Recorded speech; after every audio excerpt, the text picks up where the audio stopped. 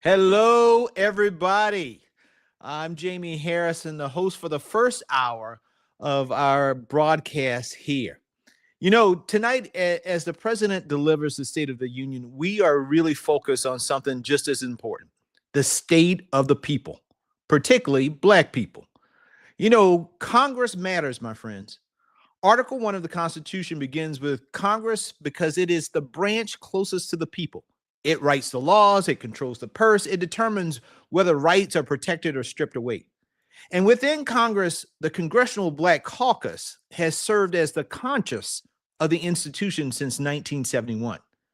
This session of Congress began with 62 Black members, the largest number in American history. And that includes 4 Black United States senators, 2 Black men and 2 Black women. That didn't happen by accident. That happened because people organized, people voted, people marched, people refused to be silenced. From Shirley Chisholm declaring she was unbought and unbossed, to John Lewis urging us to make good trouble, to the leaders you will hear from tonight. The CBC has stood at the center of every major fight for voting rights, economic justice, healthcare access, immigration reform, and democratic accountability. And tonight, several members have chosen not to attend the State of the Union address, choosing instead to stand in solidarity with communities who feel unheard and unseen.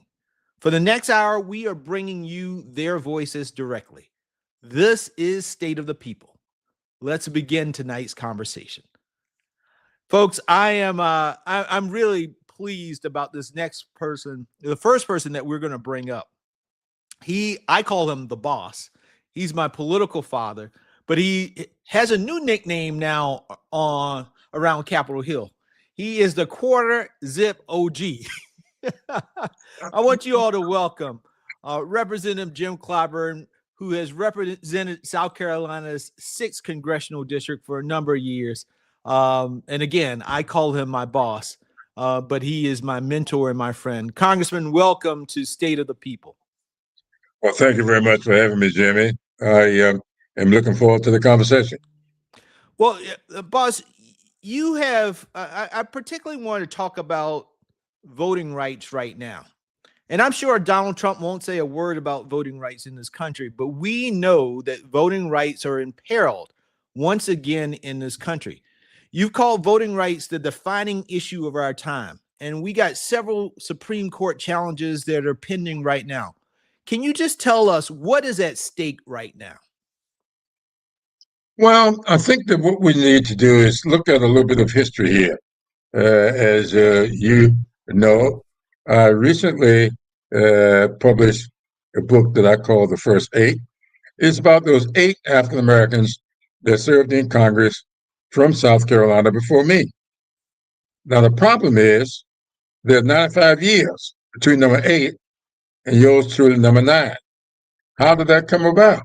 It came about because over time, the Congress, as well as the courts, just ate away after people's voting rights. And after Reconstruction, a lot of creative devices were used to keep people from voting. A lot of people think it's a joke. But at the time of the crossing of the Edmund Pettus Bridge, John Lewis and Hosea Williams and others went across that bridge. Only 3% of blacks in Alabama were registered to vote when they had 40% of the population. Wow. And so these little devices, full slate voting, majority runoff requirements, tell me how many bubbles is in bar soap, how many jelly beans are in that jar. All of these demeaning methods were used. Well, thanks to Lyndon Johnson and Democrats, 1965 Voting Rights Act brought all that to an end. And that came about as a result of that march across the Edmund Pettus Bridge. Now, over time, we see what that has yielded. You just talked about 62 African Americans in the House of Rep in the Congress for the senators and the others in the House. All of a sudden now, the Supreme Court has said, well, maybe we don't need this anymore. And they have, for the last 12 years, been chipping at that bill.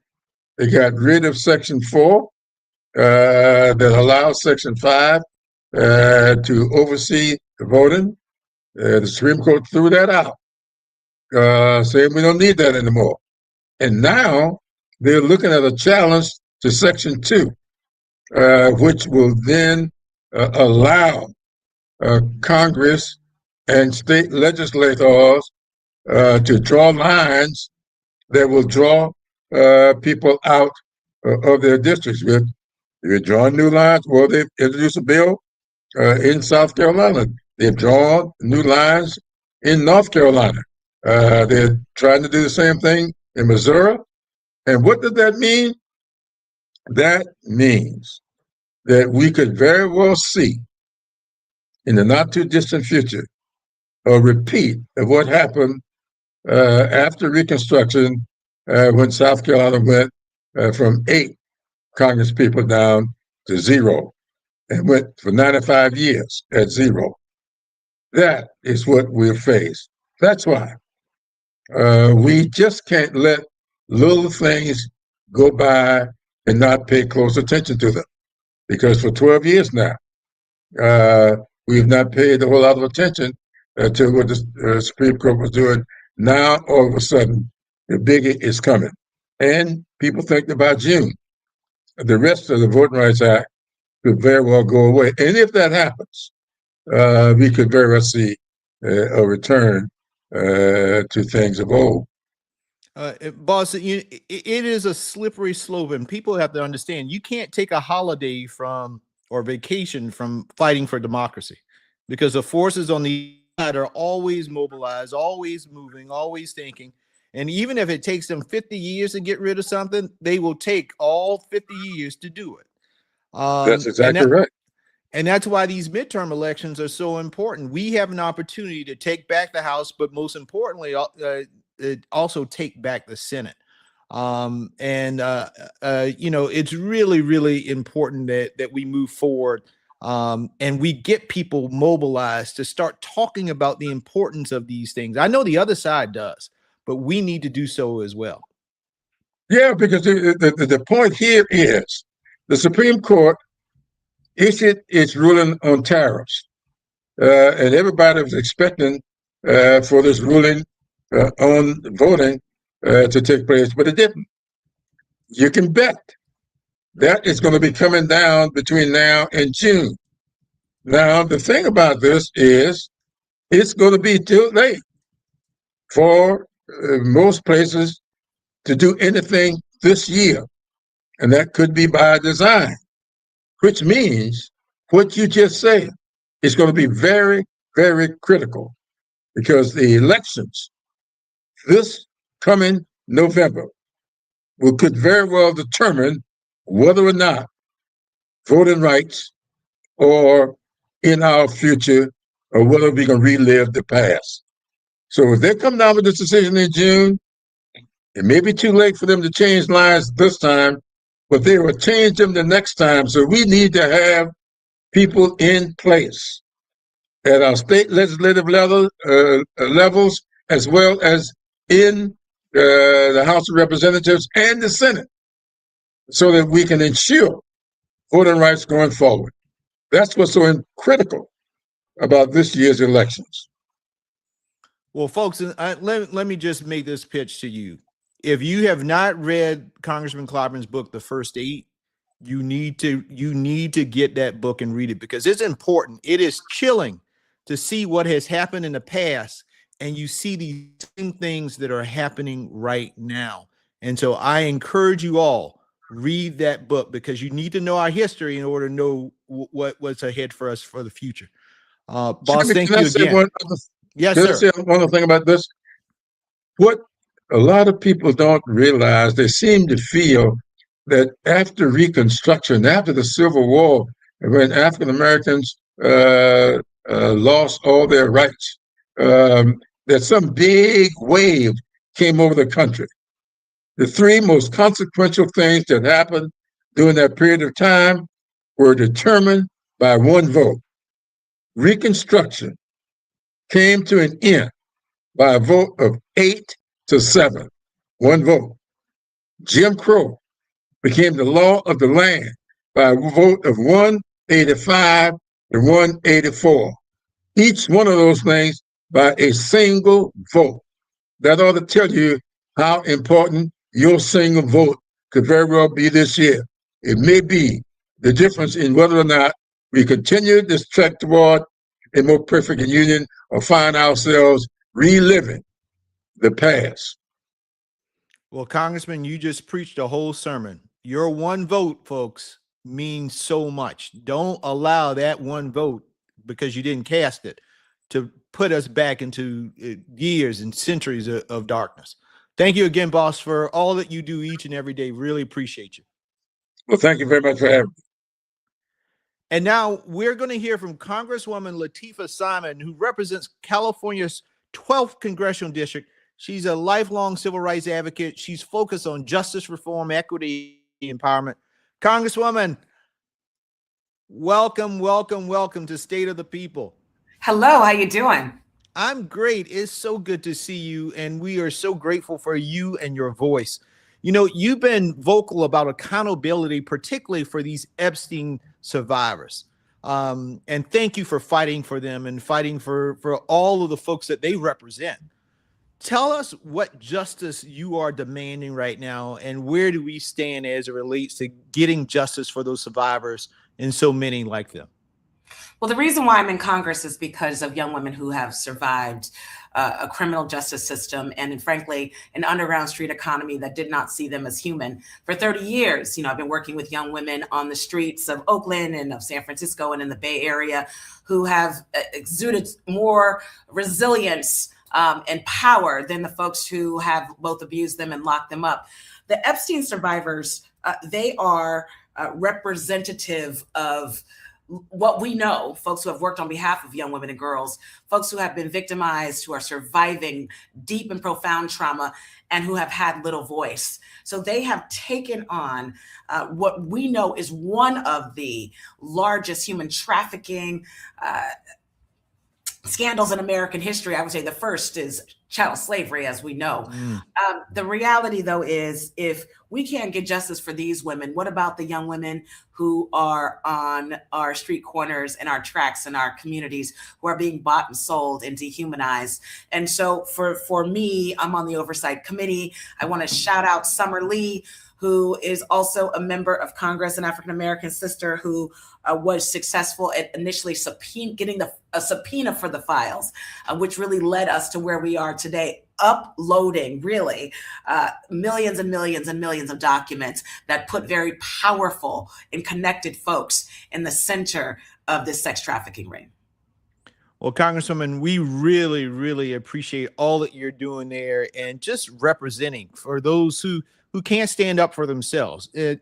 What the work that you all are doing is so powerful. The fact that you were able to get a discharge petition out onto that floor, voted in the House, get it over to the Senate, and eventually get the signature of the president was nothing short of an amazing achievement. So we really, really appreciate all that you have done and that you continue to fight for those who've been victims, to make sure that justice actually happens for them and their families. So thank you again for being with us tonight. We really, really appreciate you. Let's keep fighting. Thank you so much.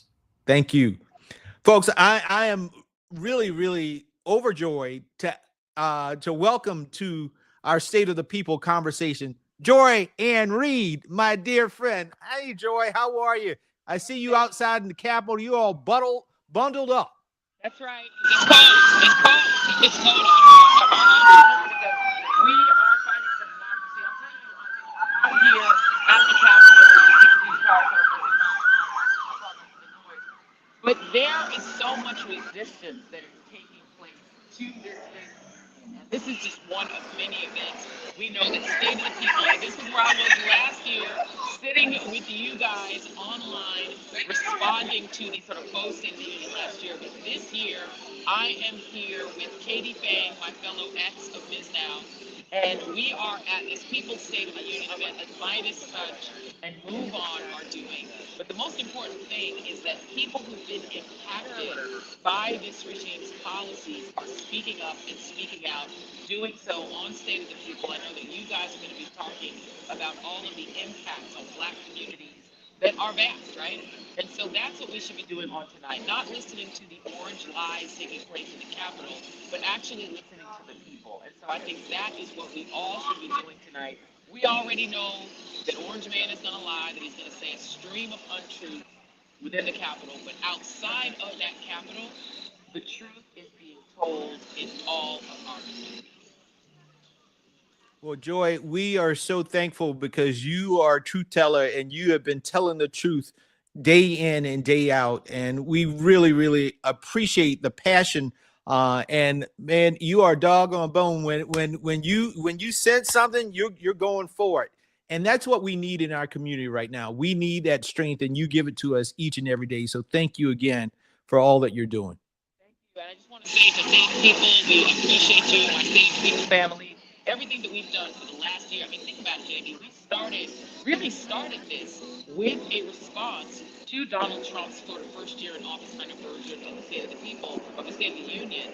And we took that on the road, a tour in terms of talking about not just the problems facing our communities, but the solution. What can we sow into these communities as seeds? What can we do to make them better?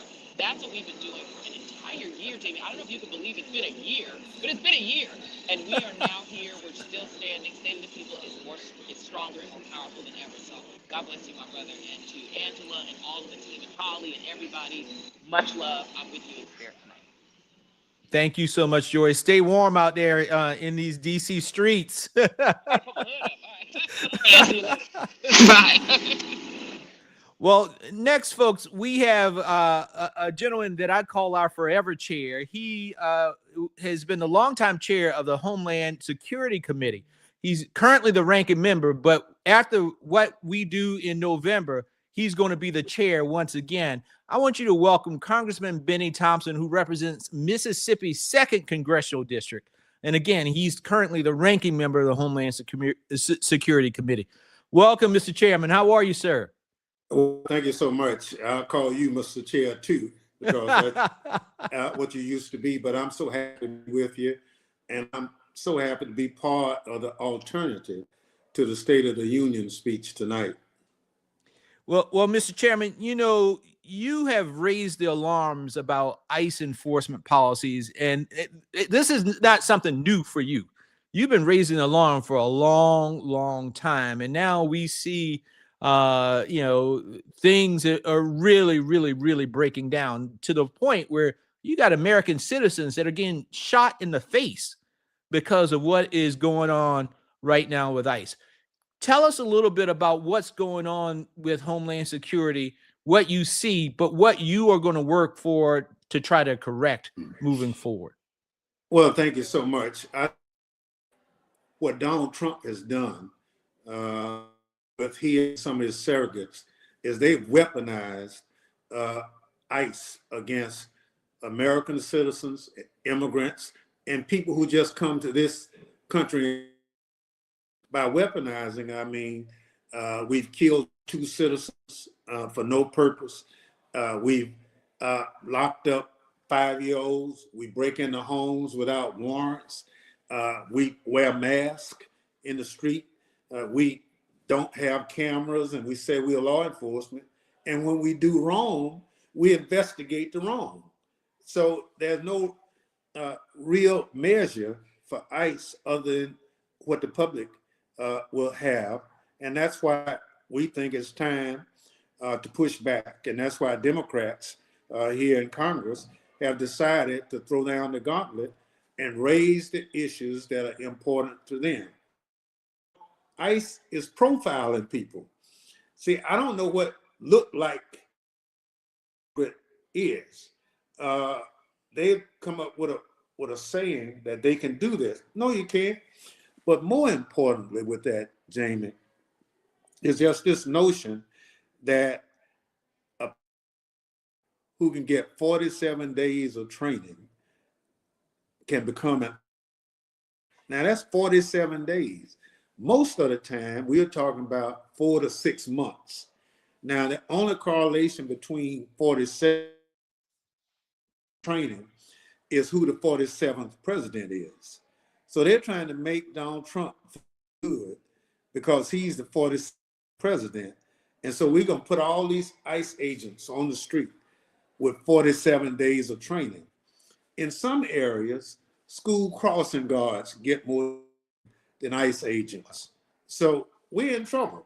And I think Democrats have thrown the gauntlet down and said, taking this in. Mr. Chairman, you know, there are so many rumors going on around ICE, and really, we're not going to know the real truth until you get that gavel back and you can subpoena folks from Homeland Security, Kristi Noem, and so many others to come back in front of you. Because there's even rumors that some of the people who committed the atrocities on January 6th have been recruited to be members of ICE. What are you going to do on day one? That's no longer a rumor. That's no longer a rumor. It's no longer a rumor.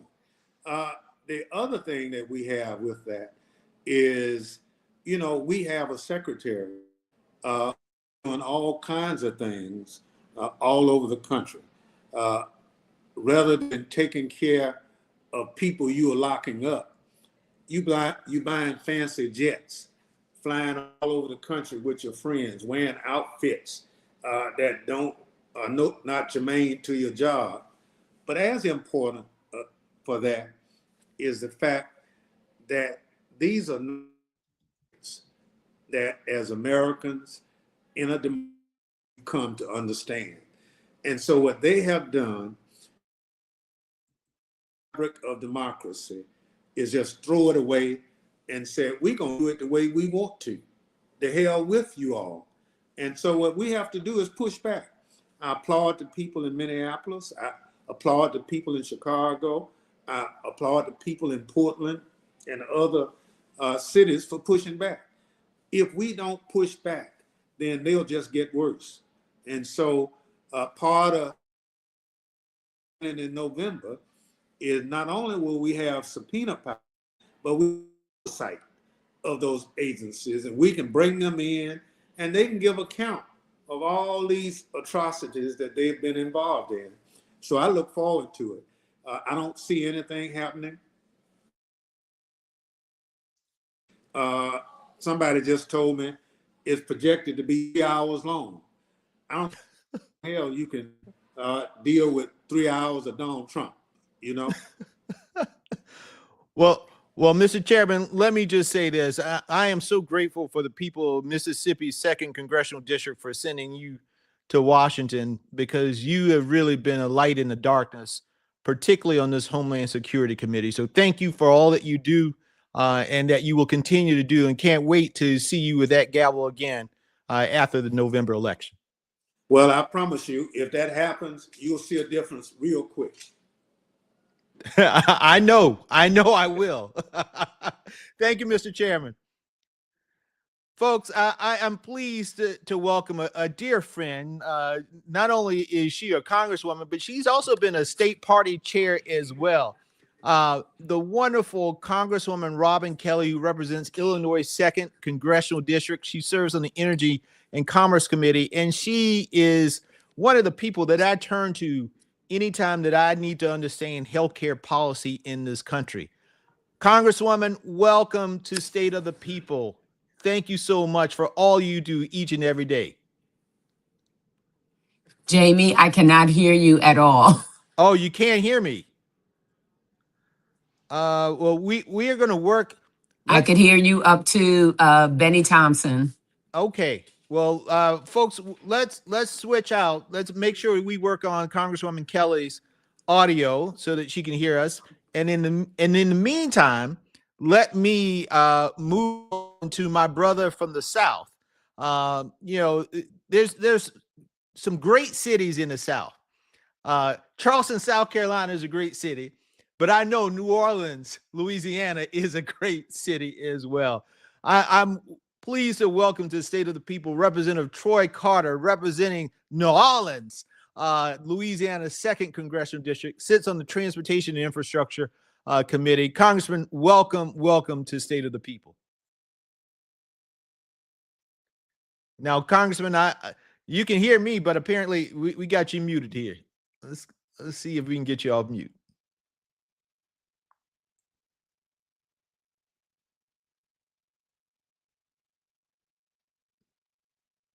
Sorry with the audio issues here, folks. I think Donald Trump and Kristi Noem are messing around with our stuff. Let's see here. We got you yet, Congressman? Not yet.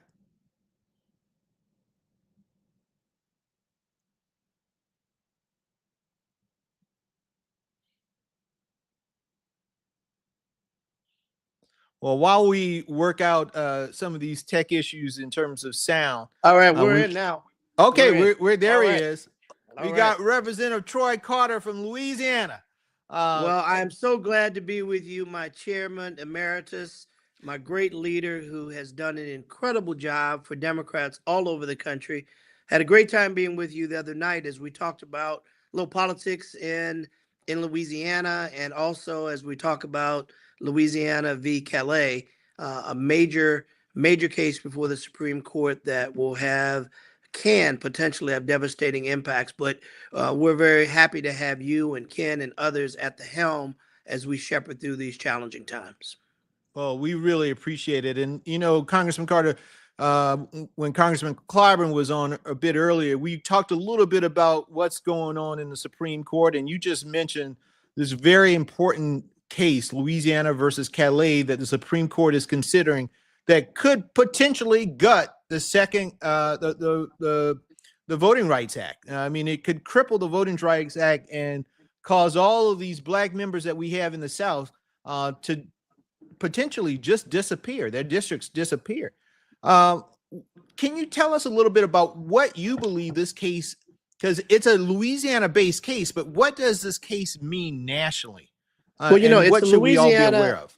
It's a Louisiana-based case, and it has devastating impacts on the right for African Americans to choose the representative of their choice. We have 2 African American members. Our demographics suggest that we should have 2. We're roughly 1/3 of the state. The math works as it should. Demographics change, and people have the right to vote who they choose. They should have that option. We know that this could be devastating for 1 or 2 of our seats in Louisiana. And again, we believe we should have 2, but this is bigger than just Louisiana. This has impacts on potentially 18, 19, 20 additional members across the country. But this is not just about Congress. This is about school boards. It's about state legislative seats. This is about anywhere there are districts. So this rolling back, if you will, of our rights has far-reaching impacts on our ability to elect the people of our choice based on whatever criteria we choose. We should have the option to do it based on some degree of science. And the impacts that this will have if the Article 2 of Section 2, rather, of the Voting Rights Act is gutted, it takes away the protections that we have against gerrymandering that unfairly blocks certain segments of people out, be they Black, Hispanic, Asian, whatever. It's a critical step, and all eyes are watching. And the Legal Defense Fund has done a phenomenal job under the leadership of Janae Nelson, working with a number of other entities that have come together to defend the rights of people in Louisiana and beyond. So thank you for using a part of our platform to talk about this and to keep people engaged, because we know this is happening in real time, and the impacts that this could have are devastating. You know, we went through Reconstruction. We know the pain of what happened, and we know that history that isn't studied is doomed to be repeated. And so we're studying, we're watching, we're being vigilant, and we're going to make sure that through your leadership and the leadership of the Congressional Black Caucus and others, that we're staying in front of this and keeping our eyes wide open. And Congressman, as we wrap up tonight, also tell us a little bit of what are the people of New Orleans, the people in Louisiana are talking about as it relates to affordability? And what are some of the things that you and the members of the CBC are working on in order to address those concerns? Well, the president said that affordability is a hoax. It isn't real. Well, he also said he hadn't been to the grocery store in a very long time. What an old-fashioned thing. Well, Mr. President, some of us have to go to the grocery store every day because we can't afford to buy enough for the week, because we have to do it every day to make sure that we put a few dollars together to feed our families. This president also said that the price of rice and milk and eggs would go down on day one. They've gone up. He said the price of utilities will go down by 50% when he's president. They've not gone down, they've gone up. It's more expensive to keep your home cool in the summertime and to keep it warm in the bitter cold. That this president continues to act as if what we're seeing with our own two eyes isn't real. Forget what your eyes are seeing. Forget what your purse and your pocketbook are feeling. Forget the hunger pains of your children. Forget the fact that you can't access health care. And listen to the president who says everything is wonderful. Mr. President, it's not. And just because you tell a lie repeatedly doesn't make it true. And the Congressional Black Caucus, the Democratic Caucus, we are going to stay ever present. To use a football euphemism, we're going to stay on his 1 yard line. We're going to check his math. We're going to exercise every bit of our oversight. We're going to continue to use all the tools in our toolbox, as we have done with our great leader, Hakeem Jeffries, who has been successful in three discharge petitions, forcing the hand of the speaker to bring critical measures to the floor for a vote, making sure that while we may be outvoted, we're not outvoiced. We're not outworked. We will continue to stand up, show up, and fight for the American people every single day and not expect or accept any limitations. Failure is not an option. And as Bruce Lee once said, it's hard to beat a person who never gives up. We're never giving up. Well, Congressman Carter, you have just demonstrated why the CBC is the conscience of this Congress. Thank you so much for your service and all that you do. And I look forward to seeing you in a few weeks as the DNC comes down to New Orleans. So thank you again, sir. God bless you. Fantastic. Thank you for the great work. Look forward to seeing you. Thank you. And folks, I think we were able to work out our audio issues.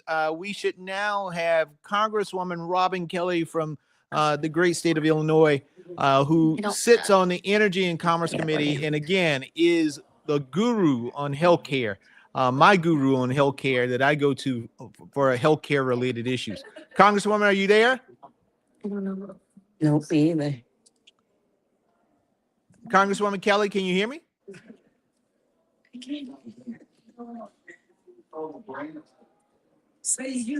Okay, I think she's still having audio problems. So let's now go. We'll go from Illinois to Ohio with our former CBC chair. She is our CBC chair emeritus. Congresswoman Joyce Beatty represents Ohio's 3rd District, and she's a former chair of the Congressional Black Caucus. I love Joyce Beatty so much because she always keeps it real and she is always fighting for her constituents.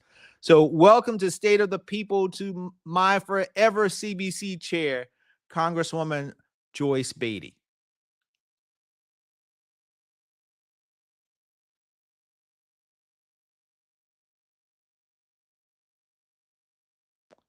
Oh, well, we will go from Ohio over to North Carolina. Next, we're going to hear from Congresswoman Valerie Fauché, who represents North Carolina's 4th Congressional District, and she focuses on infrastructure, innovation, and economic access. Hey, Congresswoman, how are you? Good evening, Jamie. I'm doing well. Thank you for having us on. Yes, ma'am. It is so good to see you, and thank you for all your hard work and your efforts. And I really want to spend some time talking with you about affordability, particularly in North Carolina. How does federal investment directly affect affordability in states like North Carolina and South Carolina, where I'm from? Well, you know, as we've talked about it across the country, housing costs are rising, groceries cost more, healthcare premiums are climbing, and children are not able to get the kind of child care that they need. That's felt across this country, and certainly that is the case in North Carolina. And Black families are feeling this crisis acutely because of longstanding racial wealth gaps, and we just have less to cushion or absorb these rising prices. You know, as my colleague said earlier, the president promised that he was going to lower costs from day one, and we know that that is not the case. And on top of that, Republicans have pushed a budget that cut food assistance and made healthcare more expensive, decisions that disproportionately harm Black children, seniors, veterans, and working parents. It's the same in North Carolina as it is in South Carolina and in many states across this country. For Black America, the state of the union must be measured by whether opportunity is expanding or whether inequality is being reinforced. And so what we've seen with the president's tariffs, we just see that costs are rising and opportunities are not keeping pace. Well, and Congressman, I know right now you are in the midst of an election. Tell us a little bit about the things that you have done, particularly for your district and your constituents, because I know you've been working hard up here in Washington, D.C. So would love to hear some of the things that you've done in order to try to bring down those costs and really bring common sense back to North Carolina. So thank you for that, because you are correct. I am in the midst of a real challenge. But let me just say this. My record shows that I have worked hard for the people in my district, and indeed, as it relates to legislation across the state. But I will say to you that in the last funding package, I brought back more than $20 million to this district. 2 years ago, when we had the community project funding availability, more than 12 million. Those funds are addressing affordable housing. They're addressing infrastructure. I think many of us who have worked in local government understand that local governments depend largely on individual property taxes. And so when you're talking about replacing old infrastructure as it relates to sewer systems and water systems, they just can't afford that. And being able to bring back funding as it relates to infrastructure to repair and replace failing systems, yes, we've been able to do that. And just about every county in my district has benefited from those funds, and just about every municipality. So proud of that work, but also proud of being able to work across the aisle to make sure that we're getting consideration. And indeed, those taxpayer dollars that come to Washington are going back to our districts. I've been able to get bipartisan legislation passed as it relates to the environment. My Impact Act has passed the House twice. And that's a great environmental bill to be able to partner public and private partnerships such that we're able to research and develop technologies that reduce carbon emission from the production of cement and asphalt and concrete. So yes, I'm happy to be able to be in position to help those in my district and actually across the state and the nation. Well, Congresswoman, thank you for your good work. You know, folks send people to Washington, D.C. to deliver, and you've been delivering for your constituents. So we really appreciate you and all that you and the other members of the CBC do each and every day. So thank you, Congresswoman. Absolutely. Really appreciate you.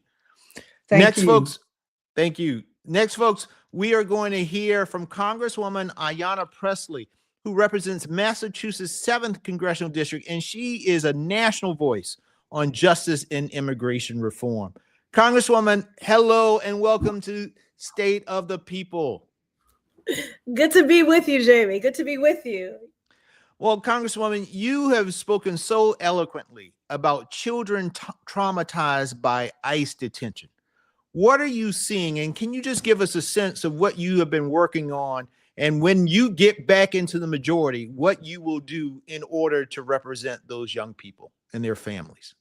Sure. Okay. Well, let me just take this a couple of ways. The first is, I'm boycotting the State of the Union because I will not legitimize or normalize the occupant of the Oval Office.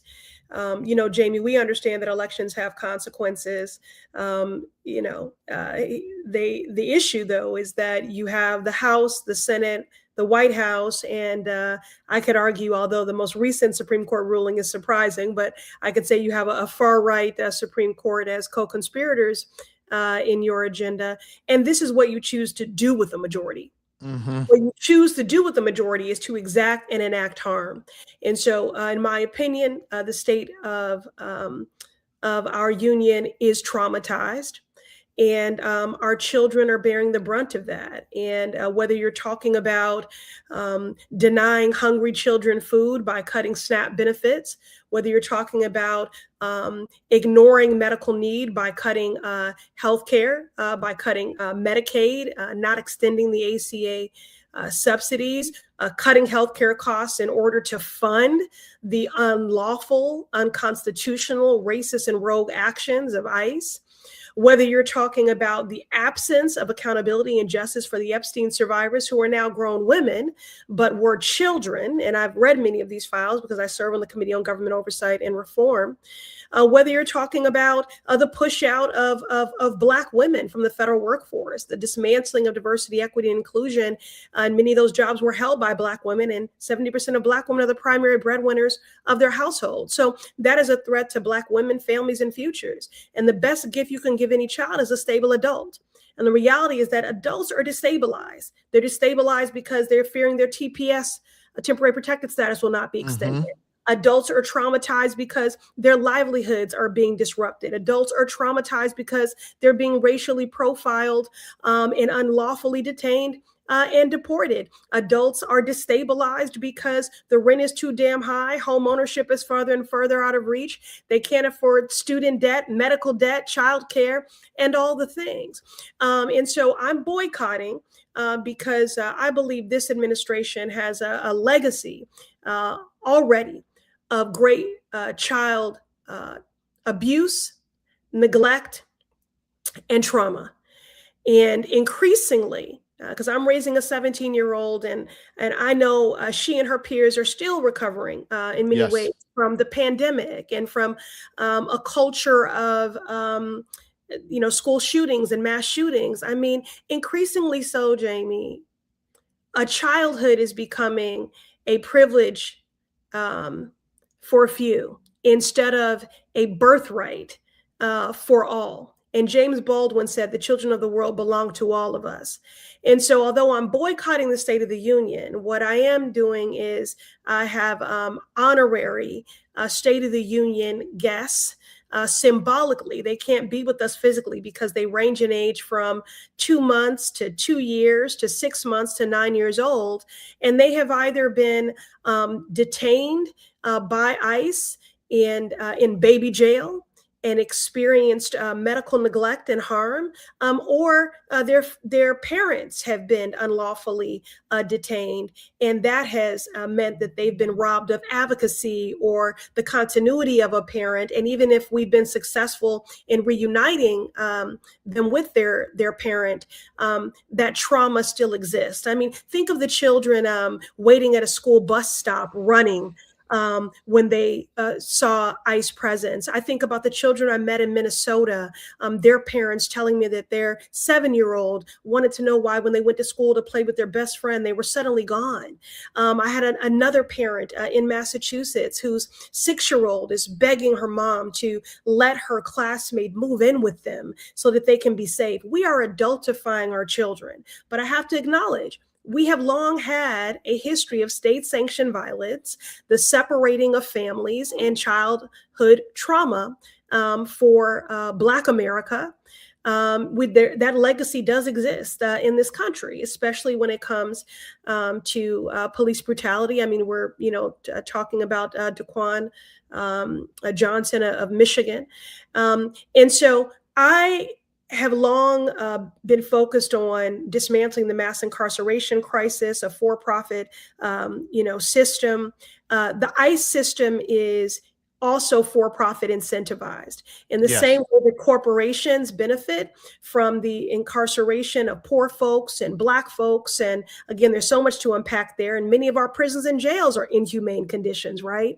And the ICE detention facilities also, those corporations are incentivized by the unlawful detaining of our immigrant neighbors. And you can't say this is about law and order, because when you are denying people's constitutional rights and due process, it's not about law and order. You can't say it's about public safety. This is a campaign of terror. And when I ran for Congress for the first time in 2018, I ran, one of my main issues was on a platform to defund and abolish ICE, because I don't believe we should be doing immigration enforcement through the Department of Homeland Security. And ICE has only been in existence since 2003. So I just, it gives me no joy, Jamie, that all of the harrowing things that I forecasted have come to pass. No, you're right. You're right, Congresswoman. I mean, I just heard one story that just absolutely broke my heart about a 6-year-old who was left at home. Her dad went outside to go grab food.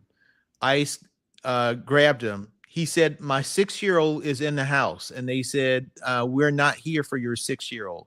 Took him, and she puts on her shoes and starts wandering around the town looking for her father. Just think about, I have a 6-year-old. And I just think about that, and it breaks your heart. But that is what we are doing right now in this country. And there's some folks who believe that that's okay. In no place is that okay. That is not right. You know why we have to do something. Okay, because they're othering who that harm is. Yes. Who that harm is coming to. But the fact of the matter is, Jamie, is that no one is exempt from this harm.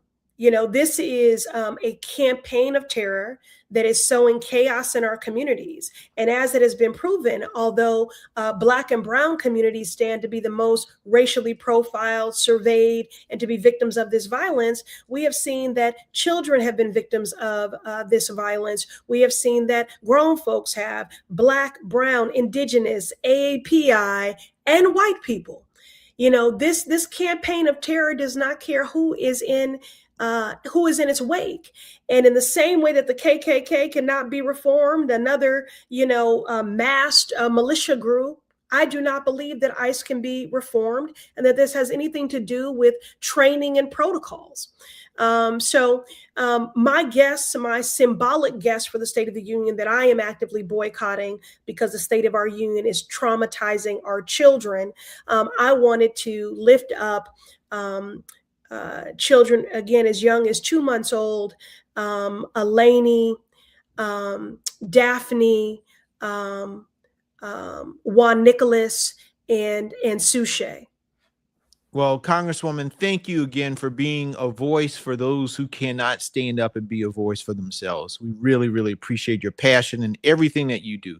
And thank you for, boycotting this thing and not legitimizing the hate that is coming from the White House. So we really appreciate you. And the anti-Blackness brother on steroids. Okay. So yes. One thing I know for sure is he's not going to say anything that speaks to the health, the wealth, the joy, and the upliftment of Black people and the Black family. But I remain on that case unapologetically so. Okay. Appreciate y'all. Okay. Appreciate you. Talk to you soon. And folks, next we have one of my dear friends on the Hill, Congresswoman Shontel Brown, who represents Ohio's 11th district, and she serves on the Agriculture Committee. And I hope one day she will be the chair of the Agriculture Committee. First time making history in Ohio. Well, Congresswoman, thank you for being on State of the People. And I want to chat a little bit about food. and Okay. SNAP specifically. SNAP is under constant pressure. As someone who grew up on food stamps and understands the importance of that program, tell us a little bit about what is happening to food assistance programs under this administration and with these MAGA folks who are controlling Congress. Well, first and foremost, I want to say a couple things. I want to say thank you for having this and giving me an opportunity to speak on this platform. I respect and admire and adore your leadership, my brother, and thank you so very much. Putting me after Ayanna was dirty. No. You know, she is fierce. She is fabulous. That is my sister in service. But I just applaud. You have an amazing lineup of folks coming up to speak to so many issues that are impacting our community. And we talk about SNAP. I'm the second highest ranking Democrat on the Agriculture Committee. And I do sincerely hope that one day I will be able to hold that gavel to reverse course on some of the most egregious cuts that have been made in the program's history, the largest cuts in the program's history. We're talking to the tune of $186 billion. And for what? To give tax breaks to billionaires who will not even notice the money.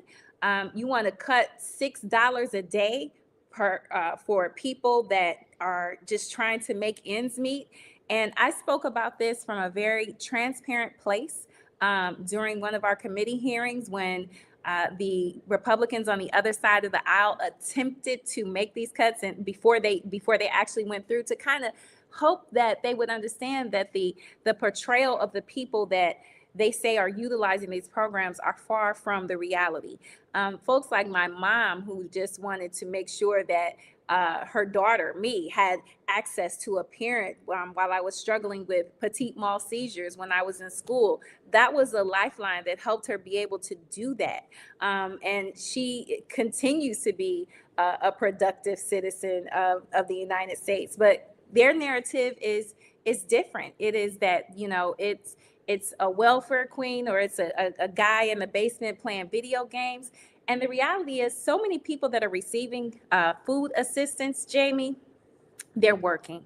Yeah. You know, they say they want to increase work requirements. Well, I would argue they want to increase paperwork requirements. These cuts are going to impact 90,000 people, and that's on the conservative. Side in Ohio, because, you know, 1 in 5 in my district alone depend on SNAP, and 1 in 3 of those individuals are Black. And so, I think that these cuts are going to have just devastating effects on so many communities. We're talking not just specifically Black communities, but veterans, our seniors, our children will be impacted. Everyone is going to be impacted by this, and that will have a ripple effect on our grocery stores, which will have a ripple effect on the entire food industry. Well, Congresswoman, we are so proud of you and so grateful that you are fighting for all of us on these issues. And I want folks to understand that, you know, agriculture policy doesn't just impact rural communities. It impacts all communities, urban communities, suburban communities, and all. And you are just such a great representative of all of those communities and that fight, standing up and fighting for all of us. So we really, really appreciate you. And I think because you know, agriculture touches everything. It's the one committee that touches everything and everybody every single day.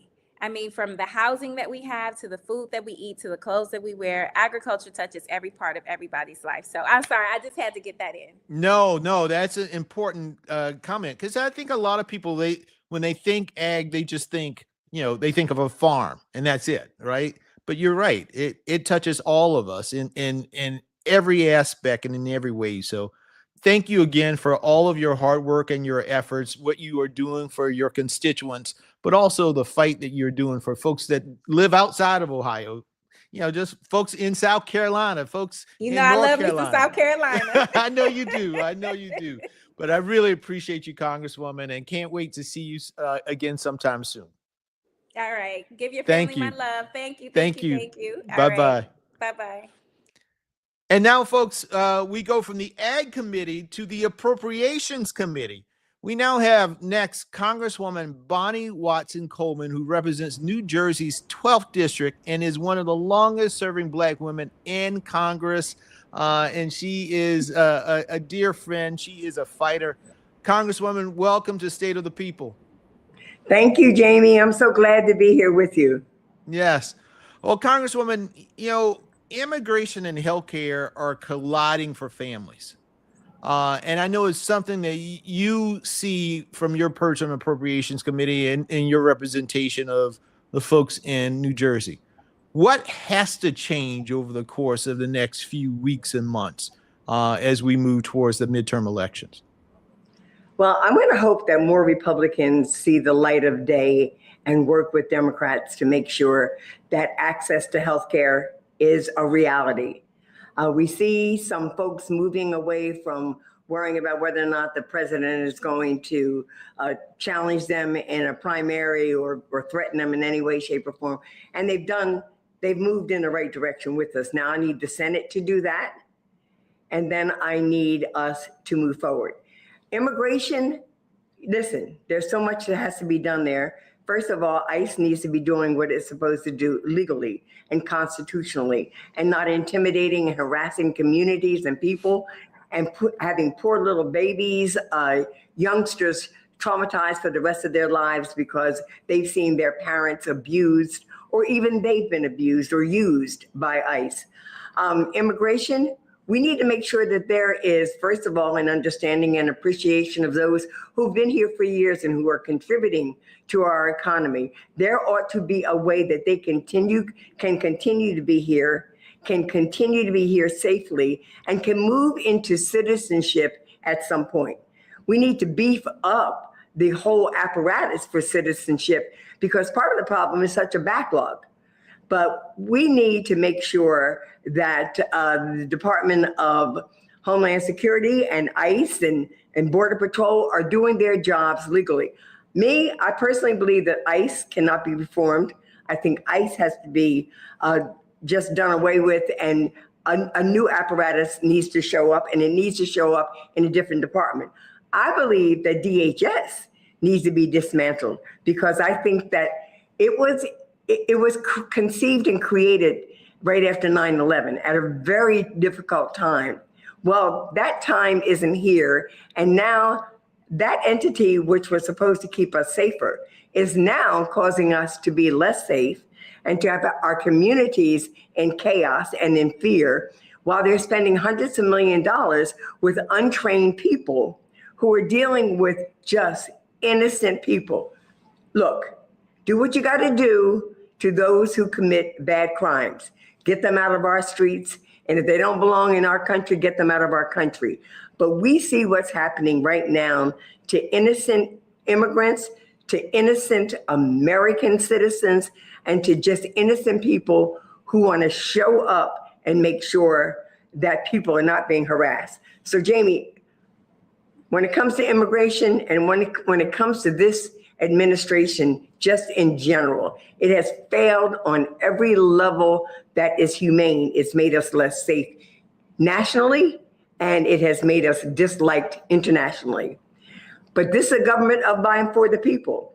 And when I see what happened in Minneapolis, when 50,000 people wouldn't leave no matter what ICE tried to do, government had to make some adjustments.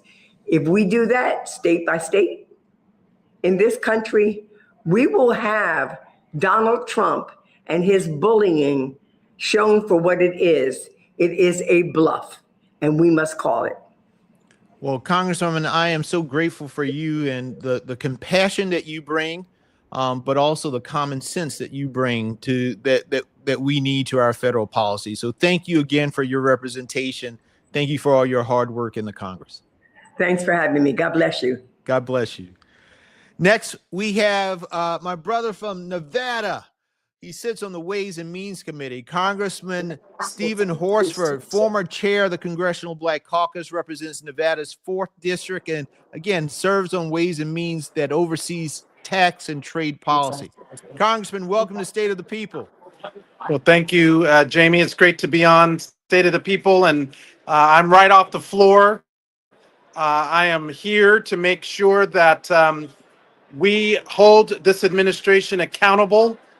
For more than a year, they have been stealing from the American people, literally picking their pockets through these tariffs, which are taxes that Americans have been paying. And it's literally hidden taxes on everything from groceries to inventories that are stocked up on small business shelves. If you're a family with young children, baby formula, the cost of housing, everything has gone up under this administration after they promised that it would go down. And not only has it not gone down, Jamie, it's gotten worse. And so he can get up here and lie and say the economy's great, but the reality is the real state of the economy is what people feel. And they feel that the costs are higher and that their life is harder. And that is something that we're fighting to make better as House Democrats under the leadership of Hakeem Jeffries. And Congressman, I know that you see, I mean, when you think about what your committee, the oldest committee of the House, the Ways and Means Committee, when you think about what your committee looks at, tax, trade, healthcare, these are all issues in which that one word, affordability, is hitting over and over and over again. What would a real affordability agenda look like from a Democratic Ways and Means perspective? When you all are back in the majority, what are some of the things that you want to hit on? Because you're right, Donald Trump is going to do nothing but lie tonight. We know that. For 3 hours, he's going to be on a lying fest. But what is your agenda to inspire the American people to seek the change that we know that we need in November? You know, I'm so glad you asked that, because it's not enough for us just to talk about what we're against with this Trump administration, even though it's chaotic, it's cruel, and it's corrupt. It's about what we're for on behalf of the American people. One thing I'm for is returning the money that this administration stole from these tariffs that are taxes. That's why I've introduced a bill called the Relief Act to actually automatically refund that money back to the people who paid it, and to make sure that we're bringing down the cost. But as you said, affordability is the central issue that families in Nevada and all across the country are grappling with. And while we focus on reducing the cost of everything from the rent to the mortgage to healthcare to childcare to utilities, all of those have gone up. We also have to increase people's wages by actually making sure that work pays for itself and rewarding work and not just wealth. We have to incentivize and provide more support for families to get better paying jobs through job training and education. This administration has tried to defund education, defund workforce, defund apprenticeship. Under House Democrats and our majority, we will make sure that we're investing in skills and opportunity, and not just in the workforce, but to support our small businesses and entrepreneurs, those who are putting their blood, sweat, and tears into starting their own business, and to make sure that they have the tools, the resources, the capital to start and to grow those businesses, particularly Black women who have been pushed out disproportionately by this Trump economy. Over 300,000 Black women have lost their job as a result of the administration's policies just in the last year. And now we're seeing unemployment over 8% in the Black community.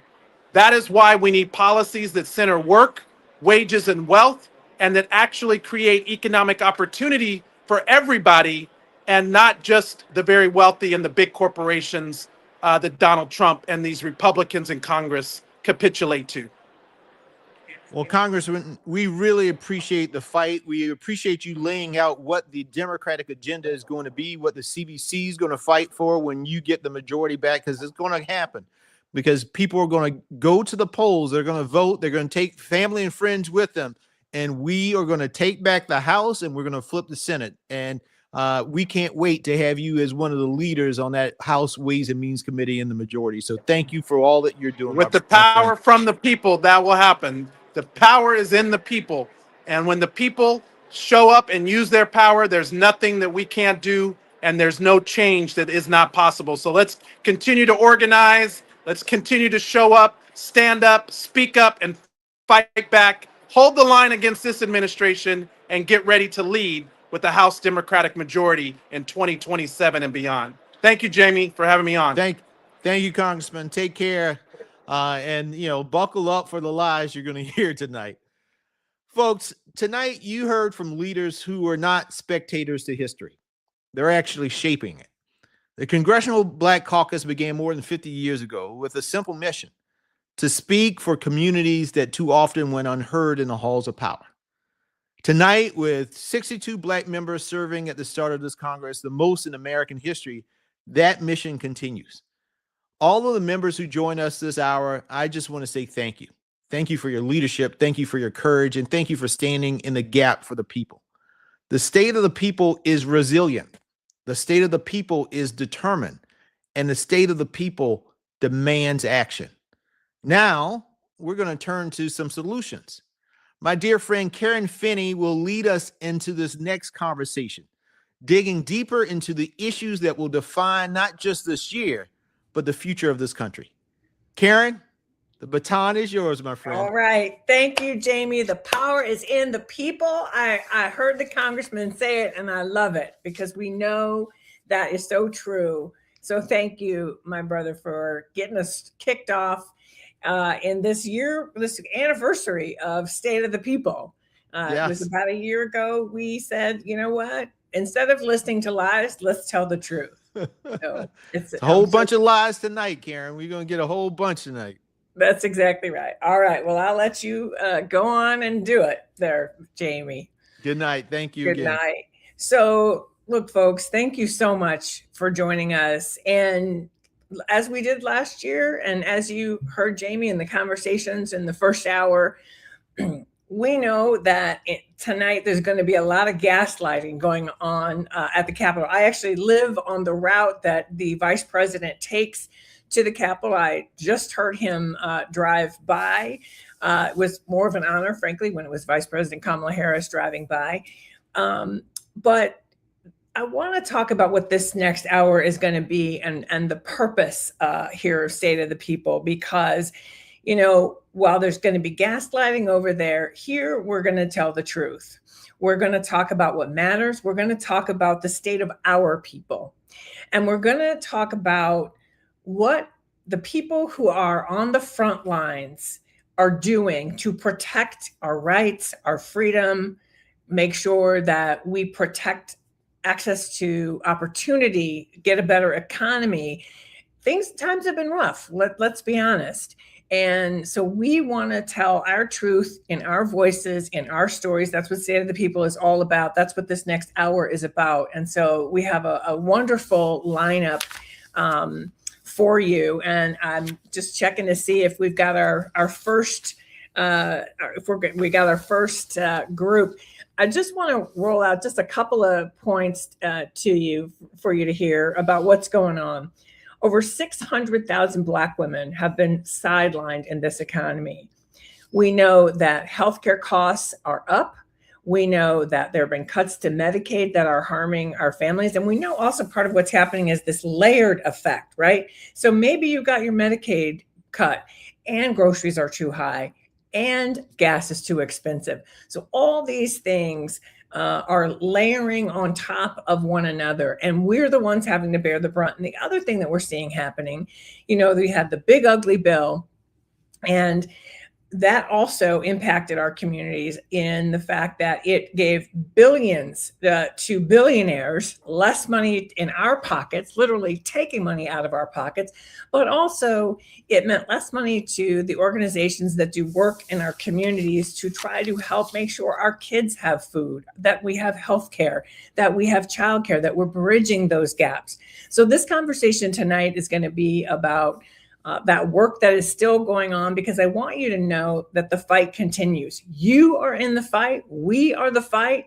We are the state of our people. It relies on us, and it relies on some of the people that we're going to be talking to tonight. So joining me to start we have a great panel. I've got Melanie Campbell, who is the president and CEO of the National Coalition on Black Civic Participation. I've got, hey, Mel, good to see you. Hey there.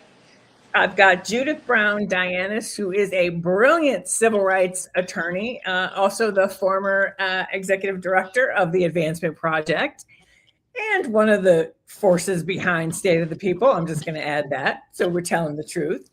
And I think we've got Demetria McCain also joining us, and she is the director of policy at the NAACP Legal Defense Fund. And so let's start and talk about and tell some truth about what's happening with elections, because I'm sure folks we've seen all kinds of craziness. Let's be clear. This last year has been chaos and pain. It is about a president who is, consolidating power and using that power against and trying to take it away from the rest of us. And when it comes to voting, we've heard conversations about nationalizing elections. We saw, felt like stormtroopers rolling in Fulton County, Georgia, essentially to take the voter information because the current occupant of the White House is still trying to adjudicate 2020, although I think that's really about creating the predicate to take over elections in 2026. But we've also seen, and Judith, I'm going to start with you because folks have probably seen in the news lately conversations about the SAVE Act, which has been in Congress. It was on the House side. It's now on the Senate side. And let's talk about what's real about the SAVE Act and what's not real about the SAVE Act, because we're hearing a lot of the same disinformation and misinformation that we hear every once in a while about, all these myths about who votes and who doesn't vote. And so let's clear it up and let's talk about the SAVE Act. Sure. So thanks, Karen. First of all, I can't believe it's a year. It has been a year since we did that marathon for the State of the Union. So it's so good to continue to bring information to our people. So the SAVE Act, what people need to know is this thing is called the Safeguarding American Voter Eligibility Act. And it is supposed to be what Republicans are saying is that this is about voter integrity and this is about voter fraud. Now, we need to set the record straight because there is no voter fraud. No. And they say that it's about non-citizens voting. Non-citizens are not voting. There are penalties, stiff penalties for voter fraud already. So this isn't about that. What this is about is that this fight started when one Barack Hussein Obama was elected president. All of a sudden, they started talking about voter fraud. All of a sudden, they started passing voter ID laws, restrictive voter ID laws. This bill is actually even worse than a lot of the voter ID laws that we saw. It actually was tested out in Florida. What the law does is that it requires proof of citizenship. So this is about show me your papers. What they want you to do is have a birth certificate or a passport or your naturalization papers in order to register to vote. The Brennan Center says that 21 million people do not have that identification. And so they wouldn't be able to register to vote. For married women, what that means is I remember when I got married and I changed my last name, I didn't do it at first because I was like, that's a nightmare, right? Right. What it would do is my birth certificate says Brown. My driver's license is Judith Brown Dianis, right? And so I wouldn't be able to vote just showing my actual driver's license. Right. So it's that it also takes people off the rolls. We need to understand it removes people. So this isn't, again, it's not about voter fraud. It's not about eligibility. It's about rigging the game so that they can win the midterm so that he can continue to inflict harm upon the American people. And I want to there's a headline from the New York Times not too long ago, just really said it all. It said, quote, Republicans braced for losses, push more voting restrictions in Congress. So, I mean, I feel like that says it all. And I'm going to before we move on from this, I just want to point out one other thing that you said, because we also know these purges on the rolls from state to state. It can be real complicated to then figure out if you're still on the roll, how do you get yourself reinstated on the rolls? And we've heard, particularly in red states, we've heard authorities say things like there's certain kinds of names that they look for when they're purging, and people who are actually citizens end up getting purged when there's no reason for them to have been purged. So tell us, Judith, I'm going to come back to you just a moment, because what I want to talk about also is how we're fighting it. And Melanie, I know you've been very involved in the fight against the SAVE Act, which, I'm sorry, but anytime you hear those jokers on the other side talking about anything to do with integrity, it's a lie coming, okay? Because there's no integrity in what we see going on over there. But, Melanie, you're part of the fight, all of y'all, but you're part of the fight to protect us against the SAVE Act, because it will not save us. So what do we need to know about what our options are, what the fight looks like right now to push back on the SAVE Act? Thank you, and I'm going to apologize because I'm in my home state of Florida, and so I only can stay on a few minutes because I got some family emergency happening. I didn't want to miss just getting off for a few minutes. But hey, what we need to do is call the Senate. What folks need to do is call their U.S. senators, because it passed in the House. It's in the Senate. They need to call 202-224-3121, 202-224-3121. Check to make sure where your senators stand, your U.S. senators, your two senators stand. Make sure that you let them know that you want them to vote no. And the name saved, all that was on purpose, right? It sounds good. You're going to save people, you're going to save the vote. But at the end of the day, being in a state like Florida, where we've always had so many problems, especially as far back, Judith, as you well know, the 2000 That's right. Presidential election, when the Supreme Court snatched that victory away from Al Gore. The reality is, folks have never stopped doing it. Judith made the point when that black man was elected, and oh my God, twice they were elected a black South Asian a vice president. It really is about that. And so they're going to do everything they can. And so we have to organize ourselves. We also have to push to try to stop this. And if we don't stop it, we always will have to out-organize. We'll have to overperform. And that's not going to be easy.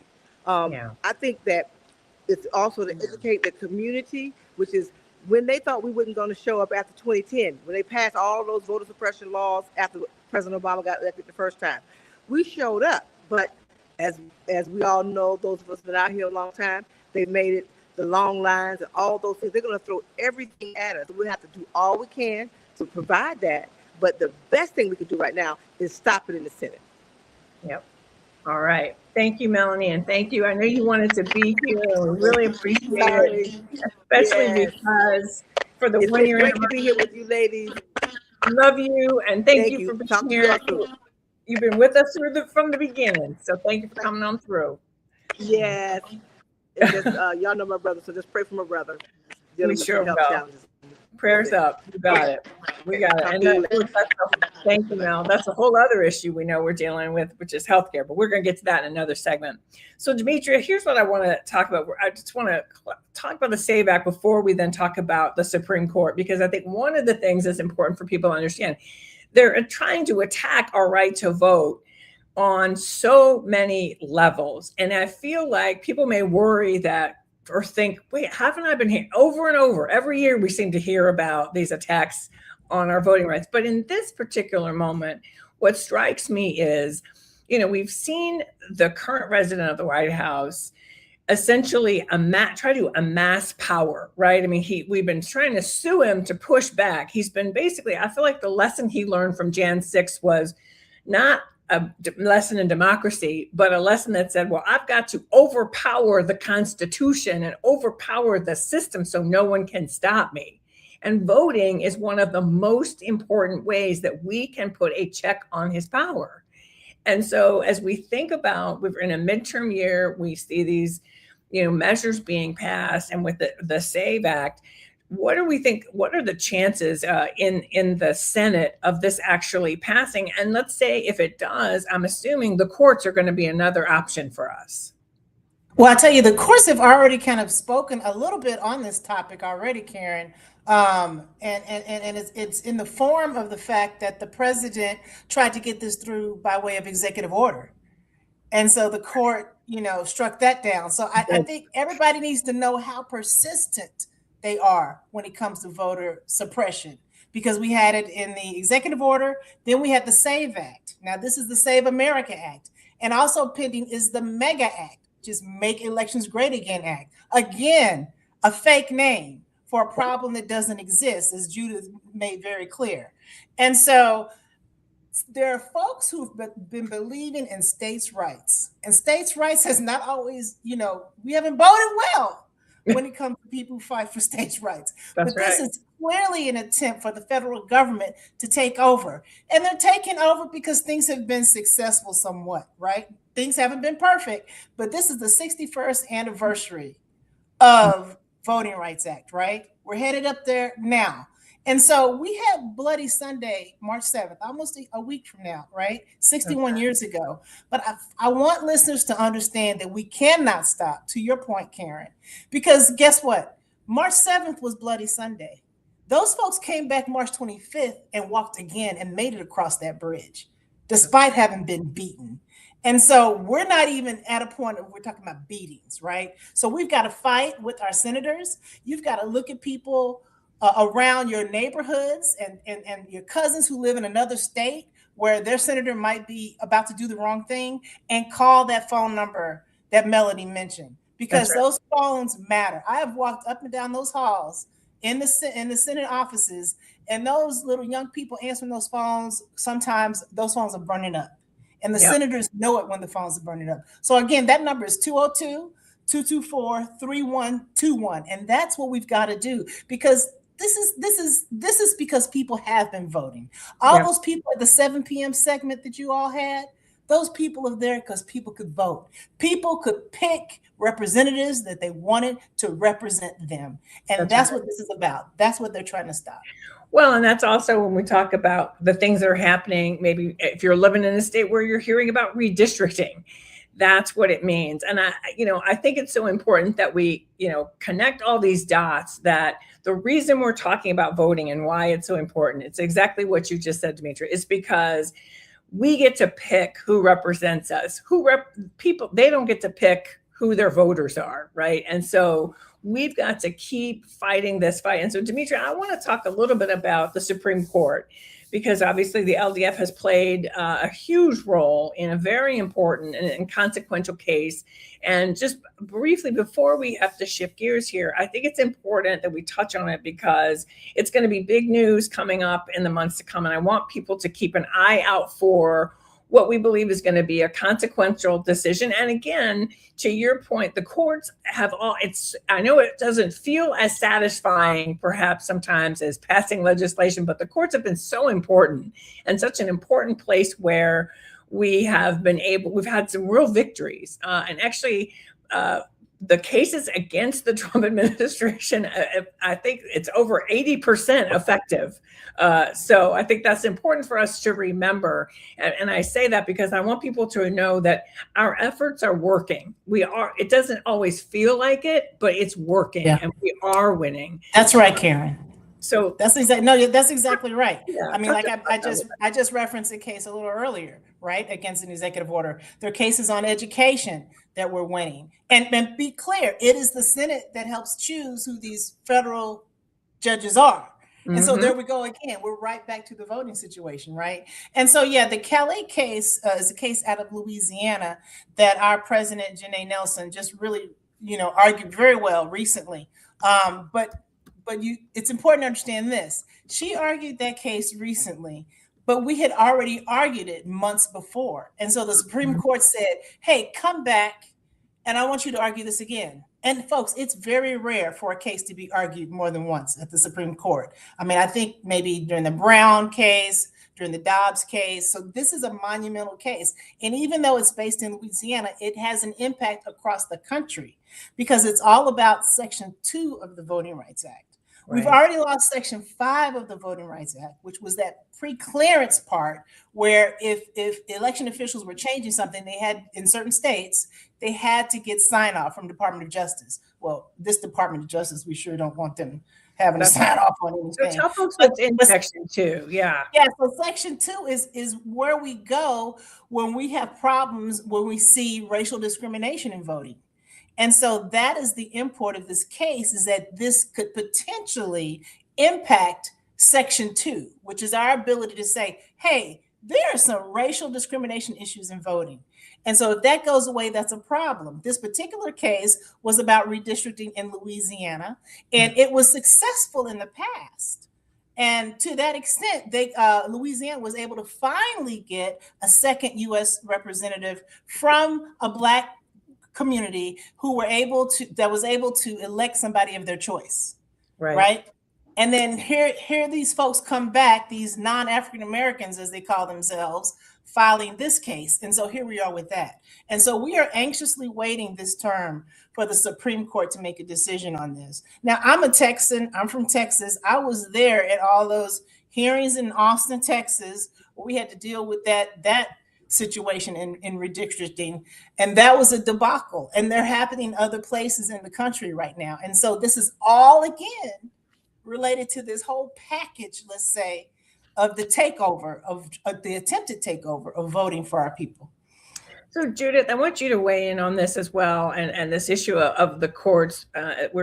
From this conversation, we're gonna transition and go back big picture about some of the other issues that are impacting the state of our people. But obviously we wanted to start with this issue because it's so important. So when we think about the different threats, we heard Melanie talk about we're gonna have to overperform. What else can we be doing? So there's lawsuits, there's overperforming. I feel like there's also making sure we know, check our registration, making sure we know where definitely check your registration, because as many people as we're trying to get on the rolls, they're trying to take them off the rolls. If you have moved, update your registration. If you have changed your name, update that, and make sure that you have the right ID. Look at the dates. The other things, if there are particular states, like you were mentioning, Karen, where redistricting has happened. In Virginia, you actually have to vote on the ballot initiative to allow redistricting to move forward so that we can have fair elections, so that we can fight back against the Republican takeover in states like Texas. So there's a lot of things to do to get involved. Maryland, we're still trying to push redistricting in this state. We have a state senate that doesn't want to get it done. At least the leader doesn't. So let's keep pushing. So yes, so this is a moment for everyone to be calling your elected officials all the time. Their jobs are on the line and we're their bosses. So they need to hear from us on a regular. Thank you, Karen. Thank you so much, ladies, for joining us. And I just want to underscore that point, because particularly, they should care what we have to say all the time, but it's an election year. So they know that we get to hold them accountable in just a few months if they don't do what we want them to do. So you're right. The more people can hear from us, and we've talked about this before on State of the People, those folks in those offices, they are tallying every single day how many calls, how many emails. Let's be honest, they're looking at social media traffic too. So making our voices heard, it can feel like it doesn't matter, but it really, really does. And I just want to keep underscoring that for folks. Karen, one last thing, if I could.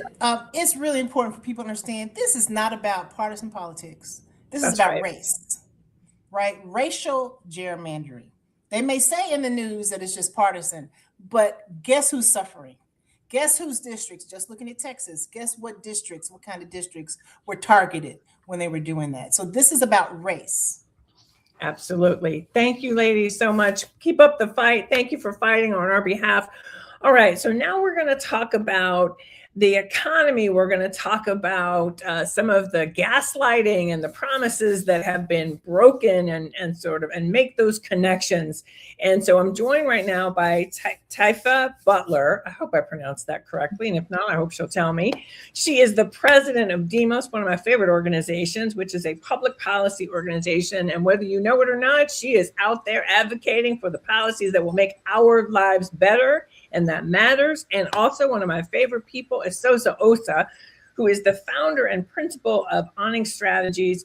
She is the master of disinformation, always keeping us straight to understand, what the attacks are that are coming for our people.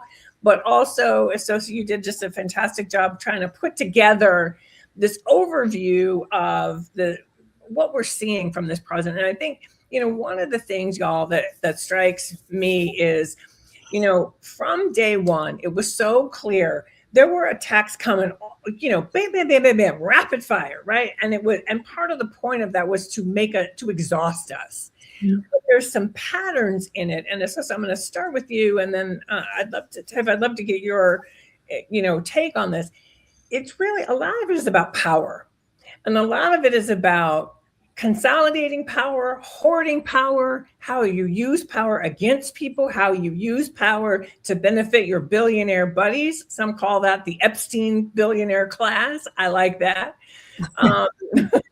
Because, but let's talk about that, Asosa, because you did a beautiful job really laying that out. And I think it's important because one of the things we know that's real important for our folks to understand is how each of these pieces line up and actually do impact us in ways we may not be aware of. Yeah, absolutely. I think that you are right. And we just saw that in the previous section with what's happening with the Voting Rights Act, right? Just the number of examples that we have of the rich and shameless just rigging system after system after system to try to stay in charge when nobody wants them there, right? They're attacking Black political power as a front to truly just seize all power, to seize illegitimate control.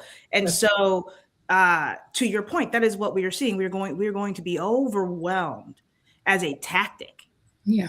Right. We are going to be overwhelmed as a tactic, exhausted as a tactic, scared as a tactic. Right. To try to dissuade and to try to protect. And all the while, right, they are breaking promise after promise after promise, just like you said. Like when we look at who got paid and who got protected and who got played, right? Mm-hmm. It is very, very, very clear, right? Elon Musk got $70 billion. He got paid, right? They got paid. Exactly. Right. What did we get? We got tariffs. We got $3.4 billion cut from Black communities in just 8 months. That's right. And I think it's so important, Associate, that you said that, and I saw that in and Tiff, I want to talk to you about this because I think sometimes what folks aren't always tracking is that those cuts to our communities and those are to programs that actually benefit our people. So it means, I'm dealing with this with members of my own family who are saying they got their Medicaid benefits cut, groceries are too expensive, gas is too expensive, but the charity in their community that actually helps with food assistance, well, they faced cuts this year. So they're not as able to help people. And I'm sure from a policy standpoint, we're seeing that over and over in lots of different ways, that the cumulative effect is part of what's really hurting our communities. Yeah, if I could jump in here, because this is right in our wheelhouse as Demos.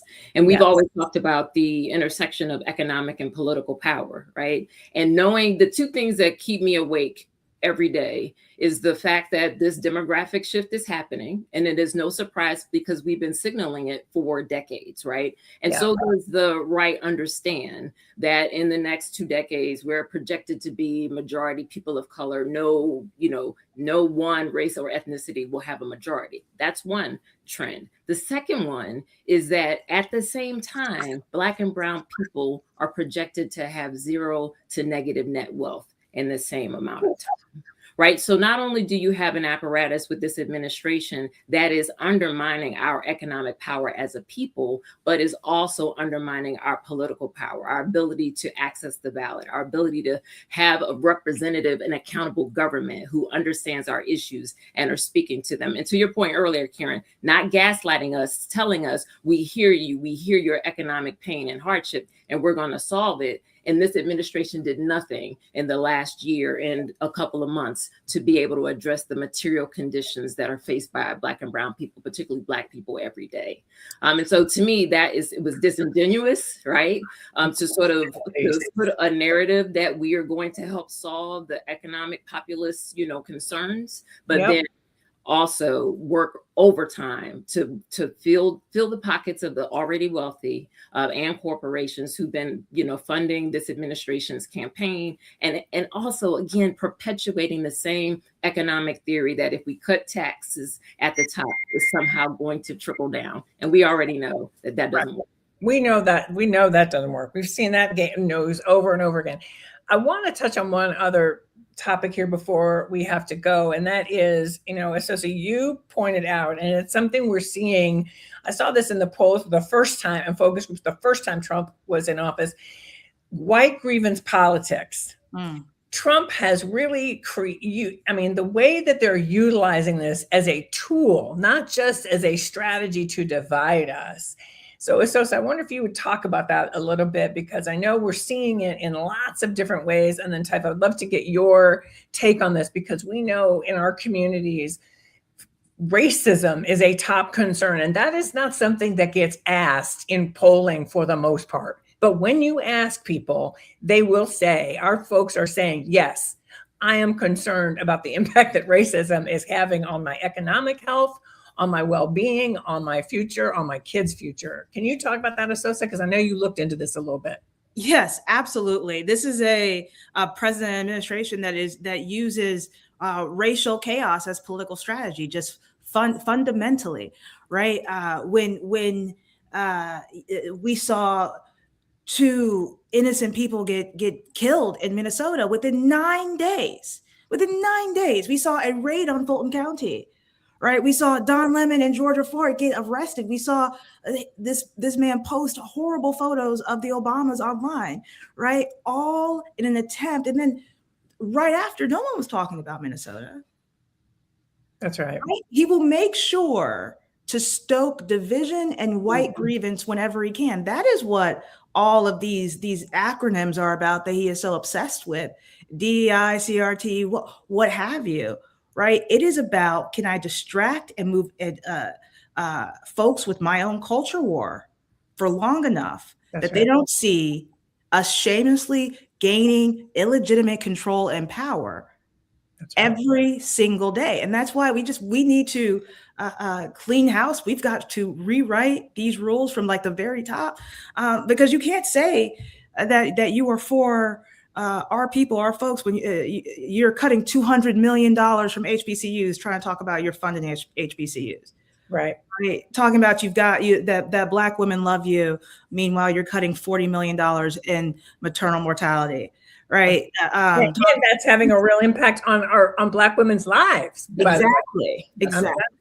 Type, I want to come to you real quick too, because we also know this attack on DEI has had a real material impact on our lives, on our jobs, on, again, playing, this race baiting against each other. I want to give you the last word on this. Yeah. And Karen, if I could just offer that, as much as we know that this administration has been leading with a very anti-racist, a racist anti-Black agenda, I also want to make sure, to Associate's point, that we don't fall for the okie doke and get distracted. Like, we need to ensure that as we talk about the kitchen table issues, that we're addressing the issues of housing, which over half or nearly half of Americans are saying that it is unaffordable. So what are we doing about the kitchen table issues of housing, of healthcare, of wages and income, which again is disproportionately low for Black people?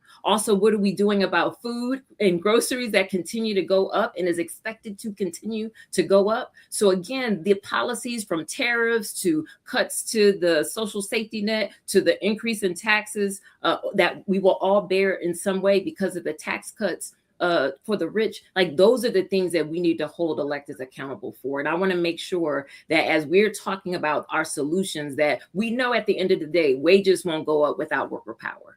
You know, housing and all these other things will not get better without us building worker power so they can negotiate, they can collectively bargain, they can hold their corporate employers accountable for their work schedules and all those things. So again, I just want to make sure as we think and talk about power of the people, that we keep all of these core economic issues from the wages to wealth clearly in our sights, because there are solutions. And again, I'm excited to continue to work with all of you to advance those.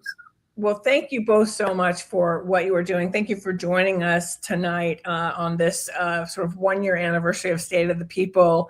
And we look forward to continuing this conversation because, again, this is about how do we continue to build Black political power, because that ultimately is the best way that we can fight back and get the leaders we deserve and the policies that we deserve. And so right now, though, as we're talking about what are the forces, what are the issues that are shaping the state of our people, the state of Black America right now, we're going to be joined by Brandon Wolf, who is from hey there, Brandon, who is from the Human Rights Campaign, and from Carolyn Jackson.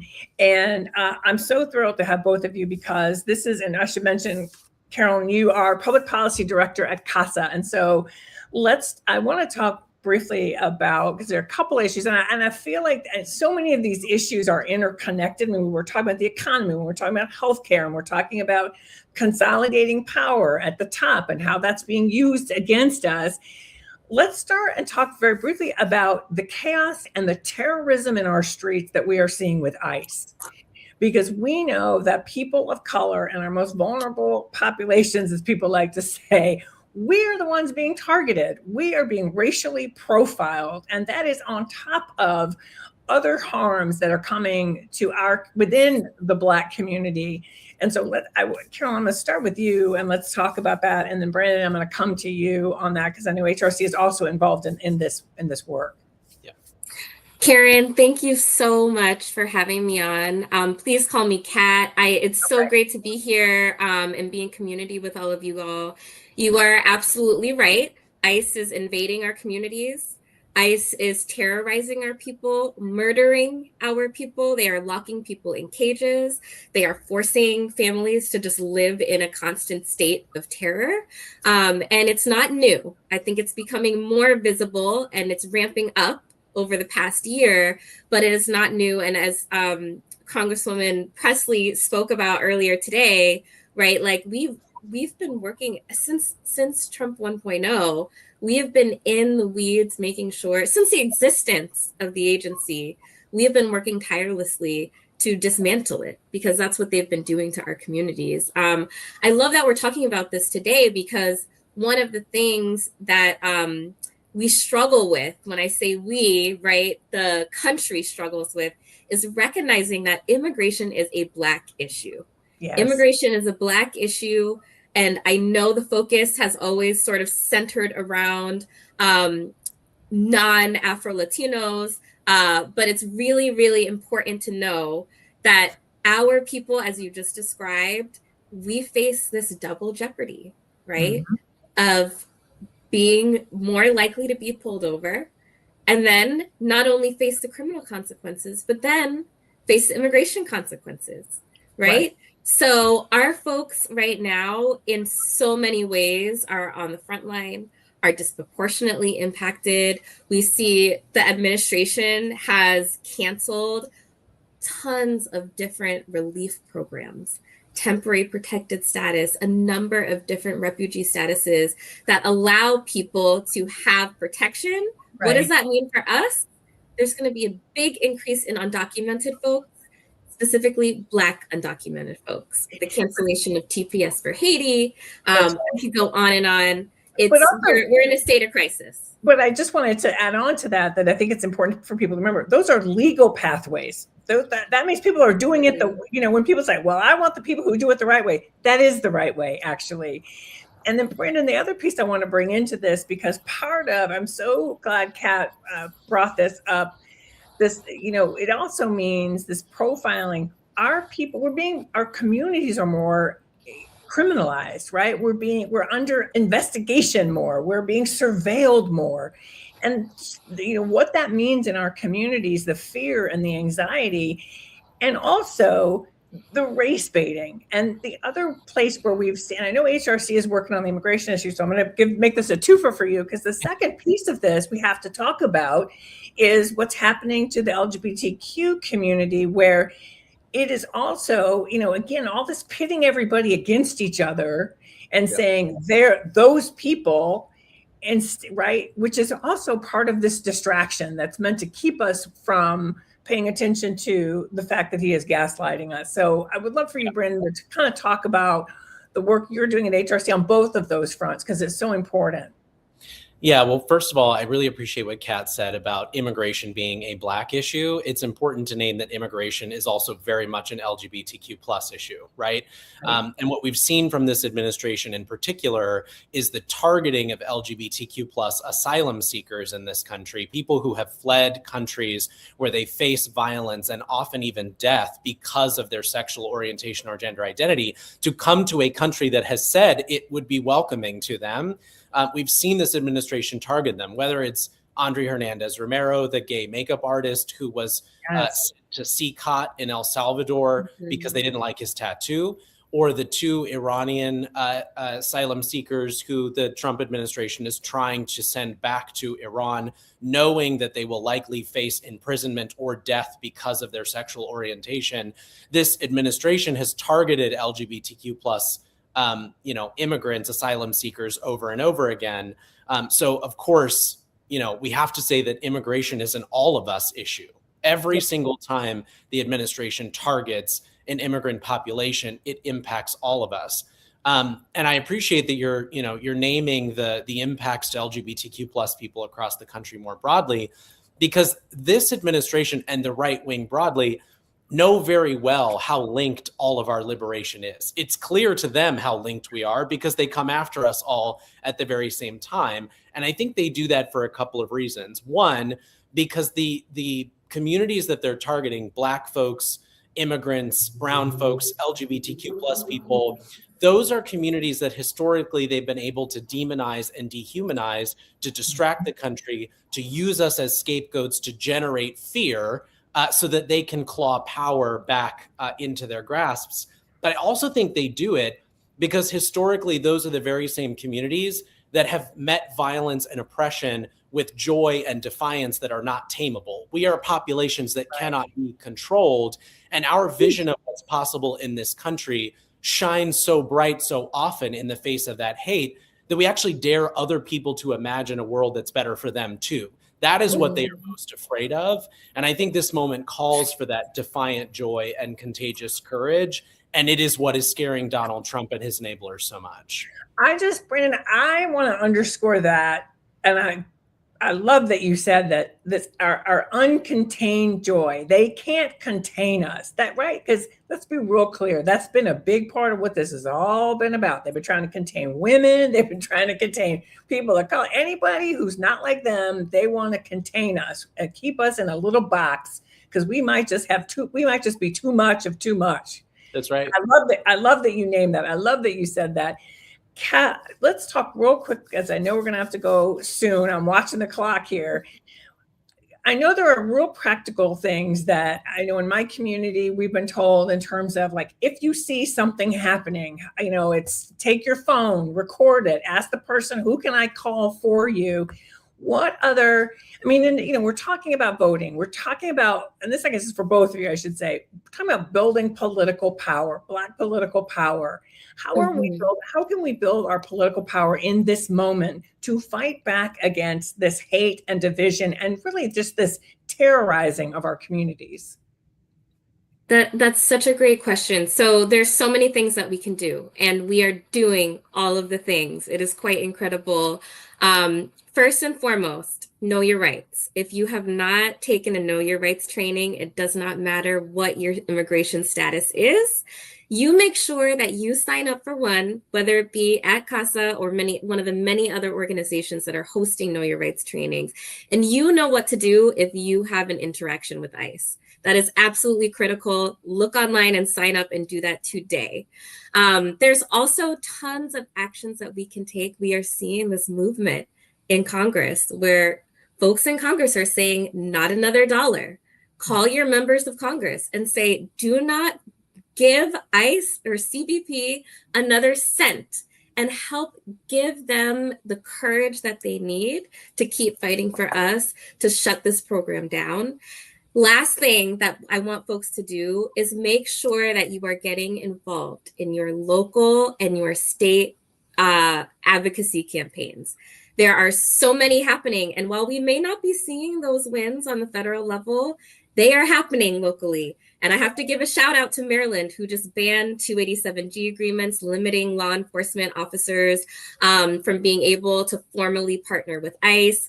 I shout out to Maryland because I don't think it's a coincidence that Maryland has the largest Black caucus in the country, formerly led by Delegate Janelle Wilkins and now Delegate Scott Phillips. But the bill was also signed into law by our first Black governor of Maryland and only governor in the country, Governor Westmore. So shout out to them and their leadership. This is a community victory, but Maryland is not the only place where action is happening. So whether it's at your state level, your local level, your municipal level, if you can go to your city council, reach out. There are protections for immigrants at every level of government. We've got to just stay involved. Thank you so much, Kat. Brandon, last word to you here. You know, underscoring, we're gonna make our joy. They can't contain us. But what else would HRC recommend? So we are protecting our brothers and sisters in the LGBTQ plus community, and that intersection where it comes into play with immigration. Yeah, so I would say three things. First, let your joy be untamable. I think I've been sitting a lot with the Super Bowl halftime show and the way in which it had this contagious joy that sucked people in. And at the end, with the flags waving and the football that says "Together we are America," like if you're not excited about that, then you look foolish, you look absurd. And that's the idea of our unbridled joy, right? Is that it's so contagious, you can't help but want to be a part of it. Let that light shine in this moment, and you will draw a very stark contrast with what is happening in the White House. Second, as Kat said, you have power wherever you live. You can go to hrc.org. We would love for you to get involved with us to plug in. Whether they believe it or not, whether they will admit it out loud or not, this administration is actually allergic to pushback, and they do falter just a bit when they come face to face with an immovable object. We've seen that whether it's in Minneapolis or somebody in an inflatable frog suit in Portland. Every time they come up against an immovable object, they really do falter. And the final thing I would say is we are going to build political power in November that we can turn into real power in the halls of Congress.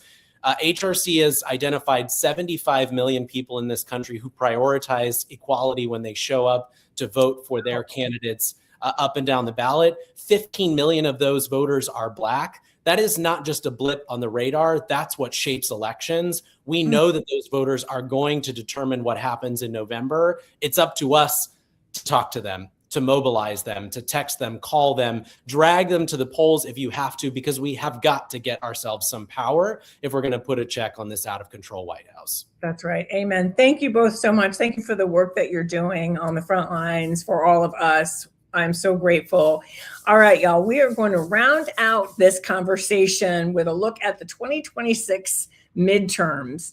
We've talked a little bit about some of the issues that are shaping this moment. Now we're going to be joined by Galinda Carr, who is president of Higher Heights. I don't know, probably president, CEO, blah, blah, blah, lots of other titles, sister friend. Quentin James, who is the founder of the Collective PAC, also has lots of other fabulous titles and does lots of other important things.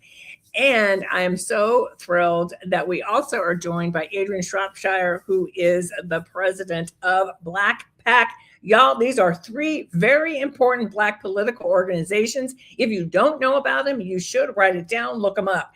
All right, y'all. I'm going to start with you, Quentin, because as we're talking about 2026, here's one of the things I think we got to be thinking about. What is it going to take for candidates to really break through in our communities? Because we know, people, right? Like we hear the slogans, we hear the talking points, but I feel like people forget that our voters, yes, we're reliable, but you still got to come ask us for our vote. So what is it that candidates what would you recommend candidates be thinking about when they try to talk to Black voters this season? It's a great question. It's so great to see you, Karen, and Glenda and Adrian as well. So I think it's both on the candidate, but also on the community. On the candidate side, we can't get distracted by the noise. I hear a lot of noise tonight from President Trump and his party. It's important to kind of, mention it, but bring the frame back to your why as a candidate and why you're running for whatever office will improve people's lives, right? So you got to have that message that can connect to people importantly. And to your point, you have to deliver it to our folks. We unfortunately know that these platforms now are not owned by our community, that Black media has been under attack. And so you've got to find creative ways, like State of the People, to bring your message to candidates. But lastly, I'll say on the community side, we also got to tune in. I know a lot of folks had a lot of strong feelings about 2024. But yeah, this is Black Spring. This is a moment where we could put Jasmine Crockett in the Senate. We can send Dr. Chris Jones to Congress. We can do so much with some of these primaries coming up on Tuesday. And so it's time to tune in, and it's time to kind of, get ready. And as the team says, if you stay ready, you don't got to get ready. That's right. Amen to that. Adrian, one of the things that's so important about the work that you do with Black PAC is that real direct grassroots kind of conversations with voters. And, look, some of us are tired from 2024. And let me be very clear. We are not kicking back waiting for the buildings to burn. I'm not saying that, so don't say I said it. What I'm saying is we've been doing this work. We continue the work. It may not look the same way that outside folks think it should, but I'm wondering, in the conversations that you're having, what do we say to people who are even questioning, does it matter? Does my vote matter? Did it, I'm not registered because, I have a family member who said, well, I don't so much do voting. What do you say to folks? Well, I can tell you what we're hearing from people right now. So we've been doing focus groups across the country for the last few months. And I think that people are tired, not just from 2024, people are tired from last week, right? Like there is the way that people are feeling because they are continuously inundated by what is happening in this country, by this president, by his bigotry, by the violence. People are tired, but they also are really clear that this cannot continue. And they understand that their participation is necessary. Now, we're talking to people in these groups who didn't vote in 2024, right? We're talking to people in these groups who are tired of Democrats, right? They're leery of Democrats. We're talking to people who are occasional voters. They don't vote in every election. But what is consistent across these conversations is that folks understand a few things. One, they understand that we cannot continue in this way. They understand that their vote is a form of resistance, right? And they talk to each other through these groups. This is not just coming from a moderator, right? They're telling each other these things as they're in the groups. So that's not to say that there aren't folks who still are like, I don't know if I want to participate. And we also know you had on earlier talking about mis and disinformation. We know that people are being inundated, right, every day on their platforms with information that tells them don't vote, it doesn't matter.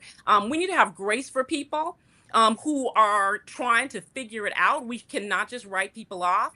But we need to help people understand what is happening. Quentin's question about candidates need to help people understand why they need to participate and what's in it for them, as the rest of us need to do as well. And people need to be having these conversations across their family group chats, in their places of worship, in every space that we can be having conversations with people who are questioning whether or not they get anything out of our democracy, and not shame them for not knowing. I think that's such an important point, because, you know, this shame point, right? And having grace for people. So, Glenda, one of the things I think, and I started to ask you the question while you're taking a sip. Sorry, girl. You know, look, we're already seeing Trump is at record low numbers, and a lot can happen between now and election day. But I do worry sometimes that certain, you know, the Democratic Party in particular tends to think, oh, well, then if we just show up, I mean, people will just show up because he's down in the polls, instead of recognizing, and this kind of goes back to this question about candidates, you got to do the work. You got to break through. And obviously Higher Heights works particularly with women, Black women candidates. And so I'm curious what you're seeing right now in the women who are, and God bless, because anybody who puts their hand up right now and says, I'm going to run for office, you know, thank you, because, you know, it's tough. So I'm curious what you're seeing and hearing from the Black women who are running, and how they're feeling about, you know, how they're going to break through in these campaigns. Don't mind my cough. Okay. I was able to get that cough off after she was done. I would say, coming off of 2024, I think all of us were concerned about what was next for Black elected in leadership, for people who are interested in running for office. I certainly see that Black women in particular are running towards their leadership. Every day, I see Black women in the streets. I just came from my sorority conference. They're running for local office. They're running for state legislatures across this country. They're running towards the fire, right? Mm-hmm. And what they need, though, is for us to continue to have Black independent political power, the possibilities of Black elected leadership, the possibilities of funding our political power and our elected leaders. You know, what I love about this panel is these three organizations, Black PAC, Collective PAC, Higher Heights, were all founded around the same time, over a little over a decade ago, to help support and fuel Black candidates. So in this cycle, Black candidates recognize that they've got to knock on every door, make phone calls. They've got to make the case to Black people. But Black candidates are also running in districts and in communities and statewide where they have to build a coalition of voters to support them. So we know that Black voters have been the architects of our democracy, particularly Black women. We are currently the defenders of this democracy, and we're going to be the rebuilders. And so 2024, as Quentin alluded to, is going to be a rebuild year for our candidates. There are some inspiring candidates running for office, and more importantly, we need to send back those Black candidates and those Black elected leaders who share our values, who are fighting to protect this democracy. But we can't do it without us. So find a candidate that you are inspired and want to send somewhere, state legislators, city councils, and write it. I guess no one writes checks anymore. Send a contribution. I do. I walk with a checkbook. Send a contribution, volunteer on a campaign, talk about the candidates on your social media, because we are being targeted by mis and disinformation. We are the truth tellers. We are the ones that can send elected leaders in coalition with voters to govern this country, to center our issues in our communities. All right. So y'all, I'm gonna do a round robin here, and Quentin, I'll start with you. One of the things we were talking about earlier in the hour, and that I've been sort of interested to see kind of pop back up. Obviously, we have a racist president who is, it's not even dog whistles, y'all. I mean, it's, you know, it's bullhorn, right? So many examples. But we're starting to see Black voters talk about racism as a fear of racism, both from an economic standpoint, from a personal safety standpoint, as a real issue. And I'm curious, are you hearing that or seeing that? And what other issues do you think are shaping what this midterm is going to be about? Obviously, the economy is a top one, but what other issues do we think are going to be top of mind as we go to the polls in really just a few minutes? And by the way, some people are already going to polls for special elections and for primaries. Mm-hmm. I think it's a great question. And, you mentioned the economy. I think that's going to be, the number one issue is affordability right now. And not just things like, can I buy a house or can I go on vacation, but like, can I afford groceries? Can I afford medication? The basic necessities of people's lives. But I'm reminded of 2020 when Black activists were talking about law enforcement. And it got framed around the conversation around defund police. And that became, somewhat of a toxic kind of terminology because of how it was presented and how it was, utilized. But lo and behold, Democrats in Congress right now are holding out to defund ICE. And so I'm reminded that Black voters and Black people are most of the time proven right, even if it happens 2, 3, 4 years down the line. And so I think what we've seen from ICE and immigration will be another big issue. But it has been an issue for Black people for a long time. Law enforcement and how it interacts with our community. I think other folks are now seeing the dangers that we have been predicting for, again, a very long time. That's a great point. Adrian, what other issues are you thinking going to really help shape this election and the conversations we have? Yeah, I think that, obviously the question of the economy is a big one. We know this. I think that folks that are having to engage Black communities, though, will do themselves a disservice if that's all they talk about. So, Karen, to your point, we are hearing, as we're talking to folks around the country, that yes, racism is an issue. This has been true with Black voters since 2016, being concerned about the rise in racism and white supremacy, and the ways, obviously, that it shows up not just in this president's rhetoric, but in his policy. People are deeply concerned about healthcare. Obviously, premiums have gone up. People have been kicked off of Medicaid. People are concerned about education. People are watching what's happening with the Department of Education. They know what's happening, and they know what it means for Black children in schools and Black communities. People are concerned about ICE. Right. In the last segment, you talked about immigration being a Black issue. People are really clear, and to Quentin's point, that law enforcement is law enforcement in our communities. And when masked men start showing up and brutalizing people and shooting people in the face and in the back, that they know that means all of us all the time. So people are deeply anxious about these issues, enough so that obviously people who didn't vote in 2024 are now like, I get it, right? I didn't think it could be this bad. I now understand. So there's a whole range of issues that we are hearing people talk about, but there is an overarching issue that really is about racism and the way that it is showing up, not just in the Oval Office, but across the Republican Party. And Glenda, to you, from your perspective, we're talking about a bunch of issues. We haven't talked about AI, which is another really economic issue that, by the way, is here. Some people are like, when is that happening? Oh, it's happening. We're talking about other kids. You just mentioned education. What about childcare? What about, is it that we're so focused on our basic needs right now because things are so dire that we're really having to prioritize? What are you seeing? One of the things I've shared about Black women voters, because oftentimes you'll hear Black women vote Democrats, right? Like we are the backbone of the Democratic Party. I actually think sometimes that's an offensive line because that then means you don't think I'm a sophisticated, informed voter. Black women are one of the most informed voter, even when someone's not knocking on our doors, right? We sit at the intersection of all the things we've just talked about, right? Black women want economically thriving, educated, healthy, and safe communities. And at the center of that, they recognize what connects that in an umbrella is that we're living in in a racially divisive and politically toxic times.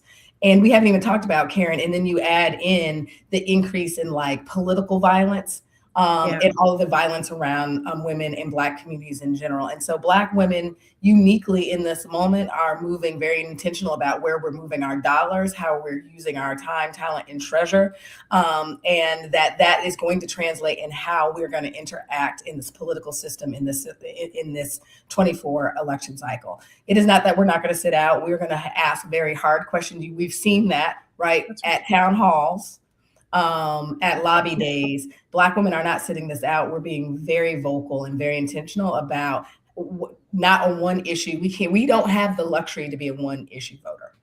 That's right.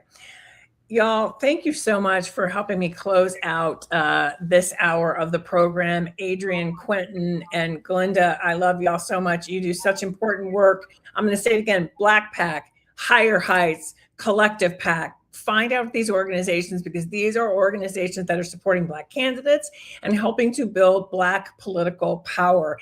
And now I get to transition and hand the baton. So Jaime handed it to me, and I get to hand it off to my brother, my love, belated happy birthday, Dr. David Johns, the editor of the Black Papers.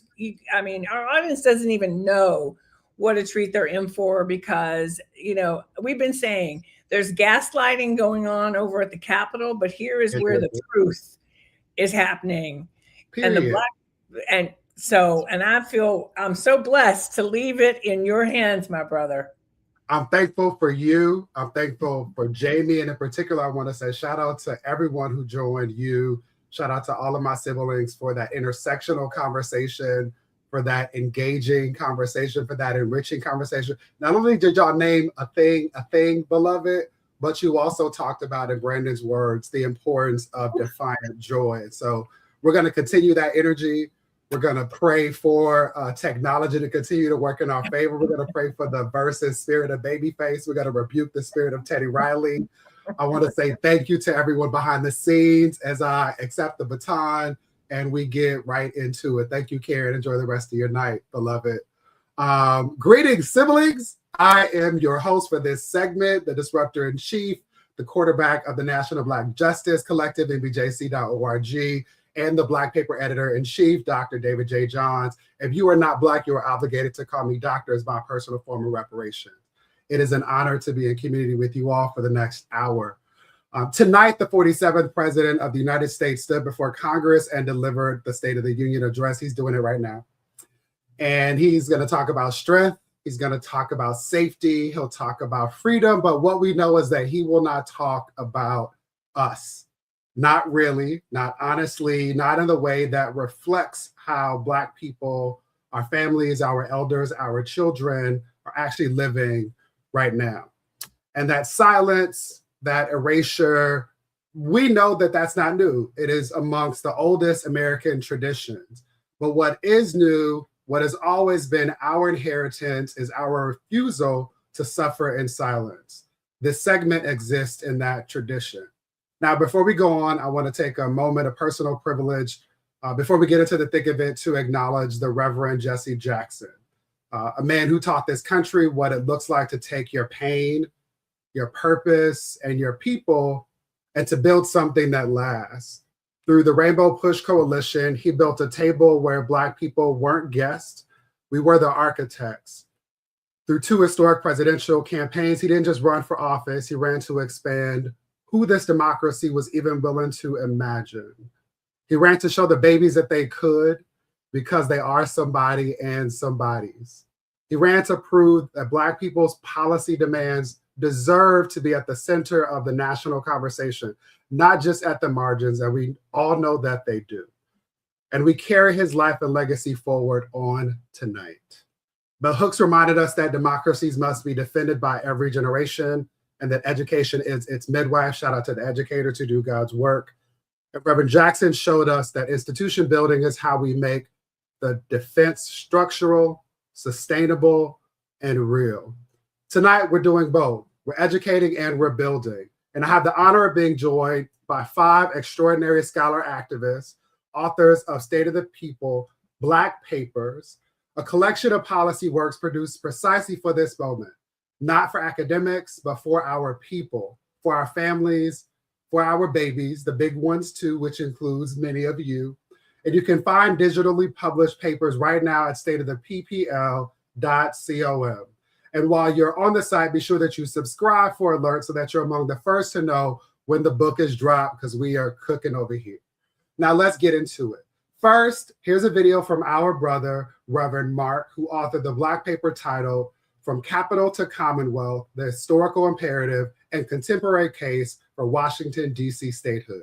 Cue the video. In the location of the nation's capital through the Compromise of 1790, placing it between the slave states of Maryland and Virginia, and immortalized in Hamilton's The Room Where It Happens. By 1800, more than 8,000 people lived in the city, and about 25% of them were enslaved. The wages that should have compensated the enslaved workers instead enriched their owners, who leased their human property to the federal government. Tens of enslaved human beings operated within sight of the Capitol and the Executive Mansion, creating what Frederick Douglass described a city where slavery was its idol. When Congress passed the Organic Act of 1801, residents lost the congressional representation they had previously enjoyed as citizens of Maryland and Virginia. This loss of voting rights has lasted for more than 200 years, and after enslavement, includes the century in which Congress's Southern segregationists exercised absolute control over D.C. The Reverend Dr. Martin Luther King Jr. and his Southern Christian Leadership Conference representative in Washington, the Reverend Dr. Walter E. Fauntleroy, who would later become the district's first elected but non-voting congressional delegate, led a march for home rule in D.C. The very same evening, the Voting Rights Act of 1965 was signed.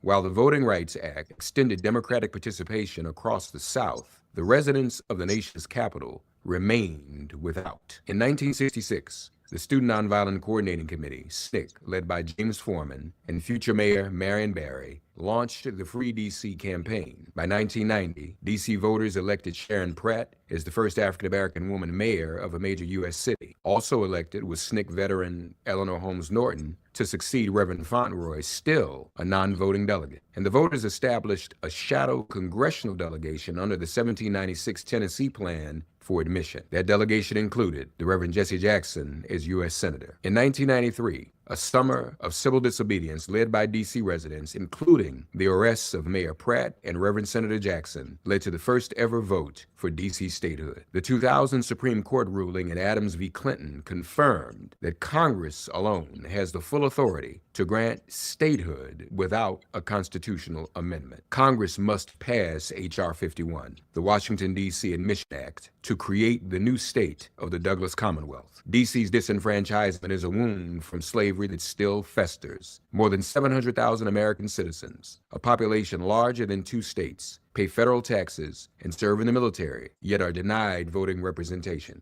by a Congress that controls every aspect of their local lives. D.C. statehood is what American democracy demands. No taxation without representation. Free D.C. Free D.C. Y'all heard the man. My prayers that washes over you all. And if not, go to stateoftheppl.com and across all digital platforms to go back and absorb that message and share it. It's appropriate that Reverend Mark shared that with us on today, because tomorrow is National Reparations Awareness Day. And as Dr. Marcus Anthony Hunter would say, reparations is a form of love that we can express to Black people that we are deserving of. For those who don't know, Dr. Marcus Anthony Hunter is also the first person on record to use the term Black Lives Matter, which was popularized via the movement by 3 of our siblings in the movement. All of that is appropriate to ground us as we have conversations with Black paper authors to connect policy to praxis, to really fill the gap between how all of what's going on affects our lives intimately and in ways that we too often don't discuss.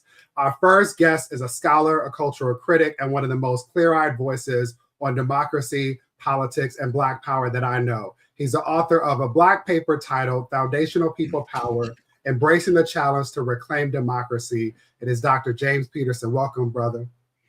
Thank you so much for having me, Dr. Johns. I'm the lead author, Dr. Johns. I just want to be clear for our listeners and viewers that the Black Papers are an extraordinary collaborative effort to both provide a detailed and at times meticulous history of the issues at stake in this critical moment for our democracy, but also to provide action items, resources, community organizational efforts. It's an extraordinary. Kudos to you and all the editors. I just have the privilege of being a lead editor. And again, I worked on other papers. You worked on all of them, Dr. Johns, but this is like a real community collaborative effort on this project. And I can't wait for folks to get it into their hands. No, most absolutely. Shout out to the more than 100 scholars who contributed to the more than 30 papers that we have published digitally and now are working on publishing with one of the world's renowned publishers. So let's connect the dot in the way that we aim to in our Black papers. Right now in this moment, if I didn't mention it, Congressman Al Green has walked out of the State of the Union address. Folks might remember last year he stood up in righteous defiance, and this year, as I understand it, he walked out with a sign that said Black Lives Matter. And he's doing this while the 47th president is standing before Congress speaking about American democracy as if it is his to define, his to defend, his to give or take. And I want to start there because the Black paper that you worked on principally opens up something that I think a lot of people feel, but don't always have the historical grounding for. So let me put some data on the table before you go to work. Over 2,000 Black Americans held public office during Reconstruction at the local, state, and national levels. And yet, by 1965 in a state like Mississippi, only 6% of eligible Black adults were even registered to vote. Walk us through that arc. What does that history tell us about what democracy actually is, who it's designed to include, and what we are responsible for right now in this moment? Yeah, in this particular selection in the Black papers, when we're writing about democracy, we are laser focused on the foundation of American democracy being about people power. And obviously for us, we're focused on Black people's power. And Dr. Johns, for anyone who watches, if you've ever wondered how states like South Carolina or Alabama or Mississippi or Louisiana, how they are considered red states, it's something that I think has been stuck in the collective craw of the folks who worked on these papers, which is we all have ancestral migratory trajectories that come from these states. If maybe you were born in Jersey, in Newark, New Jersey, like I was, or you were born in Philadelphia, like a lot of my friends here, or you were born in Chicago, you trace your ancestry back through the migration patterns of our Black folks who came up from the South. And a lot of our relatives are still there. I don't have to remind anyone listening here about the fact that Emmett Till, who's from Chicago, was visiting his relatives in Mississippi when he was kidnapped, tortured, and brutally murdered, right?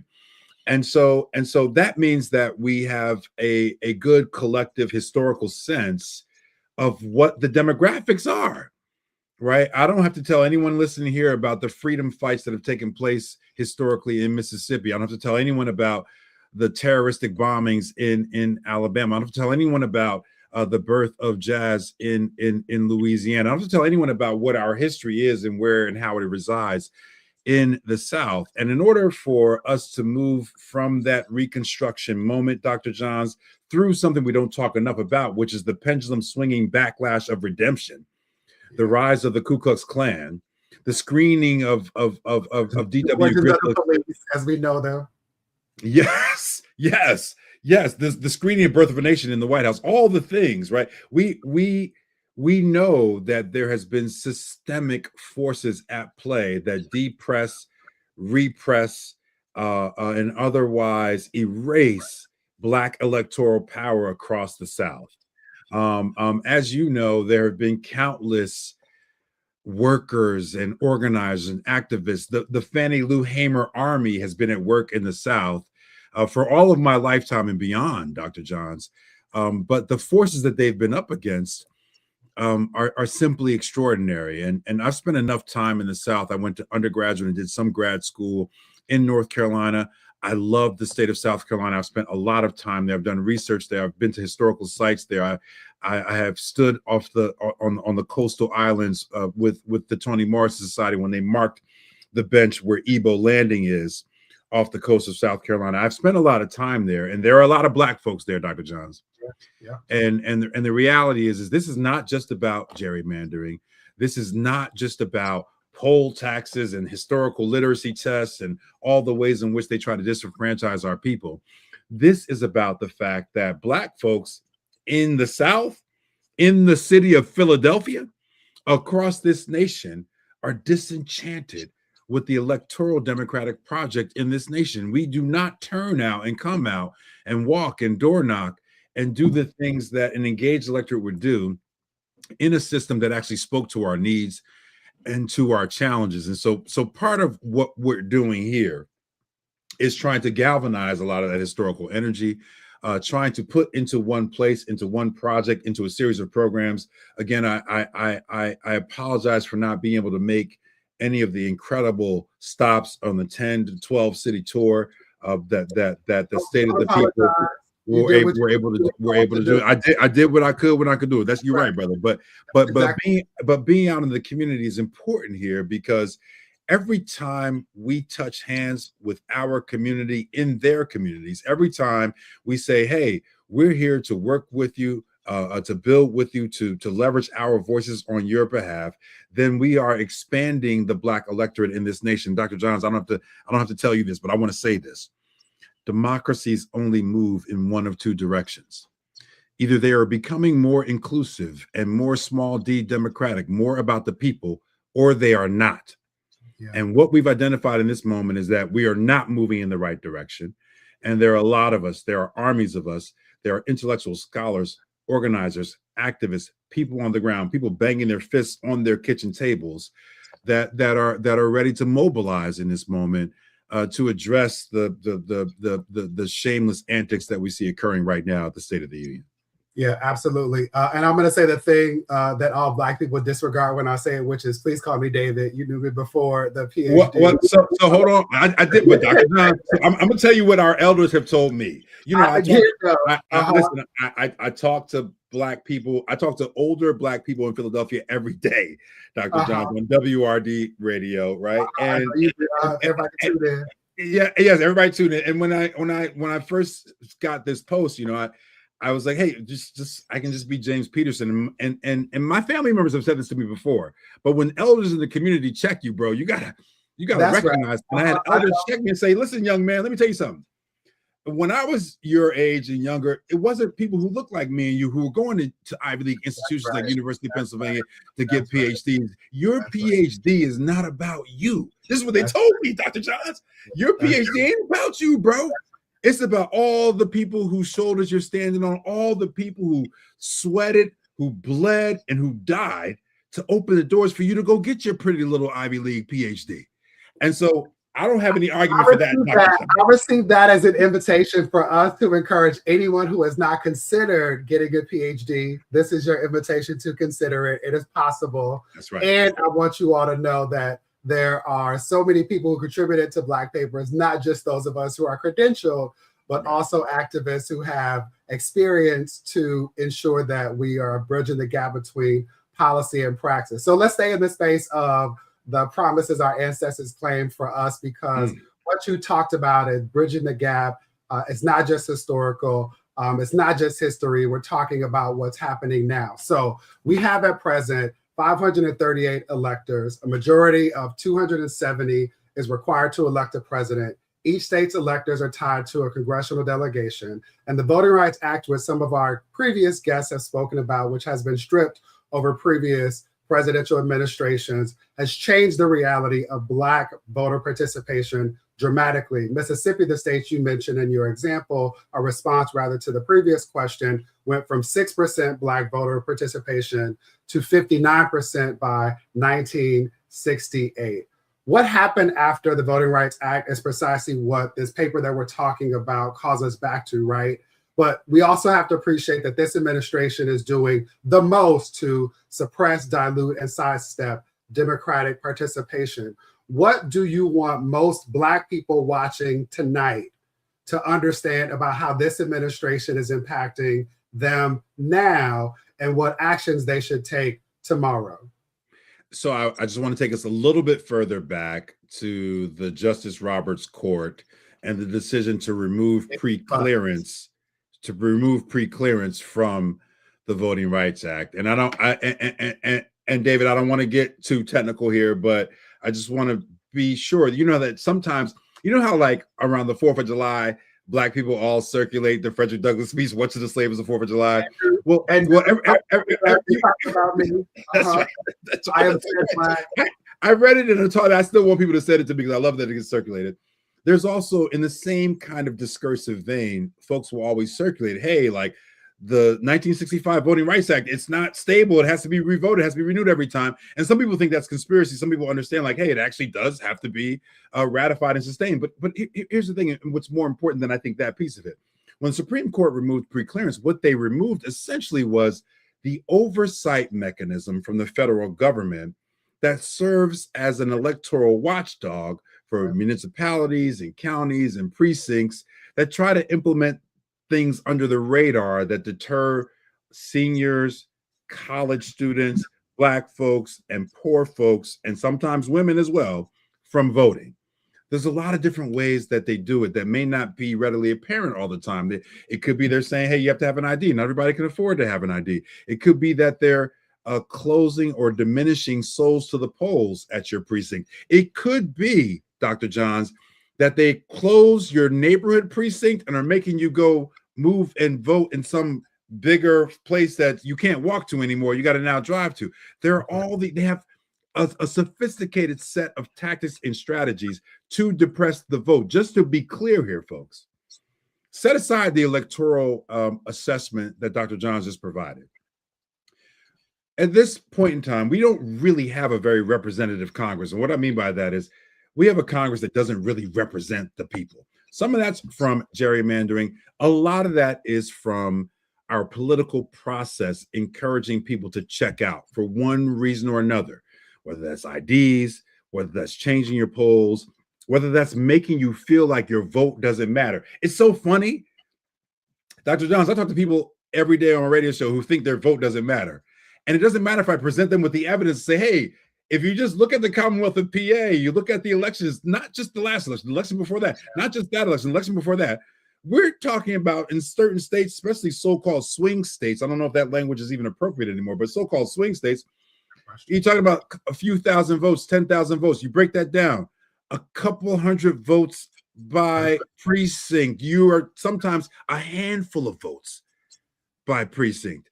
Yeah. Every vote matters. And they don't want you to vote. They want you to throw up your hands in exasperation. They want you to be disenchanted with the process. They want you to think that it doesn't matter. They want you to both sides everything. It doesn't matter if it's Trump. It doesn't matter if it's Biden. It doesn't matter if it's Trump. It doesn't matter if it's Kamala Harris.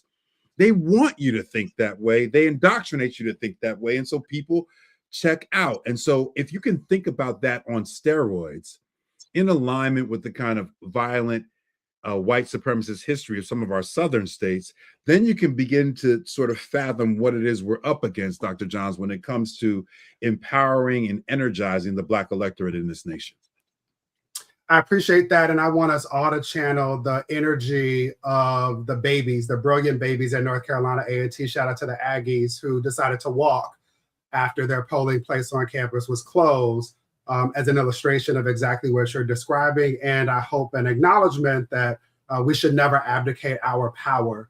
If our brother Terrence Woodbury of Hit Strategies were here, he would remind us that most Black voters, you can determine voter participation by whether or not we believe that our vote matters. And so we're required to tell these stories, to have these conversations, to use the Black papers as an impetus, as a reminder for us to continue to push and resist so that we can all not just survive, but to thrive. Dr. Peterson, before we let you go, if someone's watching this tonight and they're feeling overwhelmed, they're feeling righteous rage in the key of Uncle Jimmy James Baldwin, and they're feeling like maybe their vote doesn't matter, they haven't been reminded about how their vote matters recently, or they're right in acknowledging that the system is working exactly as designed, which is not for their benefit. What's the one thing you want them to do before they go to sleep tonight? Can I give a couple of things here? My God. Sure, go for it. Register to vote if you haven't registered to vote.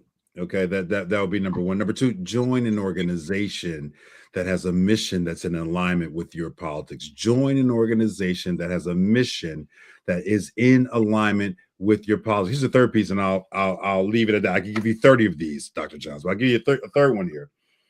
Anybody who says to you that your vote doesn't matter is literally speaking propaganda to you. They are lying to you.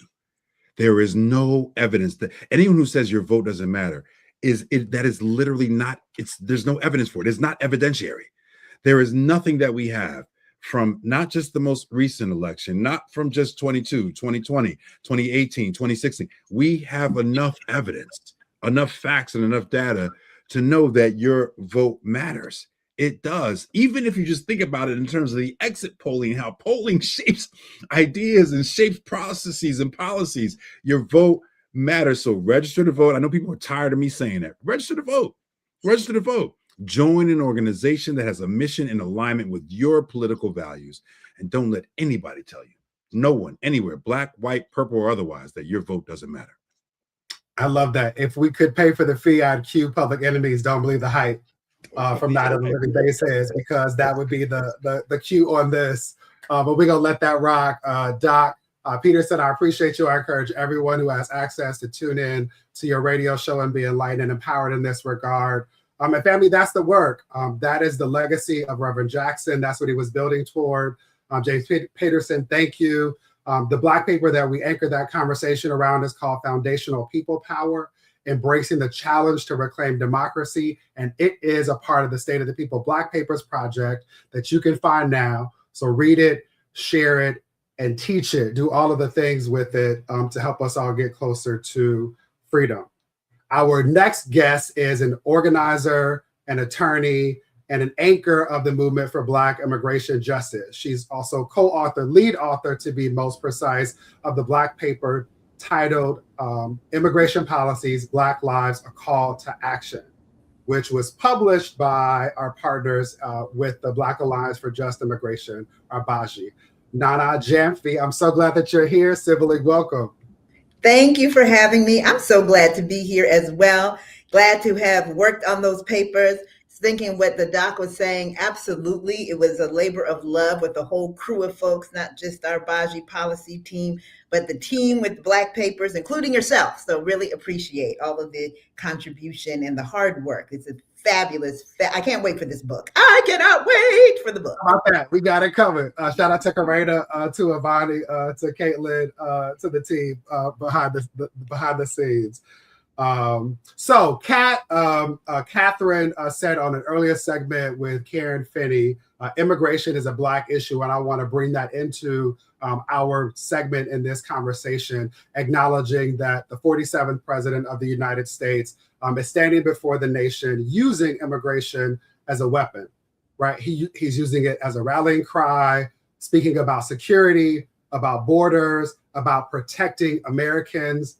And I want to sit with that word in particular, Americans, because your Black paper reminds us that 5 million Black immigrants that we know of are in this country, which is 10% of the African-American population in the US.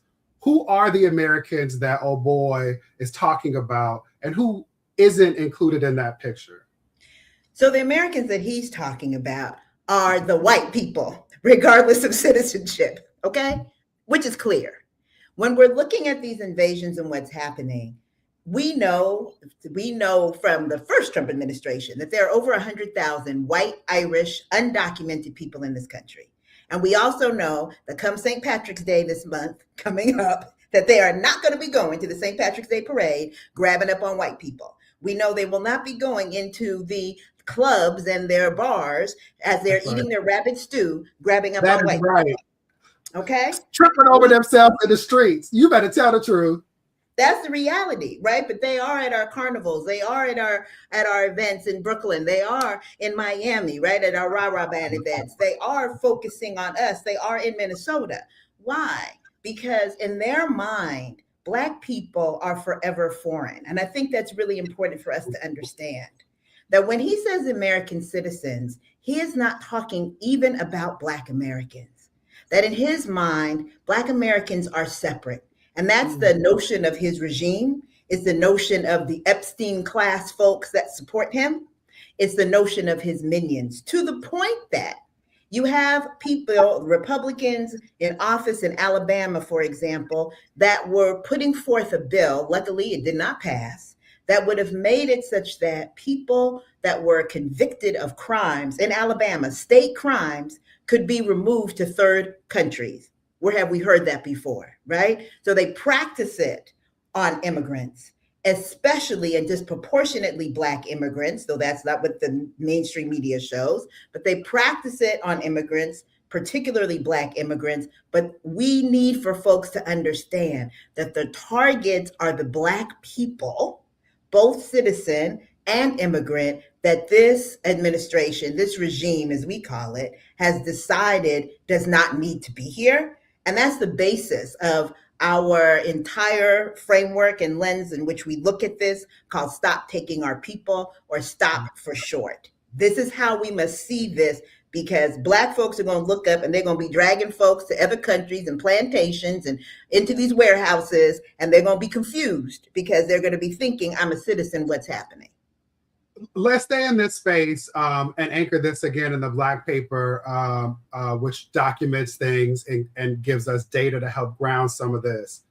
Because we need to hear these numbers, I want to repeat them. This administration has dismantled temporary protective status in ways that specifically target Black migrants. Over 500,000 Haitians were affected, again, that we know of. I keep saying that as a statistician because that is likely an undercount. It is likely more if we actually had more accurate data. So 500,000 that we know of Haitians were affected when Haiti's TPS designation was shortened from February 2026 to August 2025, a deadline that has already passed. And we know that 213,000 Haitians had their legal status revoked through the CHNV Humanitarian Parole Program. For people watching who may not know what TPS, CHVN, who get lost in the alphabet soup of it all, what does losing that protection actually mean for individuals, families, and communities? And what should Black folks who don't feel a tangible connection to Haiti or the diaspora, why should they care?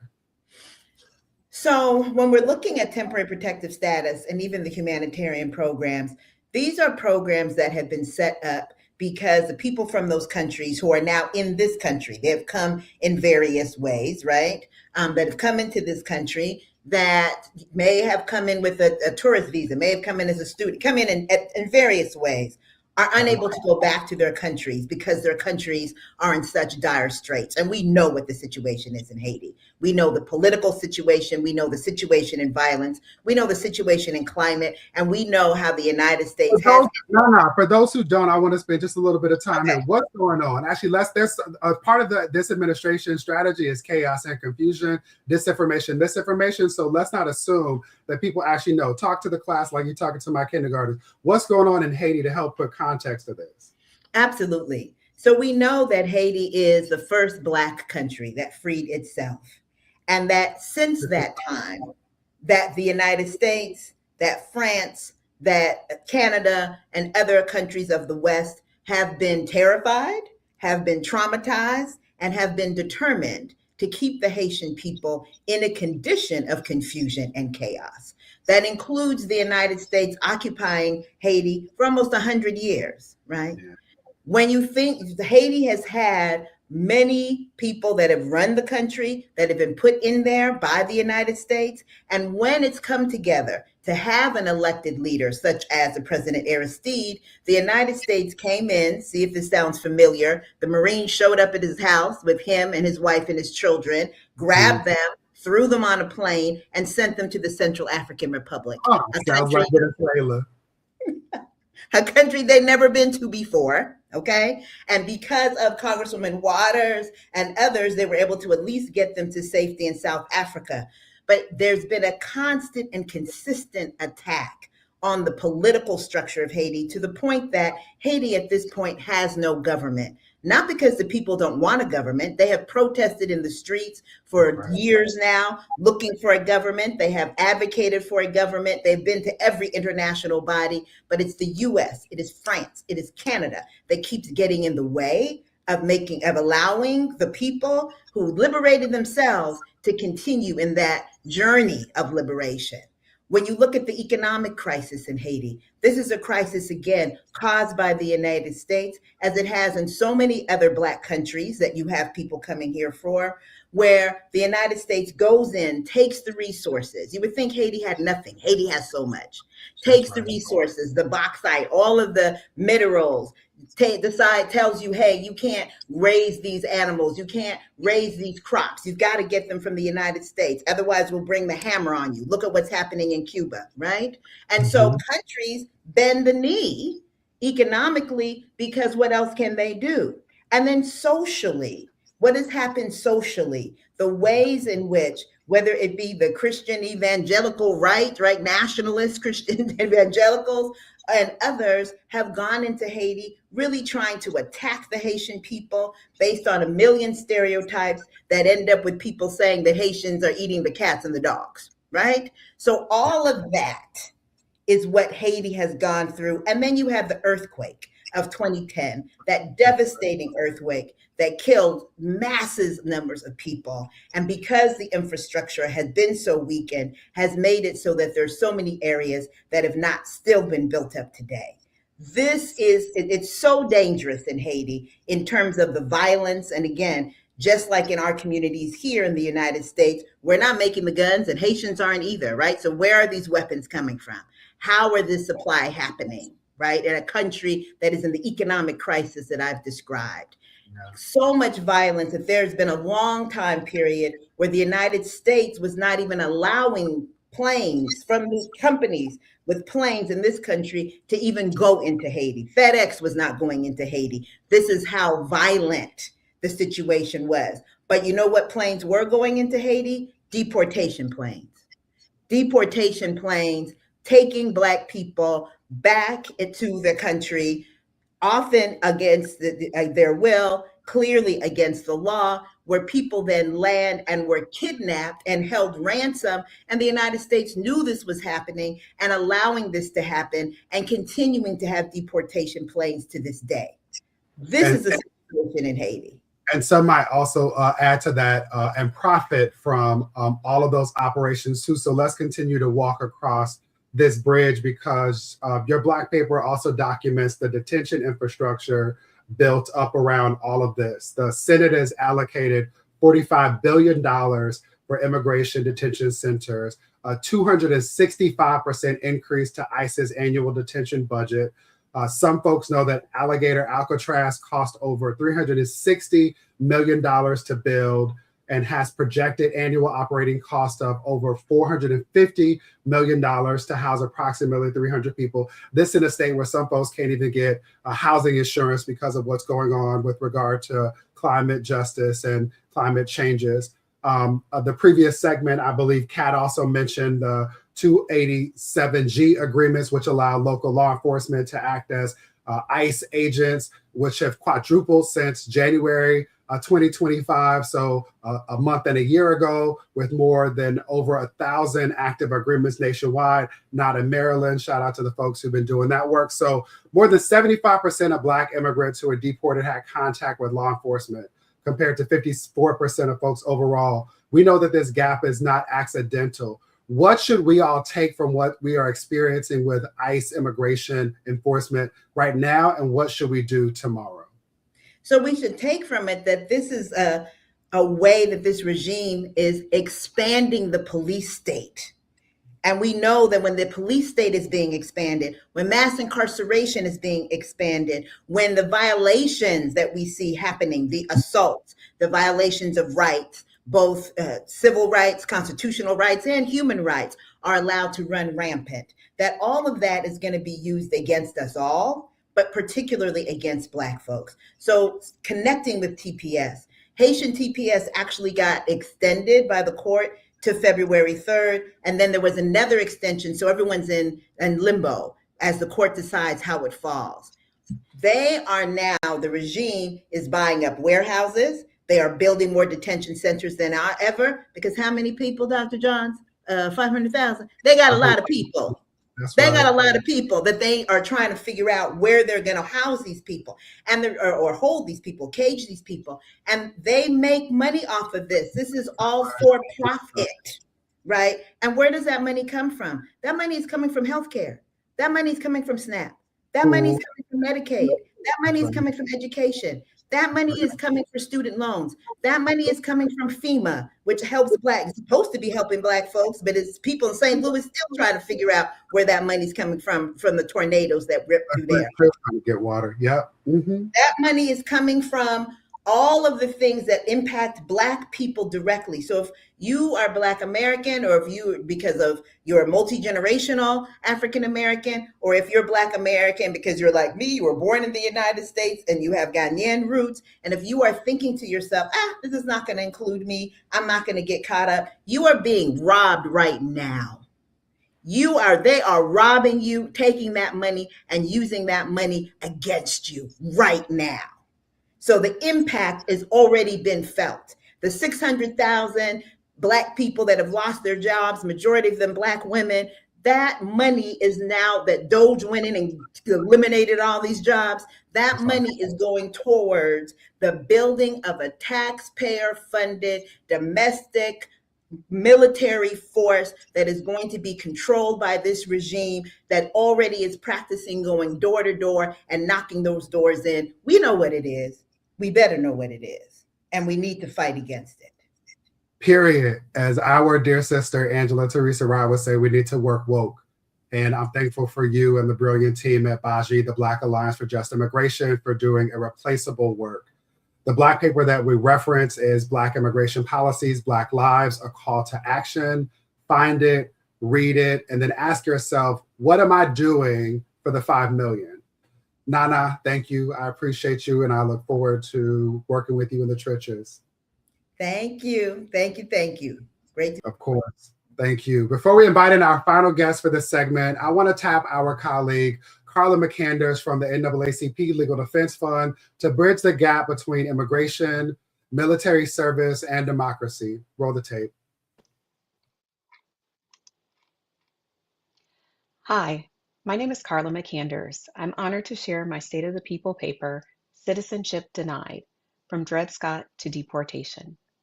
This topic matters now because we are once again seeing efforts to narrow who belongs in the United States and who is entitled to full protection under the law. Citizenship and immigration laws have always been used to define membership, and historically, those tools have been shaped by anti-Black racism. What we're seeing today is not new, it's a continuation. One powerful example comes from immigration enforcement itself. Black immigrants make up just 5.6% of the undocumented population in the United States, yet they account for more than 10% of people in deportation proceedings. And in 2022, 82% of people deported were from majority Black countries, compared to 58% of deportees overall. These disparities are not accidental. They reveal how racial profiling, over-policing, and the criminal legal system funnel Black immigrants into deportation at disproportionate rates. Another example lies in the law itself. Courts have long relied on a doctrine called immigration exceptionalism, which allows the courts to defer to the executive branch on immigration issues and has resulted in the sidestepping of basic constitutional protections like due process and equal protection in immigration cases. The result is a system where Black migrants and even Black citizens experience a form of second-class membership despite the clear promise of the 14th Amendment. But this paper is not all about critique. It's about a vision.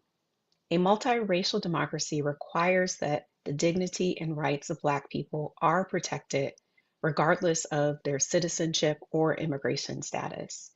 Ending immigration exceptionalism and dismantling the prison to deportation pipeline are essential steps towards that future.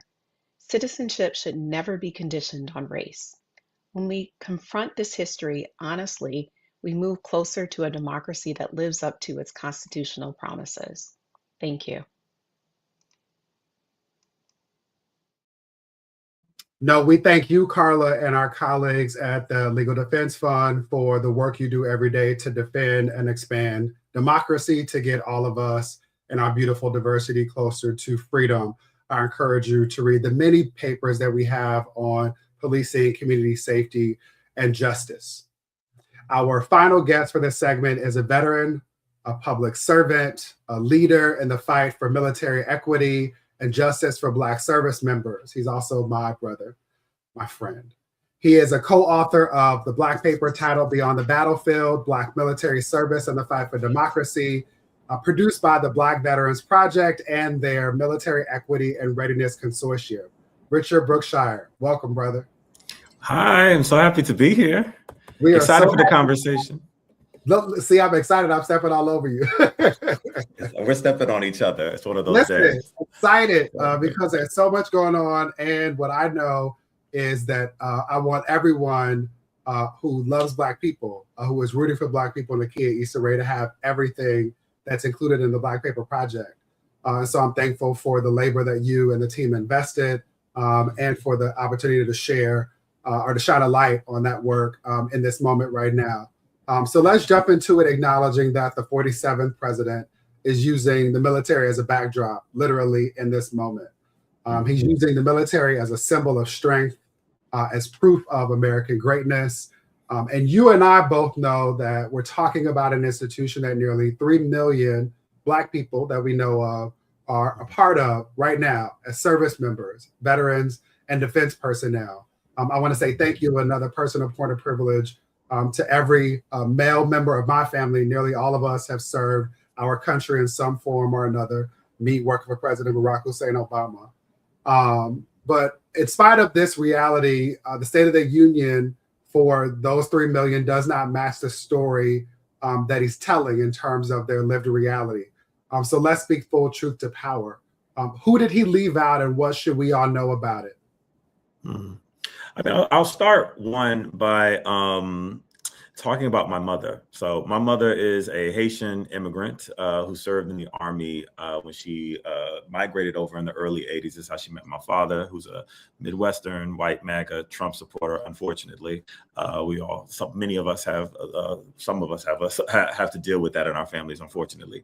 But my mom, I mean, she's been an American citizen for well over 30 years.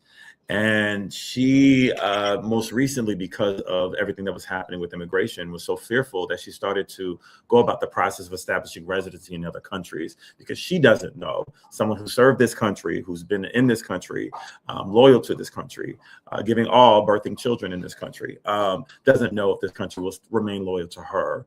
And so I think that's just a starting point. But then second, I think, when we think about the evolution of civil rights in this country, much of the movement's first victories were in the military, in and around the system of the military. During World War II, organizing to ensure that Black laborers were included in the military, the rising military industrial complex that was driving that war, and also materialized after that conflict, was really necessary for the beginning of the building of the American middle class. Even though they were largely locked out of the GI Bill, Black veterans who went on to serve and then came back, and the ways that established like economic inequality in this country. So, I mean, the military has often served as a backdrop, often relying on Black folks from all different backgrounds, but specifically poor Black folks from the inner city, to go and serve at disproportionate rates, die at disproportionate rates. The rising cost of our military, almost $1 trillion budget, means that we have less social programs, right? And this dangled carrot that often generation after generation is promised to be able to get access to housing and health care and education benefits and disability compensation and all the things that the military promises you if you serve, and if you're harmed, if you're served. We know that Black folks don't get equitable access to that. And so we're robbed on two fronts often. One, because they're robbing our communities of resources, robbing our youth of their youth by siphoning them off disproportionately into these military conflicts. And then second, they're not giving them equitable access to the myriad of benefits that white veterans often leverage to ascend to the middle class and sustain wealth generating opportunity for them and their families. in the key of reparations, a couple of things. One, thank you and your mother and those you are connected to for your service. I appreciate you extending the theme of duality. We were handed the baton from Karen, and she and her guest talked a lot about duality and double consciousness. You evoked the spirit of double V, the victory, both home and abroad. And I just want to drill down on that for a second, because your Black paper reaches back to the Civil War, which you just referenced. So over 200,000 Black soldiers fought in the segregated Union Army, making up nearly 10% of its forces. They fought for a country that was still debating at the time whether or not we were fully human, a tradition of sacrifice that is almost impossible to reckon with fully. Read the paper for more. Fast forward to World War II, historians estimate that families of Black World War II veterans lost approximately $80,000 in wealth-generating opportunities because of illegal discrimination. As you referenced, blocked from the GI Bill in practice, blocked from buying homes, from being able to access resources to pursue post-secondary learning opportunities. All of those things were by design. We were denied access to things built by the federal government. So that number, $80,000 per family, what does that mean for Black wealth today? Yeah, so Black veteran families, white veteran families, rather, have 32 times the wealth of Black veteran families. So that is, astounding. I want to make sure that you say that again so people don't think that that was AI or glitch or something. Yeah, white veteran families hold 32 times the wealth of Black veteran families. They fought in the same wars, often don't get the access to the same kinds of resources when they return, and generationally that has compounded itself. Our estimations is that at least $100 billion has been siphoned out of the Black community through varying forms of benefit obstruction since World War II to the present day. And then now you have a climate of the military, right? Our forefathers understood the military as a multiracial military as a necessity for the maintenance of a multiracial democracy, and the fact that we needed to have equal representation and be reflected in that institution to hopefully influence the way in which it was deployed. Whether that's been a success that's a whole other conversation. But I still believe that the representation is deeply important, and I don't want to cede the military to white supremacists.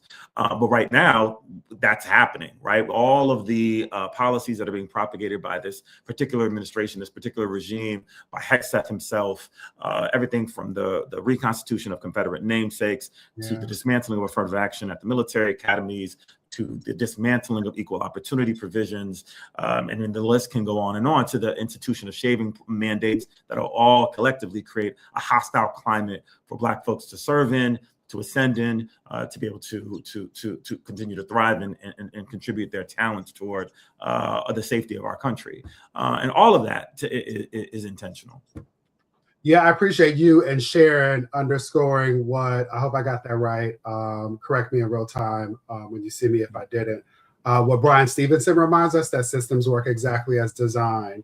And that 100 billion number has me playing Better Have My Money in the key of my fellow Pisces in my ear. Jesus. So let's bridge the gap or walk across the bridge using what my fraternity brother, shout out to the Noops, Hakeem Jeffrey said in anticipation of the State of the Union, which is that you don't cede home base. And I want to acknowledge that today Black Americans are 17% of active duty military personnel. So we exceed the proportion that we exist in the population in terms of our representation in the military. Black women are now enlisting at rates higher than any other demographic group, representing nearly 30% of all women in the military, which is an extraordinary commitment.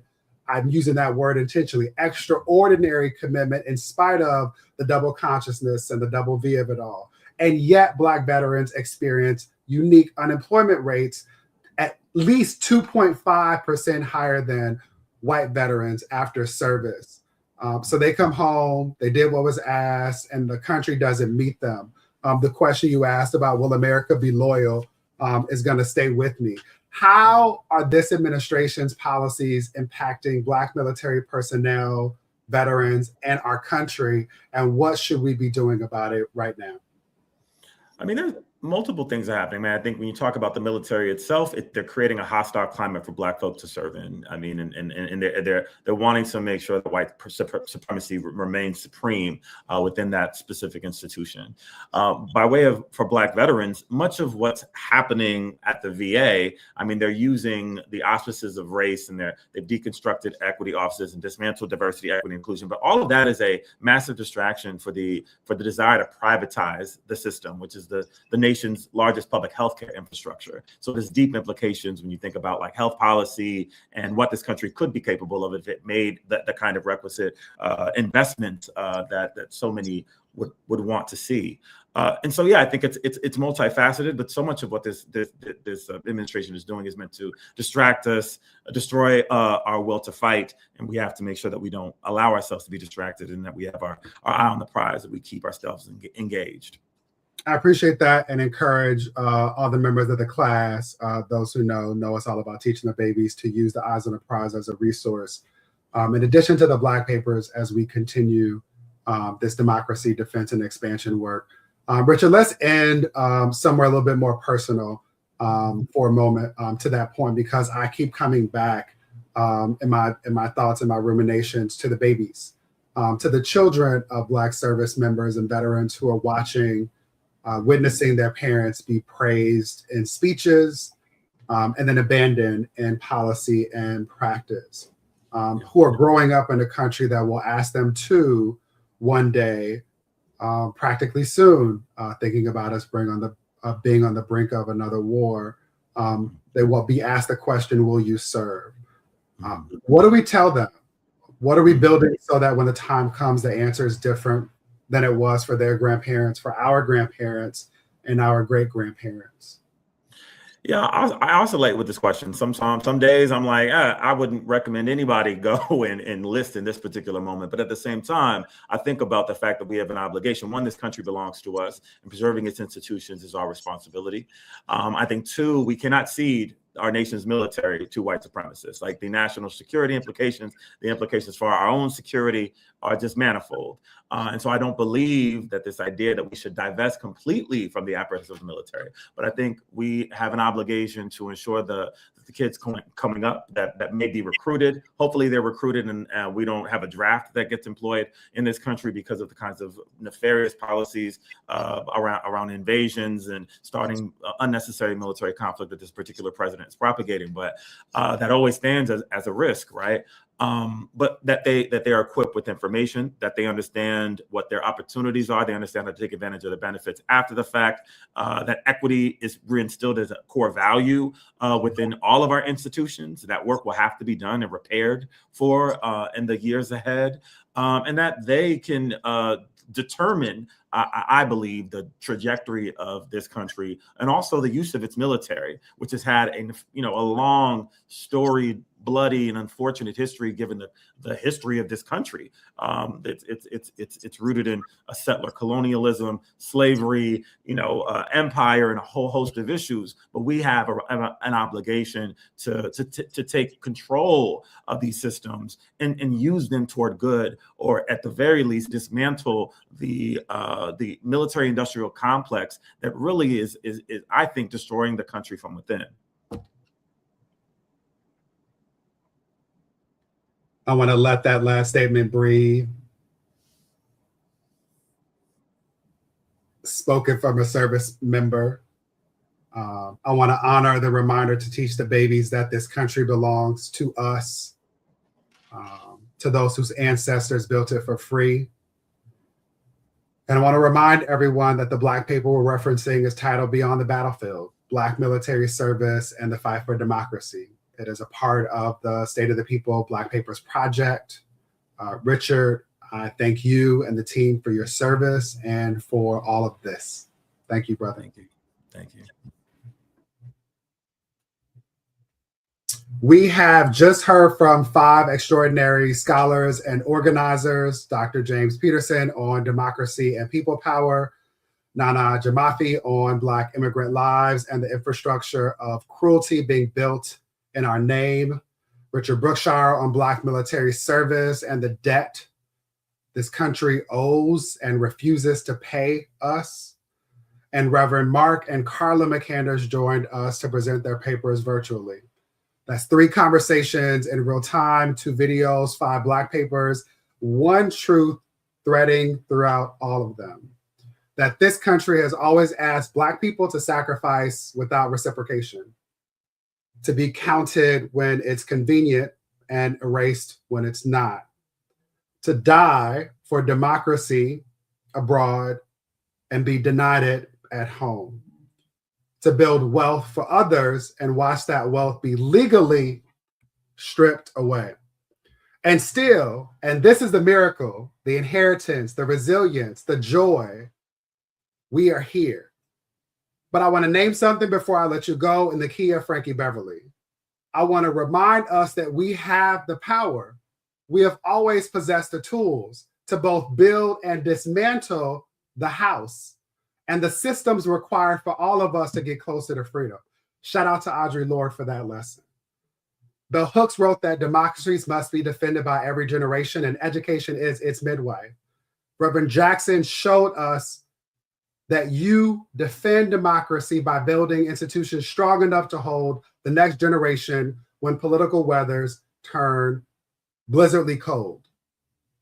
That's what State of the People is. That's what our Black papers are.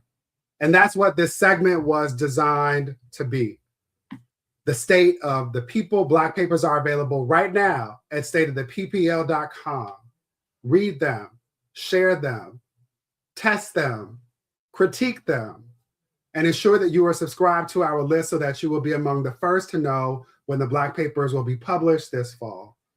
Tied to this work, find your political home, organize in it, show up in it in love, consider NBJC, and hold power accountable. And talk to your people, especially the young ones, about what's happening and why it matters to them and what they can do. I thank you all for being here, and I'm delighted to pass the baton to my twin, Angela T. Rye.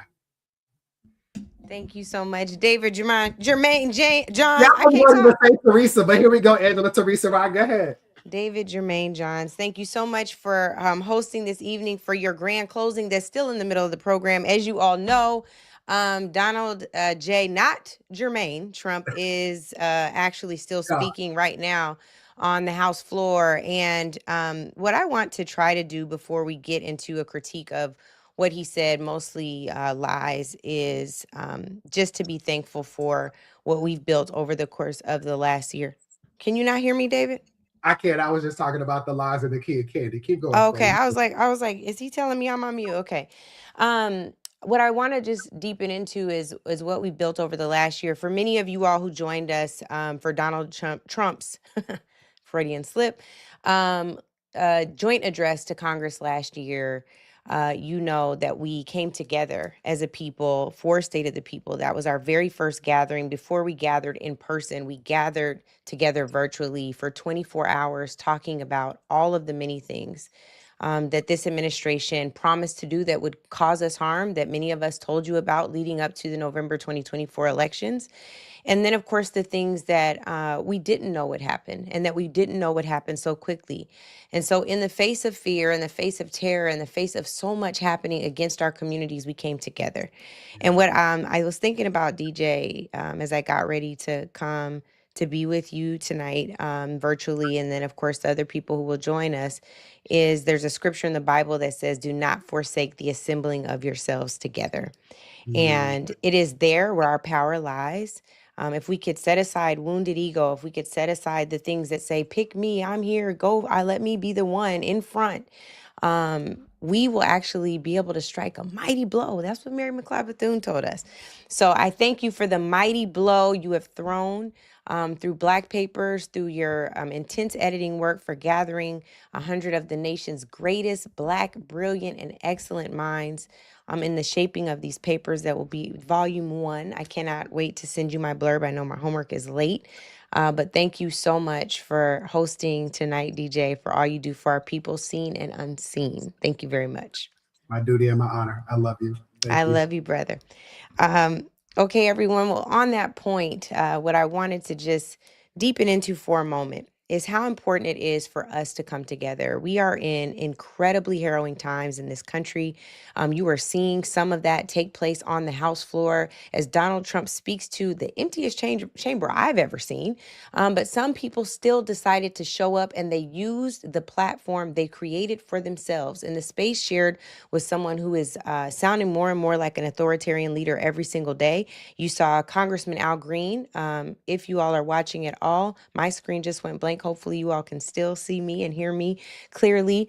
Congressman Al Green today carried a sign that said, "Black people are not apes," referring to, of course, the post on Truth Social that Donald Trump recently put up, having Barack and Michelle Obama look like apes. Of course, Congressman Al Green was escorted out the chamber. There was another disruption tonight. I would say good trouble, Congressman John Lewis style, where you saw, if you're watching, I'm only watching so I can tell y'all what's going on.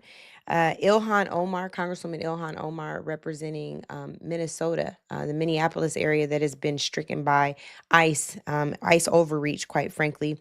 And Rashida Tlaib, the Congresswoman representing the Detroit area in Michigan, responding to some of the hate-filled claims he made about the immigrant community throughout this country, telling him he ought to be ashamed.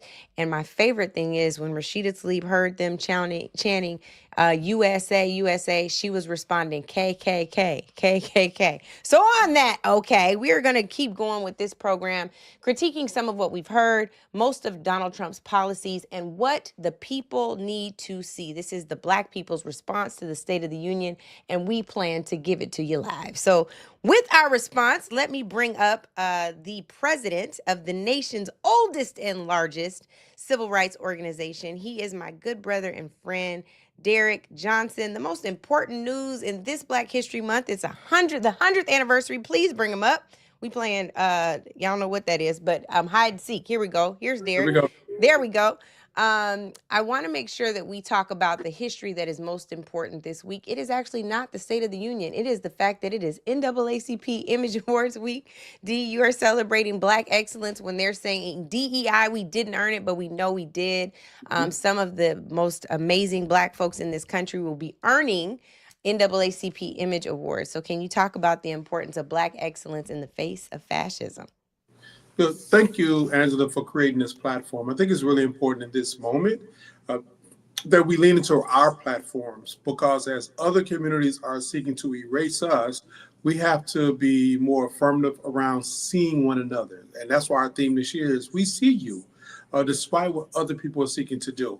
But the parallels between what's taking place now, what has taken place in history, is also important. That in the founding of the NAACP in 1909, it was about people being targeted because of their identities. And those founders, many of whom may not look like you or I, were not considered white in 1909. They were not doing charity work. They recognized that the attacks on the Black communities will be attacks on immigrants, on Irish Catholics, on the Jewish community, on all of the unique identities that in 1909 that was not considered white. The second campaign we took on was the release of The Birth of a Nation. Why is that important? Because how we are seen on screen is how we are treated in public policy. It's how we're treated in the streets. Now, this is what's really important here. This is a parallel. Birth of a Nation gets released. The Klan is reorganized as a result of seeing that picture. It is reorganized by using a local law enforcement entity in the state of Indiana called the Horse Brigade. It wasn't being used as much, but that became the impetus, the strategy of the Klan to not only spread across Indiana, but across the country, because they use law enforcement agencies to populate their memberships and hold in place white supremacist dogma. That all happened because of the release of a movie.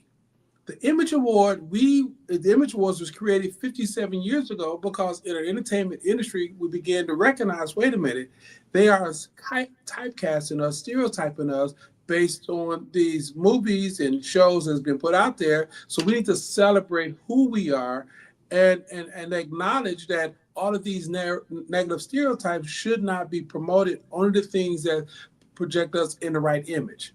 Here we are, 2026. They're not using the horse brigade anymore. They're using ICE as the law enforcement vehicle. And just like the horse brigade, they're allowing people to join the ranks of ICE without proper background checks, without the necessary trainings. The whistleblower just told us that many of the officers have no concept of the legal guardrails they should be operating from. And so that's the parallel right now. So as we promote the Image Awards this year to highlight who we are, the best of our contributions, how dynamic we are, how diverse we are, don't give a damn what anybody else say. That's the strength of our voice in the midst of this political climate where we have to fight hard as hell to push back, not only in a cultural sense, but also in November for this election. One thing that I think is so important about what you're saying, Dee, is, for those who would criticize why the NAACP would be involved with entertainment at all, right? You're essentially saying this is a place where we see ourselves reflected, and if we don't own those narratives, it becomes very dangerous, very violent. We saw that, of course, recently with Donald Trump putting the heads of Barack and Michelle Obama on apes. The reason why Congressman Green had his sign up today. I want to bring in our good sister, Brittany Packnett Cunningham, who has also does yeoman's work, one, on constructing narratives and making sure that she gets us together and fact checked regularly on social media and in lots of other platforms, including her incredible podcast. Britt, thank you for joining us. She's on mute still, so I want to make sure if she is muted by the team that she's off. Okay, she's off. Hey, fam. So I want to know from you all, we're just on the other side of the passing of Reverend Jesse Louis Jackson Sr. And one of the things we know about of Derek's fraternity brother is he was an incredible diplomat, someone who worked overtime to find the commonality in us all. On this evening, Donald Trump is taking this opportunity to sow additional seeds of discord, driving a broader wedge between the haves and the have-nots. Somebody on the staff get Derek a cough drop. My God. The haves and the have-nots, driving a bigger wedge between the rich and the poor. He cannot be coughing Image Awards week, y'all. And then also, frankly, green cards and passports. And so I would like to know, if in the spirit of Reverend Jackson, what are some of the things that you would suggest to members of Congress, to constituents who are watching at home, how to steer clear of this type of divisive language, rhetoric, and action when the commander-in-chief is doubling down in the BS? I mean, these are the questions that need asking. And frankly, State of the People is an answer. Everybody who decided to be on this broadcast tonight, to tune in, to share with their family, and make sure that we are controlling our own narratives instead of paying attention to the nonsense that's happening on Capitol Hill, made the right choice. I did an Instagram live earlier today with Congresswoman Ayanna Pressley, who I know is obviously a part of the State of the People family and has spoken with us many times. And she decided to boycott this speech, right? Mm-hmm. She used the power of her platform to say, I'm actually not going to dignify this ridiculousness with my presence, and instead I'm going to use my platform to call attention to children who have been being detained by ICE, denied medical care, and separated from their families, and continuously traumatized all over this country. So creating our own narratives, driving them, and making sure that we stop lending people our credibility who don't deserve it is absolutely what we need to be doing. That's why State of the People TV exists. That's why everybody who's logged in and watching right now is making a powerful choice. When we talk about autocrats and authoritarians, these are people who are ego obsessed. So the first thing he's going to do when he gets off of that stage and from behind the dais is to ask how many people were watching. And the fact that he had to look out in the chamber and see empty seats is eating him up right now inside. So we have to know that as his ego gets attacked, as he sees that those numbers got lower and lower inside the chamber, on television, online, we have to know he's going to get more divisive. He's going to get more ridiculous. He's going to step up that kind of chaos because he wants to punish us for not bending the knee to him. We have to be willing to resist, to not cooperate, and to keep supporting and engaging in the alternate spaces that we are building with each other. Tell our stories, talk to one another, and build our own strategies. That's what Reverend Jackson did so well. That's what State of the People is doing in his legacy. And that's what all of us need to be about. Yes, absolutely. Derek, I want you to respond to how we collectively respond to how Donald Trump shows up, how he's showing up at this State of the Union. Not that it's any different than normal, to Britt's point, but if we are to change the outcome of this country, I think somebody's going to have to force a pivot. And so I'm relying on the nation's oldest and largest to lead the way. You know, our number one focus organizationally is November election. We started last year there. Everything we do is targeted in that direction. When you have Congress and the Supreme Court giving a license for the stuff that he's doing, we got here because of the election. We got to figure out how to get out of this as a result of the election. And we know clearly we cannot rely on the traditional methods of how we turn out votes or the same base. We have to expand the pie. That we have north of 40 to 45% of our community who don't participate in any elections. And we are doing an outreach now to those individuals to expand the pie. Secondly, everything he says tonight needs to be fuel to engage our community on why elections matter, why their voice is important, and what needs to happen. What has taken place over the last 12 months is a reality check for Black folks who like to play us versus them game, and you all don't do this or you should do that, or the Democrats are no better than Republicans. This has nothing to do with partisanship. This has nothing to do with the strategy used or the vehicle you align yourself with.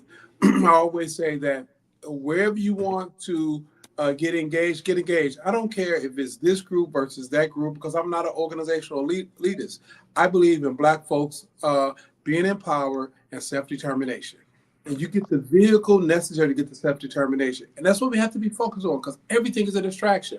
He's going to say some outlandish stuff there because he don't want the rest of the Epstein files released. He's going to say some outlandish stuff there because his base is eroding as a result of his bad policy. He's going to say some outrageous stuff there because white folks are suffering economically. Farmers are losing, have lost contracts. He's going to say some outlandish stuff there because he's probably going to defecate on himself on stage, and he needs to distract from the stench that's coming off that stage, both verbally and you get what I'm saying.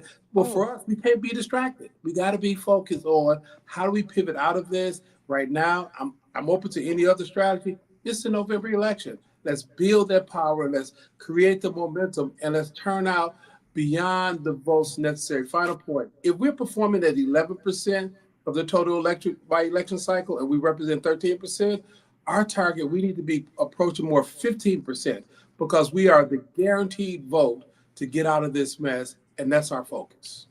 Okay, so D, I'm gonna tell you, I'm so glad that you're still here, because we have a pastor that's gonna join us, and you clearly need him, because I thought you was about to cuss. I know where you was going with this stench, but I'm glad that the pastor, his name is William Lamar IV.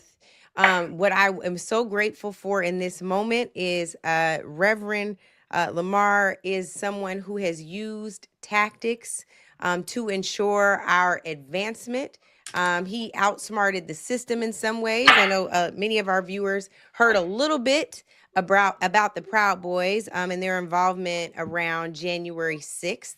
And this pastor of Metropolitan AME in DC it was like, not on my watch, y'all gonna lose your IP. So now the Proud Boy, the proudest boy, is the one that snatched that IP address in the name of the Lord. So can we talk for a minute, Pastor, about the importance of outsmarting our enemies in this space? I wish we didn't have any enemies, but if you're going to show up and come for our lives, our personhood, our citizenship, then certainly you are not our friend. Well, first of all, let me thank you, Angela, for allowing me to share the platform. And I would say to Brother Johnson, speak truth. I never, ever disparage anyone from telling the truth. As a matter of fact, the church has a way of ornamenting things that we should not ornament, using euphemisms. So I'll give you something very clearly. Christmas does not smell like cookies and trees. It smells like the words you thought that Derek was going to say, because of where Christ was born, in an animal stall. And I had said that. So we must not cleaning language is a way of disinfecting reality. And when you disinfect reality, you cannot create the theology, the politics, the economics to change the pain and the suffering. So when it comes to the Proud Boys, this goes to the way that I have been thinking.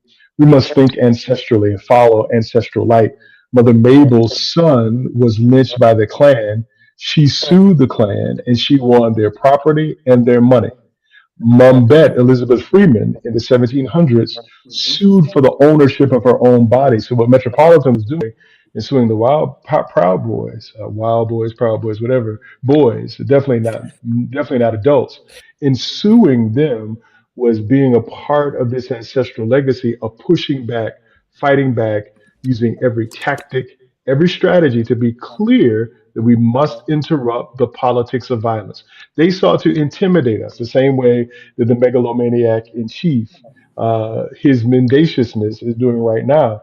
They use violence of rhetoric and violence of action, but we have never cowered. We did not cower then. We will not cower now. We definitely cannot cower. Again, as you all were joining, I was mentioning that what we've seen also on the House floor tonight, a lot of our members, the conscience of the Congress, Congressional Black Caucus members, actually boycotted this State of the Union address more so than what happened last year. But Ilhan Omar, the smallest Mike Tyson I've ever seen in my life, is sitting on the House floor. She was arguing, heckling Donald Trump this evening. And I want us to deepen into for a second as well the importance of civil disobedience and what that looks like in 2026. It might be different than a Montgomery bus boycotter. It might be different than a sit-in at a lunch counter because we're not striving for those same rights necessarily. We've advanced a little bit, Britt, but what does civil disobedience look like right now, and how do people play their role beyond that Instagram story post that's really profound? But what else can you do with your body? I mean, listen, the Instagram story post helps, right? Because it Yes. helps gather the people and share the information. And we know that digital organizing is critical now. And yet our ancestors did far more with far less, right? Ida B. Wells was her own Instagram, right? The Crisis Magazine became its own Twitter for the NAACP, right? There are so many ways in which we have been industrious and innovative to make our voices heard. As we do that, we have to make sure that we are following the blueprint of discipline that was laid before us. So many people think that protest is about getting outside, getting on a bullhorn, and getting loud. That is what it looks like to us on the other end. If you are not aware or did not engage in the hours of training, of planning, of organizing, of building, of preparing that it takes to make those moments actually make an impact. So when we look at what's happening with the Working Families Party, when we look at Freedom Together Fund, when we look at so many places that are providing that training, I know a lot of people had a lot to say about the No Kings protest, but we talked about this on State of the People TV. There were a lot of people who said, hey, look, I've never been to a protest before. And that No Kings protest provided training, it provided opportunities, it provided an entryway for people who said, this is my first, but I don't want it to be my last. So how do I get connected with a local organization, a local chapter of a national organization to stay trained, to get more information, and to understand what our next move is going to be? Civil disobedience matters all the time, but it is important that we are disciplined, that we are thoughtful, that we are organized when we do it. Why? Because it's dangerous work, right? Dr. King, when he was writing the letter from a Birmingham jail, and those white clergy that he was responding to told him, hey, you need to wait your turn, calm down, just wait until you get asked to the negotiating table. What Dr. King reminds us in that letter is that actually without civil disobedience, you're never going to come to the negotiating table. I have to create the pressure and the conditions that force you to negotiate with me. That's what civil disobedience does. But if you do it and you wilding out, instead of being disciplined and organized when you do it, then you're not going to reach the goal that you're aspiring to. So it's important to get connected with a local organization or a national one. Find your political home, get that training for how to show up and stand between people and ICE. Get that training for how to do a sit-in and to know what to do if you're being arrested. Get that training for the bail funds to make sure that the money is going to the folks who are being arrested. There is a role for every single person, whether you're on the front lines or you're in the background organizing, but we have to do it in a way that is disciplined, that is organized, and that follows the blueprints that have been laid before us. I love it. I'm going to let you go, Bishop Britt. That's why we call her Bishop. And President Derek Johnson, because he has a whole NAACP Image Awards week to get to. But I love y'all. I appreciate y'all. Pastor, I'm going to keep you because we're going to bring on the President and CEO of Planned Parenthood for America. That is Alexis McGill Johnson. And also our dear sister strategist, my Capitol Hill buddy, Joy Cheney. So they will join us now. And I wanted to keep you here, Pastor, because if you listen to a white evangelical, you might think that healthcare is not important. You can pray whatever illness is away, you can pray it away. And then on top of that, they don't believe that women should be able to make choices about our own bodies, even if it comes in the face of death. And of course, Alexis every single day is working on ensuring that we have that access. Not to mention, big mythbuster here, Planned Parenthood does full service healthcare in a lot of other areas besides abortion. Now, I don't work there, so I'm going to let Alexis tell you. But I did want you to stick around for this part of the conversation as well, Pastor. Alexis, you are in the fight of your life because this president has waged war against a woman's body, even healthcare. And Joy, I know you have a lot to say about that as well. So sis, I want to yield to you first, Alexis. Well, no, thank you, Angela. Thank you for all that you're doing and just elevating all of these conversations. I mean, look, we know, right? And I didn't pay any attention to this. I know that whatever he talked about, it wasn't reproductive health care, because we know that his very omission was an admission, right? Because he knows that his administration has been nothing but hostile to leaving people just more vulnerable in a moment past the Dobbs decision, past the COVID crisis. Like healthcare, reproductive healthcare in general is in a crisis. And when we're talking about Planned Parenthood in particular, having borne the brunt of the healthcare crisis in his signature legislation, his big, beautiful, ugly bill, right? We have seen Planned Parenthood was the first entity to go without Medicaid funding. The rest of it is going to happen after the midterms. But Planned Parenthood was defunded immediately in July. And we fought, we litigated, but it went into effect this fall. And we know firsthand now the impact of that on people's lives. We know that this administration is being very clearly saying that they don't care. It's like literally the audacity of our equality that they are fighting every single day, because they believe that they know better than we do about how to control our bodies. So I'm sitting here thinking about the millions of patients that are being denied access to good quality healthcare, non-judgmental healthcare, people who have literally come to us and said, maybe I should get rid of my Medicaid so I can stay with Planned Parenthood, because they are trying to actually just get the basic care that they need, who believe that, they don't understand why these things are happening, because what they have grown up knowing is that somebody in their community was always going to show up for them and be available to give that care, because that was the social contract that they had understood to be their healthcare provision. And now we're in this moment, literally in the fight of our lives, watching this administration take away, not just roll back reproductive rights and freedom, but actually take away all of the access to get basic healthcare, knowing that, there is literally no way for so many people to make these really hard choices. The beginning of the year, people were making choices about whether I should stay in the ACA or I should pay my rent. That's the definition of the affordability crisis. Yeah. And we've been seeing it kind of all along through the attacks on Planned Parenthood, because we've been out here fighting for folks. And now knowing that this is going larger and larger, and that is actually going to be the real story of this year, because they don't actually care about what's happening to us. They want to serve their masters. They want to serve their insurance companies. They want to serve their donors. They want to serve their Doge folks.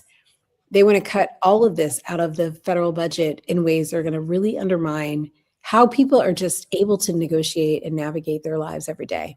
That's what the fight is about. And to that point, tonight, Joy, Donald Trump referenced the ACA, the Affordable Care Act. We know that the ACA, Obamacare, is the bill and the policy they love to hate. I think we could all acknowledge that it was not perfect, but it was what could pass at the time. Certainly, the attempt to dismantle it 80-something times is not what we were striving for, especially in the absence of a solution. Tonight, when he spoke, he talked about these doggone HSAs. As if that's going to solve anything. The one thing I always think about, Joy, and I'd love to hear your thoughts on this, is like, if you need to be airlifted from a car crash, what is your flex savings account going to do for that?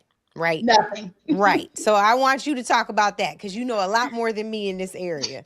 Well, first of all, not many people know much more than Angela Rye. Oh, no, Because, it's a lot of people stuff. that know a lot more than me. And the best part is she gets us all together to talk about it, and we love that.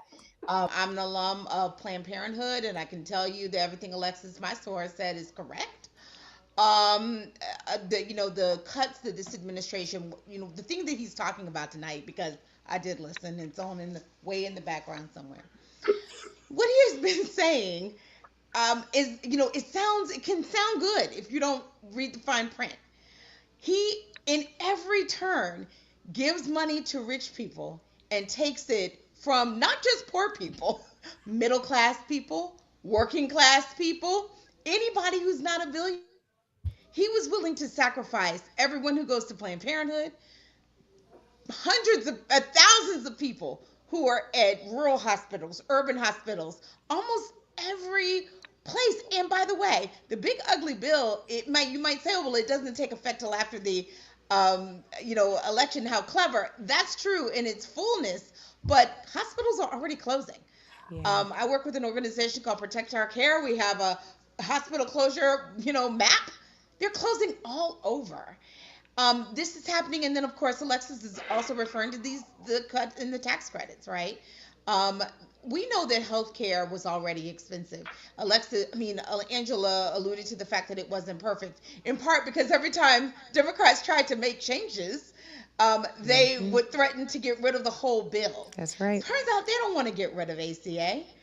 Some of them do, but for the vast majority of them, they are frightened of their own constituents, which is why they won't go to town halls. Because it turns out people need the Affordable Care Act. And if they're not on the Affordable Care Act, they need Medicaid. And despite what he's saying about Medicare, saying he's not going to touch it, he absolutely has. And he is not, his prescription drug plan, again, is smoke and mirrors. Yeah. It gives cuts to pharmaceutical companies. They're the ones that benefit. They're having a great year financially, probably better than all of us, under the guise of lowering costs. And it is not true. What he has done was try to undermine and delay the healthcare prescription drug things that were already underway through the Biden administration. This is not just about celebrating Democrats and beating up on Republicans, but the fact of the matter is we were on a way to try to close health disparities, ones that we saw exacerbated during the pandemic.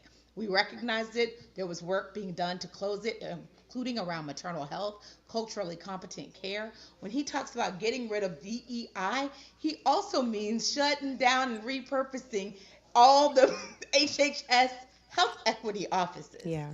Which also impact women, because we know that Alexis knows this, I know Angela does too. Most of this is about attacking women, and not just the women on this screen, white women in particular. Check it out, what they've been saying about them. This is about disadvantaging any and everyone who is not a wealthy person, and lying to us about, waste, fraud, and abuse, running people down about work requirements, when the greatest waste, fraud, and abuse are happening with his relationships with pharmaceutical companies and frankly his own family. We know this to be true, giving tax breaks to people who own yachts while saying we don't have the money to extend tax credits. And so to bring it around to what you're saying, no, your health savings account is not going to help you if you've gotten in an accident. It's not going to help you if you have long COVID. It's not going to help you if you have a bad outcome after a pregnancy. It's not going to help you in any of those respects. And we also know that many people, if given money, will not spend it on healthcare. We know that taking healthy people out of the insurance marketplace drives up costs for everyone else and brings back the bad old days. So we, the reasons why we had an Affordable Care Act and Obamacare proudly to begin with. So that's what we're dealing with here. And I'm so glad to be on with all of you. And Rev, we need your prayer. We love your church. We thank you for what you did. And Angela, thank you for what you're doing. Thank you so much. I want to come to you, Pastor, Reverend Lamar, because I think this is really what I wanted you to hear and respond to. For so many, there is this disconnect between the morality of healthcare and what this country owes its citizens, what humanity owes its people to ensure our health, our wellness in body, mind, and soul. And for whatever reason, this country has well, we know why, its roots are rotten, but it's chosen to wage war on the physical body, on the, physical, spiritual, and emotional body of a people. And so I would love for you to respond to your colleagues who wear the cloth, but they may not wear the spirit of the thing, on why healthcare is a biblical right, not just a policy right in this country. This is an extraordinary question, and I want to ground it. You mentioned white evangelicalism. Now, I want to. The term would probably be intellectual genealogy, but check this out. I therefore hate the corrupt, slave holding, women whipping, cradle plundering, partial and hypocritical Christianity of this land. The slave auctioneer's bell and the church going bell chime in with each other, and the bitter cries of the heartbroken slave are drowned in the religious shouts of his pious master. Revivals of religion and revivals in the slave trade go hand in hand together. The dealer gives his blood-stained gold to support the pulpit, and the pulpit in return covers his infernal business with the garb of Christianity. Here we have religion and robbery, the allies of each other, devils dressed in angels' robes, and hell presenting the semblance of paradise. Frederick Douglass. That's Frederick Douglass? That is Frederick Douglass. No wonder they didn't want him on that 250th commemorative coin. Y'all understand? This, my friends, is the most photographed man of the 19th century, the most recognized human image of his time.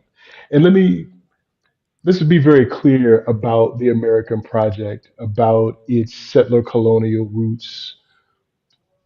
Early on was a theological discussion when the Portuguese, especially, encountered the quote unquote New World. Nothing new about it.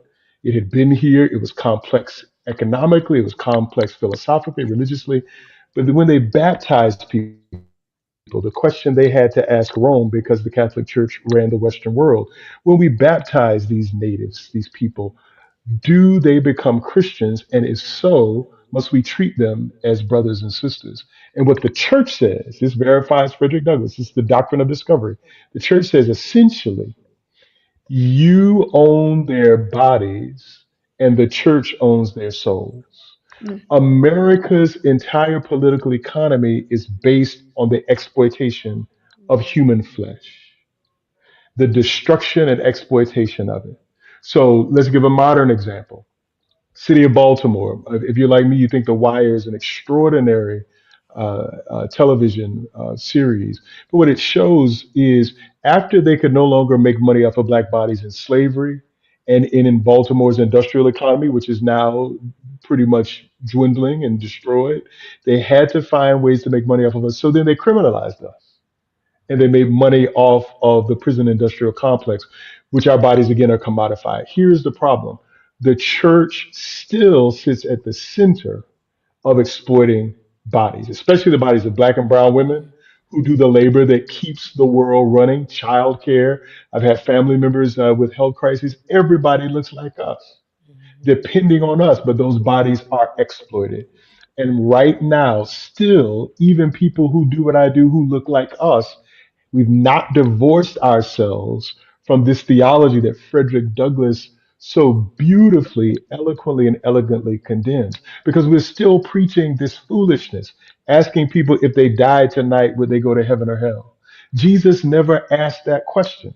The goal of the preaching of the gospel is not what happens after you die, it is what happens here. The prayer we were taught to pray, thy kingdom come, thy will be done on earth as it is in heaven. And heaven is not even a place you dwindle off to and float to when you die.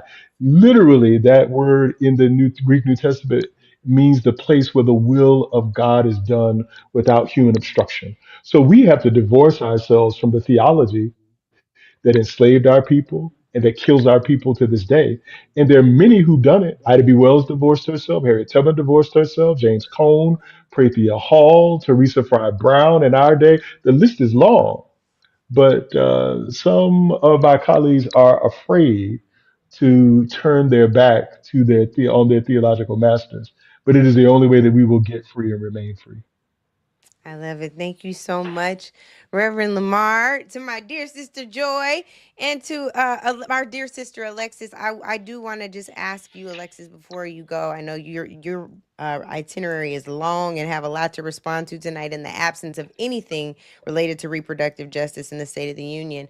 But what would you say to people at home who feel like, you know, the fight for these rights is pointless? To have Roe obliterated, to have these clinics that serve holistic needs of our folks obliterated and challenged constantly. For somebody at home who's tired, you have to carry this mantle every single day.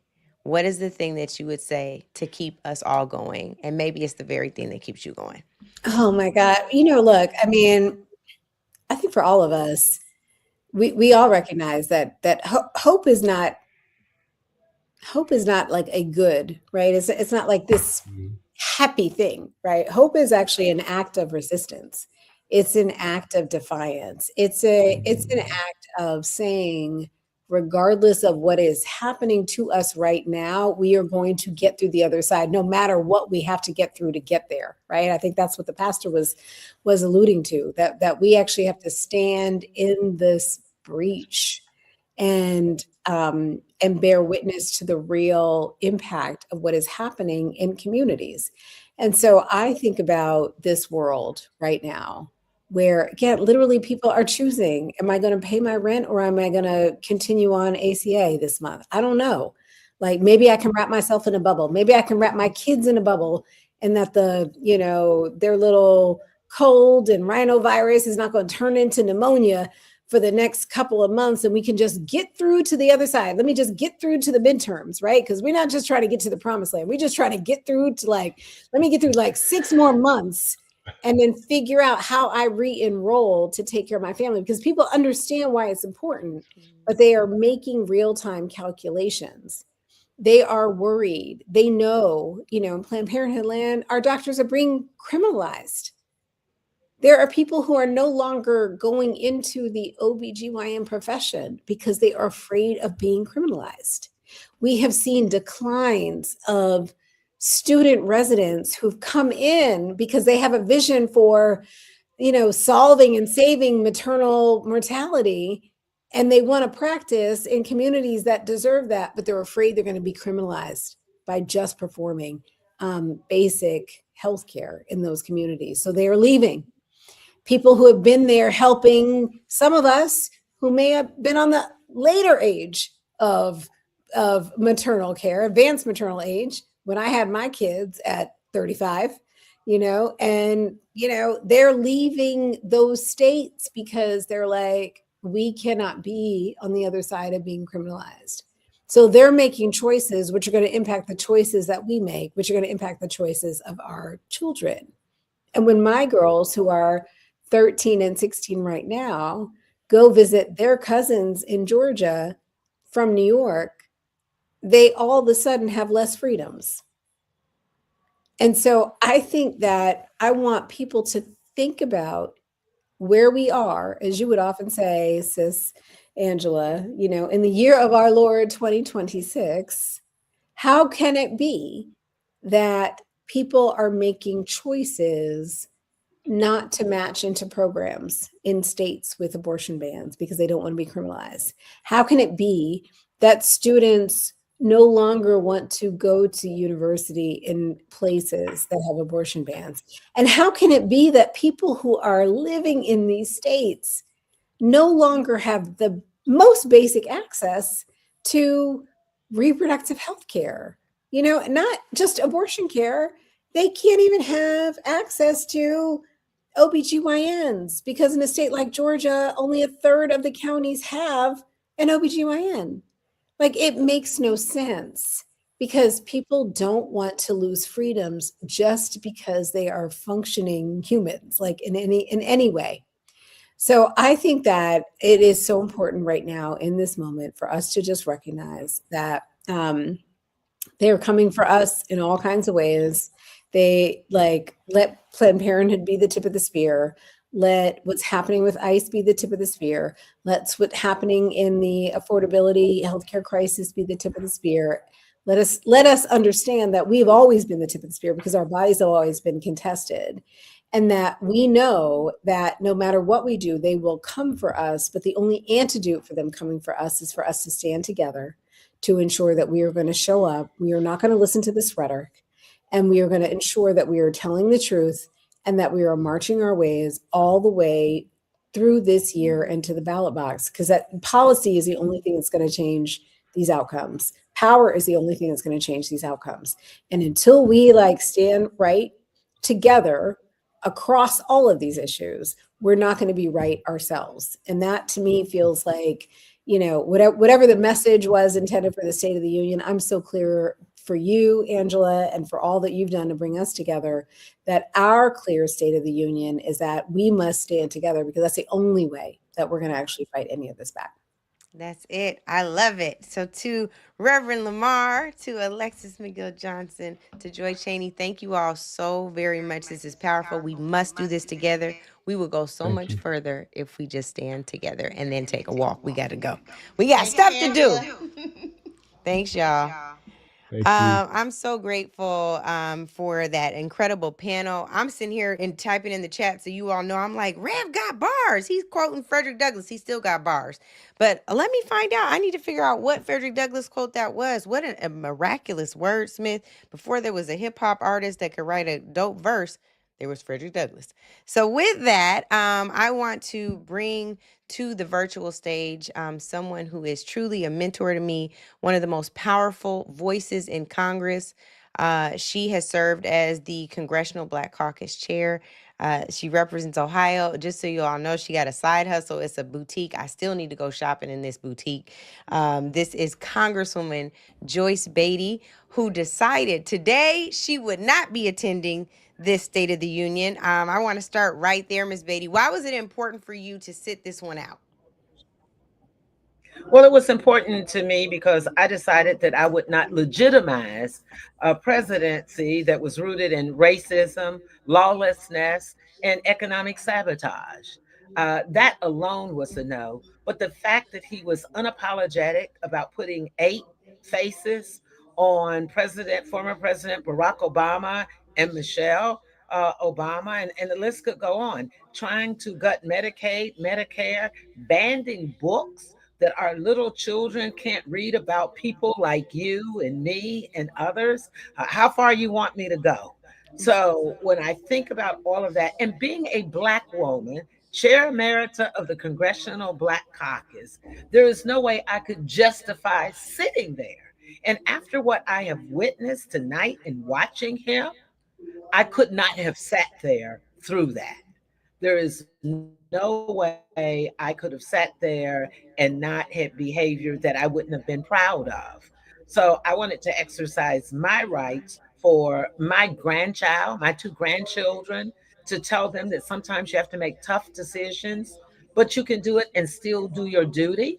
So for all of those who might challenge or question, why aren't you there? It's your job. No, my job is to speak up for the American people. My job is to fight for the least of us. My job is to speak truth in power. And so that's why I did not go tonight. You know, Ms. Beatty, one of the other things that I've been thinking about so much is you were the first and only subcommittee chair on diversity and inclusion on the Financial Services Committee. You did tremendous work on and off committee, if we're honest, in this particular space, and still continue to do this work in the face of corporations, quite frankly, that are now saying, and higher education, institutions of higher education, that they want to throw out diversity, equity, and inclusion as a principle, as if 2020 was so long ago. We're talking about something not even 6 years ago, where there was a tide change, a paradigm shift, we thought, but it just ended up being a fleeting moment. I would love to hear from you on what you say to corporations who, you know, some of them, you know, some of the CEOs. What do you say to them as they continue to bow to Donald Trump and turn their backs towards what is right, moral, and just? Well, I tell them that we're not done with this. And you are right. And I was very thankful to Congresswoman Maxine Waters, our chair at that time of the Financial Services Committee, that held the jurisdiction of the first ever DE&I subcommittee, which she trusted me to chair. And part of it was, Angela, because we had subpoena power, we had to swear them in, but they understood that we needed to move the needle. And it was that pressure. And then came George Floyd. And then came the corporations who pledged millions of dollars. And we only got hundreds of thousands of dollars in actuality. So we took our foot off the pedal, and we should be putting our foot on the gas. We were just talking about that. And I can assure you, Donald Trump started speaking around 9:15. At 9:24 exactly, he said he was proud of doing away with DE&I. That tells you that's at the top of his agenda. Yes. That he was so proud of doing that. And if that is not enough for all of us, not just the members of the Congressional Black Caucus, not just the Democrats in the United States Congress, but because your show is so popular, I'm speaking to America. And just like Joy said earlier on your show, they're coming after white women too. So let's be clear. They're coming after young white men who are young. You're not going to be on that corporate ladder because they're saying you have to have already been on a board, and if you've never done it. They're coming after LGBTQ. They're coming after male and female Black Americans. We know that because when you talk about the top Black people on Fortune 500 committees, I can name all of them on one hand, and I know all of them. So Ms. Beatty, I want to tell you this really quickly. As we're talking, Donald Trump has just finished his State of the Union address. As soon as you started talking about white women, I want you to know he's walking off the House floor, and I don't know your colleague's name, but she's wearing a pink blazer. She pats his hand, and it's almost like he doesn't even see her. And if I can't tell you that that is exactly like the 2024 election, they ran to go vote for this man, and he doesn't even see them. He's not supporting policies in their interest. To your point, it literally happened on the House floor as you were saying it. Yes, he doesn't care about us. He has a fixation on himself, and that was clear. And here's another reason I'm glad I'm not there. He was bothered when we didn't recognize him. For those members who chose to go, when they were silent, when they sat down, it angered him. And that tells you he understands our power. So we have to use that power. Yeah. And so what I am calling on tomorrow, I just sat with Congressman James Clyburn, Congressman Benny Thompson, and many others are here in a room with us. But we just said, we're going to go to the House floor and do a conga line where we talk about Black folks. The fact that he did not lower the flag for the Reverend Dr. Jesse Jackson. And I would have had to have sat there and listened to him talk about Charlie Kirk and honor his wife. That I could not have done it. At the same time, a real leader, a real legend with a legacy, not just for Black people. This man went and rescued folks in foreign countries. This man has done so much, and we couldn't lower the flag or let him maybe not lie in state, but lie in honor. in maybe Sanctuary Hall or somewhere, there is no way I could sit in that seat and be respectful to someone I don't respect. I have absolutely no respect for Donald Trump. And I have no problem saying that. I'm in the middle of a lawsuit with the President of the United States over the Kennedy Center and what he did to our only living memorial for John F. Kennedy in placing his name on it, saying it was a unanimous vote when he muted my button as a board member. So there are so many things that go on because I refuse to quit. I attend virtually because I won't go to the White House and I certainly won't go to Florida, but I get on virtually for every meeting. So there's so many things that the American people need to know and we need to educate them. That's why I'm so proud of you always speaking truth to power, always speaking about the tough issues. Thank you, Ms. Beatty. I want to just tell you before you go, I know you're still responding to media requests, even in this late hour. You talked about Reverend Jackson and what he's owed. I do think it's so important for our people who are at home watching that know you're a fighter. There are also mayors all over the country. Our Black mayors, the African American Mayors Association, decided that the flags that they were in charge of would be flown at half-mast in Reverend Jackson's honor. So I do want to shout them out and thank you for all of your courage. Let me tell you, y'all can run up on her if you want to, but she'll be ready for the fight. So That's Congresswoman right. Joyce Beatty, I love you so much. Thank you for joining us tonight. Thank you. Thank you. She is absolutely a representation of what it means to be the conscience of the Congress. And I'm so grateful to have watched Miss Beatty up close and personal, fighting the good fight in Congress every single day. You all heard from one of our hosts earlier this evening. She hosted a mighty strong hour with the light giving her a glow. So she's here with the glow back. That is Karen Finney, legendary commentator, political strategist, and communications expert extraordinaire. Did you watch this craziness? Girl, I had to watch a little bit of it just to say I did. But I'll tell you the truth. I kept clicking over back to this and over to watch The Neighborhood on BET rerun. What? That's not what I thought you were gonna say. Because I needed some laughs because it was so outrageous, the lies. Karen, did you hear just a minute ago when he said that he wanted to give himself the Congressional Medal of Honor, and he hopes that at some point they change the law and then he'll join the people because he can't give it to himself right now. I have never seen someone so self-absorbed in my life.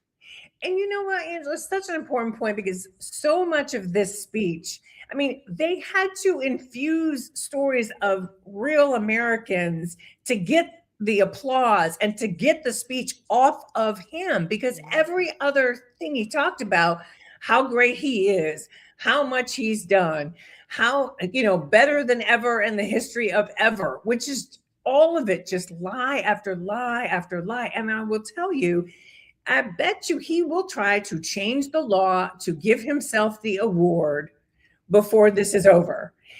And it was so, especially when you consider they were honoring a gentleman who's 100 years old, who has, served our country in 3 wars, or another gentleman who has lost his legs, right? It's like, if you think about the people who get that award, no, you are not eligible, nor should you be eligible, sir. So what did he have so that he didn't have to go to the army? What did he?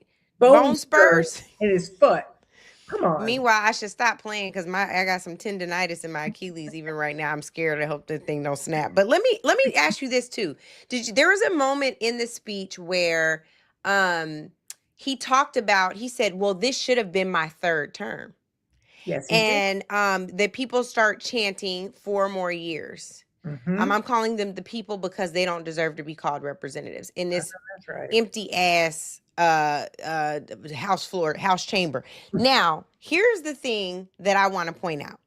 He says that he should have been in his 3rd term, but then he goes on this rant about how important the SAVE Act is. It is remarkable to me that they want to protect democracy against voter fraud that does not exist. They need voter ID for people who are clear about what polling location they go to, and the people recognize them because they volunteer every election. But he wants to talk about 4 more years, which is unconstitutional. So I'm Correct. trying to figure out what electoral law we're protecting We're and not. why there's a choice. Why do Yeah, they make, we're- you know? It's all about protecting his power. I mean, Yeah. look, I mean, we know this, right? When you hear him talk about things like nationalizing the election, but what did he also said? He said Republicans should control the elections in certain Democratic places, right?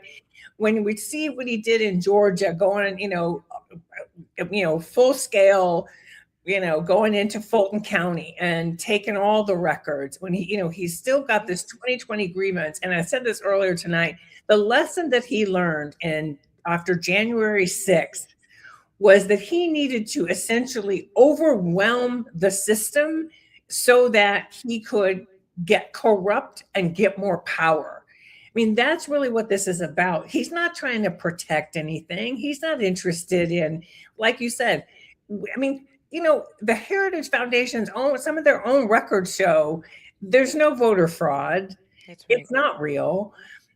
If you're here in the country illegally, you're not going to go vote illegally. I mean, come on, that's ridiculous. So we know what this is about. This is about him trying to hold on to power. He wants another election. He wants more power. It's the reason they're doing all this redistricting all over the country. And he didn't expect Democrats to step up the way they have. I got to give credit to our governors, our mayors, people who have been coming out and making their voices heard to say, no, we're not going to stand for this. And if you're going to do it, then we're going to do it. And, what's going on right now in Maryland, I have every faith in Governor Wes Moore going to get it done because, so he's not protecting anything but himself and here's the other thing he said, Angela, he didn't say it tonight, but he has said it before. He said, because they'll try to impeach me if they get back in control. Mm-hmm. So, he knows he's in trouble because he's broken the law. He has. And so, speaking of breaking the laws, he breaks a lot of things, including just like moral sensibilities. And so one of the things we saw tonight, we referenced this earlier as well, is Congressman Green, who, of course, last year stood up, pointed his cane to Donald Trump. This year, he was holding up a sign that said that Black people are not apes. He, of course, was removed from the chamber today. There are Republican influencers, pastors, people who supported Donald Trump in the election who have refused to just condemn this. Tim Scott did, in fact, condemn it, but tonight he put up a video. He couldn't wait for the State of the Union address, talking about America is back. America is going backwards, but I don't know that America is back. I want to bring this up because, Karen, I don't know if you've been paying attention to what happened. Gavin Newsom was in conversation with Andre Dickens in Atlanta, the mayor of Atlanta, just yesterday. And in that conversation, or was it 2 days ago now? 2 days ago. It was 2 days ago. Sorry, it's a blur. But in that conversation, he brought up being dyslexic and SAT scores. And the outrage coming from Republicans was 52 times, maybe 5,200 times what it was around the ape thing, which is like literally Michelle Obama's head, Barack Obama's head are here. But just the mere mention of a low SAT score, I understand it was not it was not. Yeah. He could have said it a little better. For real. But I don't know that I would call that race. I would call some other stuff Gavin has done racist. Be on some reparations bill, right? But this is the thing that they're like, how dare you? This is so racist. I'm like, y'all didn't see your boy 2 weeks ago? But you know what, Angela, this is the thing. And I think it's so important we call it out and we name it. This is this false equivalency BS that happens all the time, right? Yes. Because remember, they'll like, oh, you call us racist, we'll call you racist. And somehow that makes it okay, right? I mean, just tonight, I'm sorry, I think it's racist that Trump said, we repeal DEI. Like this is some great statement and great achievement. That's racist. It is. Right? Because then we're trying to erase you. How is erasure not racist?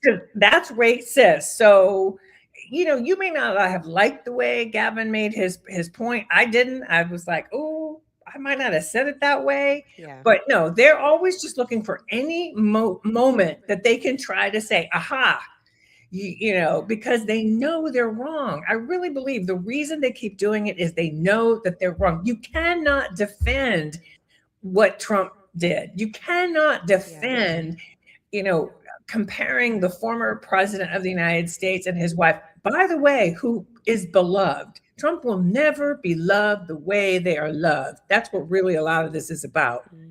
And so he's constantly this false equivalence. And the thing that I hate is that sometimes, one of the reasons I love to say to people, we don't fall for that, right? Like too often, you know, we've all been on these shows where you have to defend this and that. And it's like, that's not what this is really about, people. Not at all. The man's racist. Let's just say that and just acknowledge that. I mean, and he's over and over again tonight. There were moments where he, you know, kept saying it and pointing it out. And it was just, it's so obvious. So, you know, and why it is that some of these right-wing influencers have so much influence on the White House. You know, we should talk about. I'm wondering though. It pays to be right, pun intended. Well, there's that. Okay, how about that? And it pays handsomely, I hear. You speaking of being paid handsomely, I'm gonna bring on this rich woman. She's rich in knowledge, and I hope she let me borrow $20. That is my dear friend, legal strategist, brilliant mind, Monique Presley is joining us, and I'm about to piss y'all off because here's what I'm about to tell you. So there's one thing that Donald Trump talked about tonight that I agree with. Look at this. I'm like, actually, there's two. But okay. This one is, I think this is funny. Trump accounts. Now, I don't love the name, but he stole that from somebody. He colonized that from somebody, and it wasn't on the right. Y'all know about Booker's baby bonds. So we agree with this. I think we generally agree with this. Now, I don't like that he got to name everything after himself. I also don't like that he just tried to give himself the Congressional Medal of Honor. But Monique, what say you? Normally, you my moderate friend, so I thought certainly I was going to get less than an eye roll. Mo, you're on mute in case you're ready to weigh in. Hey, y'all. It's good to be home. Man, so I have two very different I'm holding two opinions about tonight. One, it was so hurtful, as Karen was just saying, just the repeated overt racism that the Minnesota and Somali section and oh my God, Representative Omar just you know just holding herself and speaking out at the same time. All of that just could have took me. And I was watching it on camera, and I had popcorn, and my cousin was texting me. I still have my bowl, and she says, people in the comments know that you're eating that popcorn so you don't start cussing. I couldn't see the comments, but I was like, it was a nervous reaction, right? And so that was deeply hurtful.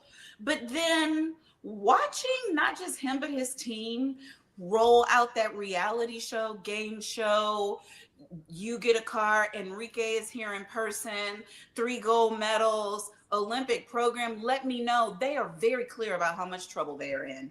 Yes. They know danger, we about to lose everything. We have not done well. People are not happy with us. And so he did what he does.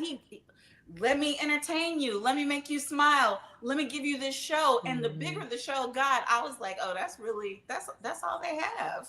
That's all they have. So we need to GOTV I think they know we have it more than we know we have it right now. They know if we have an election. Sorry. And I think they just haven't secured their plan on that. Because if they were on lock, he would have thrown in there somewhere like he did before. We don't even need any more elections. I was waiting for that, but I think maybe seeing as how today, you know, the pedophilia lawsuit and everything came at the same time, so he wasn't like on his A game with that. But so I am encouraged by the buffoonery that we are on the right track. What about this, Karen? So this is my other point of agreement. I only got 2. I'm just like nervous. I might actually have 3. I think I have one more. But he kind of is cheating with this. Okay. In theory, not taxing people on tips, I think, is the right thing to do. In theory. But he ain't doing this right. No, and by the way, he touts that as if it is some master plan, economic plan that's going to just benefit all these people. And by the way, it doesn't. Yeah. And there's also all kinds of fine print on it if you actually read into it in terms of kind of like them ICE bonuses. How about that? Or all that money we're supposed to be getting back from the tariffs. Where is that? Right? He keeps talking about how much Or the money early we'd be retirement for the making. government. It's always fine print. Oh, yeah. Exactly. So I'm with you. In theory, I like the idea, but in practice, and this is the thing I have to say, and I'm always wary of polls, but when we've seen it now across the year, we've seen it grow across the electorate and across different groups, people are not buying it anymore. That's part of why they're in so much trouble. So even the people, the no tax and tips, because I remember there was a story, people went back to Nevada because he had, talked about it there on the Strip. And when people actually realized all the things they had to do to actually try to get that back, by the time you get that money back, and now your healthcare costs are more expensive, and actually your grocery bills are still more expensive. He lied about that tonight. Okay, you got your little no tax on tips, but what's she gonna get? A piece of bubble gum with it? I mean, it doesn't. So if it was real, and I'm even with you on the Trump accounts. Again, hate the name, love the idea. We should be doing that. But can I just point out one other really cruel thing he did when he talked about I think he said something about lifting people out of poverty. I think that's called kicking people off of welfare, kicking people off of benefit, right? It's like you didn't lift anybody out of anything anywhere. So even the things that I might agree with you, I just feel like the devil's in the details, and that's where he breathes. This devil don't touch details at all. But I do have one more for y'all where I agreed with him. Y'all want to hear it? Banning Wall Street from buying single-family homes. I do agree with this. Okay. Yeah. Conceptually, I don't trust him, but I agree with the idea. Let me tell y'all, there are so many folks. If you look, there's a map that just came out. I feel like it was last week. That was an overlay of maybe 20 years ago. If it was more affordable to own 20 years ago, it is more affordable to rent today. And part of the reason is because of how much these big private equity firms have driven up housing costs by buying single family homes for Airbnb, for VRBO, for all of these different things that now people can't afford to do anything but rent. So, come on, Mo. Come on, Mo. You got your popcorn. No, here's the thing. Whoever Scott Bissent said about this, and I clipped it. I meant to put it in a show, and I lost it. So this is gone. Okay, good. Because we couldn't put this up. He said, "We're not talking about your mom and dad or your grandparents and their 5 to 7 single family homes that they're using for their retirement. We're talking about people who buy 30, 40 single family homes at a time." Now, first of all, offended, right? Because how out of touch are you that you're talking to a room full of just working citizens in this country, and you're saying not your mom and your dad with their 5 to 7 homes. They're still gonna be able to do that. We're talking about the 30, 40. So they're already finding ways to make it more about, we're not gonna let you buy a neighborhood full of homes. It's not gonna save the block. But again, as you said, I also just don't trust him. I always expect that there is some kickback involved because they are never interested in doing anything that doesn't favor business interests. So I don't know if we back in the land of Trump realty. We'll figure it out. Oh, that's a good flag, Mo. I hear that. They'll roll it out right after the midterms. I mean, we're not gonna find out right now. That's so true. We need That's true. investigative journalists to investigate.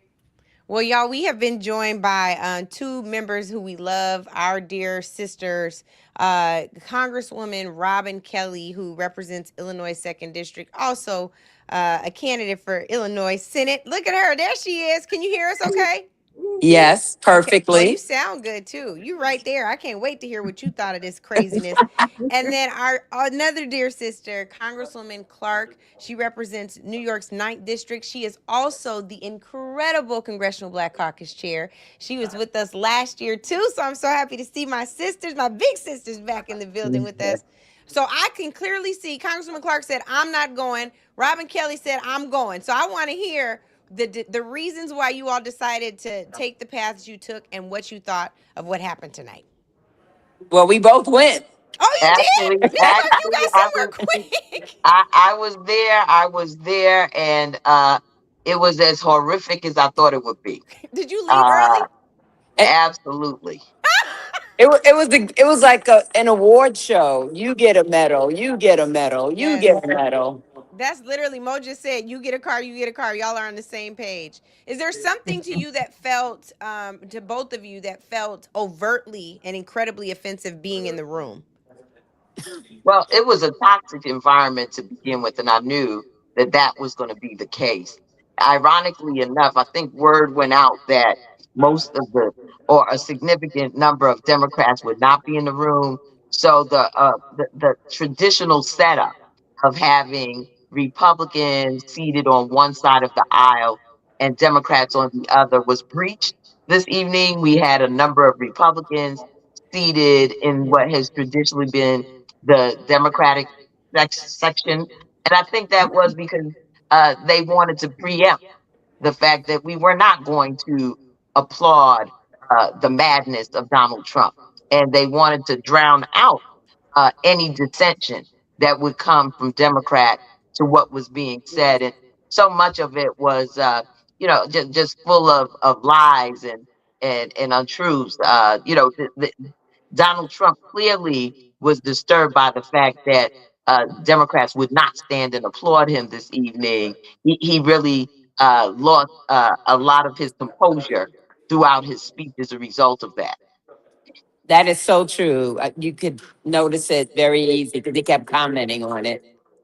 Wow. What else did you see that you felt like, like I was watching, like you could hear a pin drop when I saw Ilhan, Congresswoman Omar, responding, kind of heckling him, calling him out after he had just got done saying, the Somali pirates in Minneapolis, which is so overtly offensive and racist and xenophobic.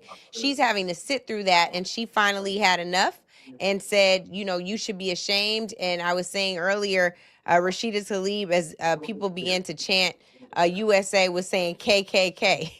On par with USA. I don't know if you all could see that where you are, but was there anything that felt overtly kind of offensive to you, Congresswoman Kelly?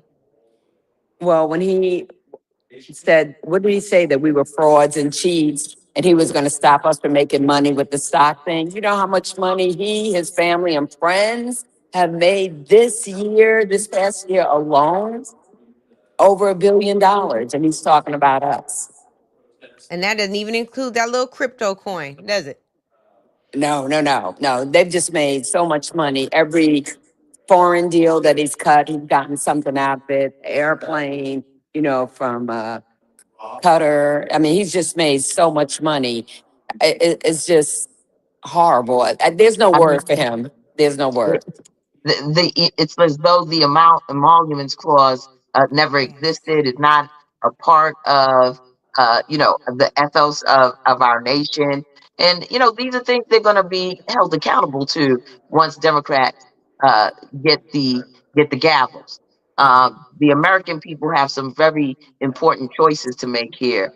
Our country has been commandeered by a group of white supremacists who have decided that ultimately, they cannot survive in a multicultural civil society. And so, they're doing everything they can at the last gasp to try to preserve their white supremacist ideology and to impose it on the American people. I hope that folks recognize, just even in his touting the SAVE Act, that is the weapon of choice that they have developed to maintain one party rule in the United States of America. So there was a lot said this evening. Most of it was entertainment, but a significant part of it it has a real danger to who we are as a nation and to the democratic values that has made our nation so unique in the world. We've got a lot of work to do to move us back into a space where we're not going to be run by a tyrant, where we're not going to be subjected to authoritarian rule. Given that there weren't any real surprises in tone, in what he shared, most of it fact free, what was the impetus for both of you deciding to attend? Why did you not sit it out like some of your other colleagues? I mean, for me, I am in leadership, so trying to give Hakeem Jeffries support, but also the more of us that didn't go, the more they would fill with his people. So I wanted him to see some consternation in the audience. I wanted him to see some blank stares, people that would not stand up, that would not clap, because it does bother him. He talked about it so many times. So I like to bother him. I thought that, it was important as the chair of the Congressional Black Caucus, with members seated there, that I be there as well to be a witness to what was taking place, understanding that there would be a lot of vitriol coming from him, that at the end of the day, his philosophy has to do with the diminution of our humanity. I thought it was worth it to be there to support those members who, for whatever reasons, had to be in that space this evening, and wouldn't want them to be in a situation where the question of Congressional Black Caucus leadership was not there. It's so interesting. You just brought up our humanity, and what's been ever present for me since his passing is Reverend Jackson, and that those three words he reminded us of often: I am somebody. So as you think about Reverend Jackson's legacy, how he deepened into diplomacy, his leadership, the contrast, frankly, between who he was, who he will always remain to us, and this alleged leader that you all had to sit and listen to ramble for I don't know how long. What do you think that Reverend would have us to do for our next steps?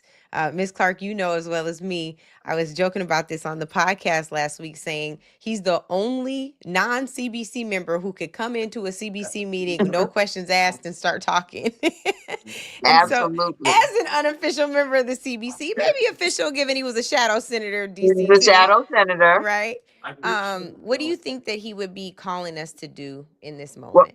Well, first of all, there is no comparison in terms of leadership between the Reverend Jesse Jackson Sr.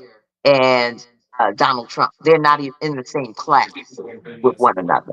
What Jesse Jackson did for Black people, and by extension, the United States of America, Donald Trump is not even worthy to dust his shoes. Donald Trump has lived a life of privilege, oftentimes at the expense of those around him, those workers that he stiffed, those individuals that he dehumanized on his way to becoming the president of the United States.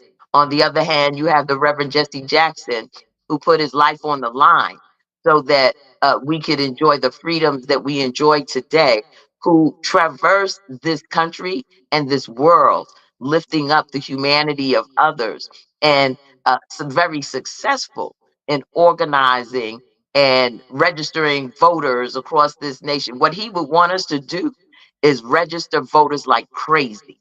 That's what he'd want us to do in this moment. He would want us to find every 17-year-old that's about to turn 18 for the upcoming election to make sure that they're registered to vote. He would want us to be out in these streets, keeping hope alive and making sure that our people understand that they are empowered through this franchise and that this is their country. And we have every right and every expectation to enjoy the fruits of our labor, and that we have to fight for it. That's what Jesse Jackson would want us to do in this moment. And that's what we are all inspired to do as a result of his life and legacy. Absolutely. Congresswoman Kelly, I would love to hear from you on this. We know that the children of Reverend Jackson were Congressman Hakeem Jeffries' guests tonight. And this is, of course, after Speaker Mike Johnson declined Reverend Jackson laying on honor in the Capitol. So, Well, first of all, the Reverend is my constituent, as all his kids are my constituents too. So it's good to see all of them. I have a close relationship with them because when I first ran for state rep, Jesse Jr., and I used to call him Big Daddy, but Reverend Jackson both helped me when I won for state rep. I've stayed in my life. But he's a unifier and a coalition builder. This guy is a divider. And he loves to divide us, because that's how he thinks he can conquer us. But I don't differ from what Chair Clark said, that he will want us to not leave a stone unturned, make sure everyone that's eligible to vote registers and goes to vote, not just register, and just try to educate as many people and inform as many people as possible. November 2026 election, we always say it's the most important election, but this is the most important election because, the big ugly bill hasn't fully gone into effect yet. A lot of things are going to happen if we don't take that house back. So it is extreme. well, I think we just lost Congresswoman Clark. Yeah. Kelly. We have Yeah. Congresswoman Clark, but we just lost Congresswoman Kelly. And I think we know where she was going. And that is we have an obligation to show up and to show out, not just in this election, but we have some policies that we need to be fighting against leading up to the election. One of my favorite things about Reverend Karen, Monique, and Congresswoman Clark is that he would show up anywhere and he did not wait for an invitation. He would show up to any fight. You did not have to summons him. He would be there. When we did the podcast last week, Andrew showed a picture of Reverend Jackson sitting on the ground on the other side of a 30-day occupation by the Dream Defenders in the Florida State Capitol. Reverend Jackson just came. He just went. And I think that our greatest obligation to our people in this hour is just to show up. If we start there, there's so much that we can do, especially when we do it together. So I want to thank you, Congressman Clark. I don't know if you have any parting words, but I know I don't want to keep you late because you got a lot of work to do on the other side of that. My God. I want to thank, the People's Movement.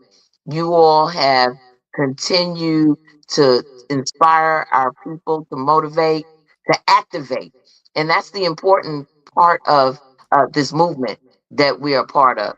Activation is critical. You talked about what would the Reverend Jesse Jackson Sr. do. He would be on the ground organizing as you are. He would be mobilizing. He'd be looking for ways to make sure that our folks are receiving mutual aid in an era when so much is being stripped away.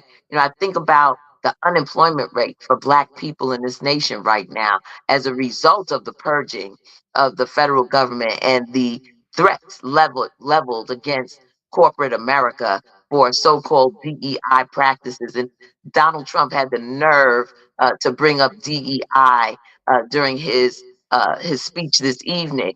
Again, the hatred, the bigotry, the discrimination that he's unleashing in this country. We've got to make sure that our people recognize that they have the power.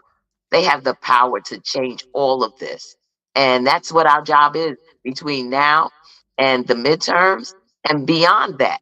I think we have to walk this walk every single day as the Reverend Jesse Jackson did, and all those who were disciples of Martin Luther King Jr. and the civil rights movement. And even prior to that, our people have been sacrificing to make a better America, to open up the spaces, the pathways and corridors for our people to be successful, we can't be the generation that falls down on the job. So I'm rolling up my sleeve.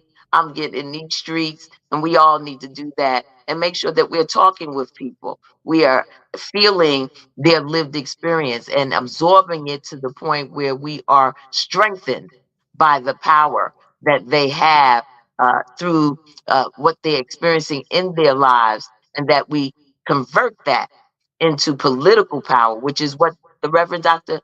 Jesse Jackson Sr. did. He converted our pain into power, and we need to harness that so that not only in the midterms, but for future elections, for the development of communities, the development of opportunities for all of those in our community who are seeking them, become available and freely available to this generation and future generations to come. So I'm looking forward to doing this work. I'm a joyful warrior, but don't mess with me.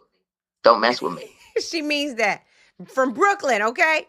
We love you, Congresswoman Clark. Thank you so much. You are such an incredible CBC chair. We're so grateful for this time shared with you this evening. And we Love will you, see you ladies, soon. and thank you so much for all that you do, and you're educating our people. We are so proud of each of you and hold you in very high regard. Thank you so much for what you do each and every day to lift up Black excellence. Thank you so much, Miss Clark. All power to the people. All right. Well, we are getting to the end of our program. We have dissected what was not much of a speech already anyway, but we have also talked about the state of Black people. What is next? We have closing us out. I'm gonna get calls to action first from my sisters Karen and Monique. We have the Reverend William Lamar IV coming back. Y'all, he is incredible. I had never had the opportunity to just hear from him, and he had this Frederick Douglass quote earlier. I was like, oh my God, this is bars, and I need to find this quote. But I want you all to close this out, because before Miss Clark and Miss Kelly came on, I was on here trying to make y'all mad with my points of bipartisan agreement. But it was good because we got to fact check some of the things. I think this is important. Yeah. You know, I'm going to say this, Angela, and you said it before, and I will tell you, it rings in my ears. I was in high school when Reverend Jackson came through in California public schools, and I am somebody. And he made us all say it back. You know, it was down with dope, up with hope, right? I don't know if y'all remember. Yes. It was so fun. But the thing that I want us to remember is that by saying I am somebody and making us say it, it is to say each and every one of us matters, and our voices matter, and our getting, we've been talking about getting out in the streets. I was thinking of what, Congresswoman Clark was talking about. But I think part of what goes with that is to say, because you deserve that. Yes. You deserve that. Don't get it twisted, and don't listen to all the noise that might make you think, I don't know, I'm not sure. No. Yes. And so I would leave us with that. We deserve better, and we deserve to be out there and to say that and to take up our space and to demand better. And so I hope that folks think about that when they see what's going on, and think about the ways that they can get involved. And I have grace for people. Some folks, it's registering voters. Some folks, it's, mutual aid. Is whatever it is you can do. It matters. So I would just leave us with that, because we deserve so much better than this foolishness we got going on right now. I agree. Mo? Yeah, Karen and I are together because I was going to share that it was the first week of July 1984. I was 13 years old, and Reverend Jesse L. Jackson Sr. came to Galveston, Texas, my hometown, and he spoke in the convention center, in the Moody Civic Center, and it was standing room only for like the floor and the 2 levels up from the floor. And I was on the floor, in the middle of the floor, 13 years old. And my mom had taken me to be in the room. I had that want to do it in me already. But I remember standing there and looking up and hearing him and knowing that this man was running for president of the United States. And that was like, whoa. to me. We can go that high, and then to hear, I mean, I don't know, people who maybe have never heard him in person, I think are hearing for the first time what it was like to get wrapped in the whirlwind of the way that he would make a case. And if he was making the case for America right now, I know that he would be talking about our individual responsibilities and our voices and how one voice really can change things. And Angela, you don't even have to believe me. I did a little special for my show about Reverend, and I said, I don't know if there's anybody who can go and bring 100 soldiers home now. I don't know if we have that. And I'm like, and I don't know if they could broker a deal, with foreign dictators. And then I was like, but then there's my sister, Angela Rye. She's not that. Because I was thinking about Brittany Griner. And so I'm just saying, and I know you don't like this, but I'm in here now. So I'm saying he gave it to us, and our call now is to get real fast, like pedal to the metal about using it. Because what I saw from tonight was they're in trouble. And so now we got to act like we know. And GOTV is the only road right now. Like and registering. I'm telling people, make sure you registered, get your household registered, and then fan out. Like you're always telling us to find a home in community. And you gave my daughter a home with State of the People. I mean, she is forever changed, which is exactly what I'm saying, a different way. So shout out to my niece. Listen, and she is just so Black, so extra. Like she showed up with her fro, but State of the People took her over that edge. Karen, know that Monique liked to dibble dabble in moderation, so I'm sure that she is freaking out right now. Look at her. I'm sure that's true. I made the most. We're gonna bring her over. See, she's like, I made the most radical. She is not radical. Even the child on the spectrum is like the people, the power.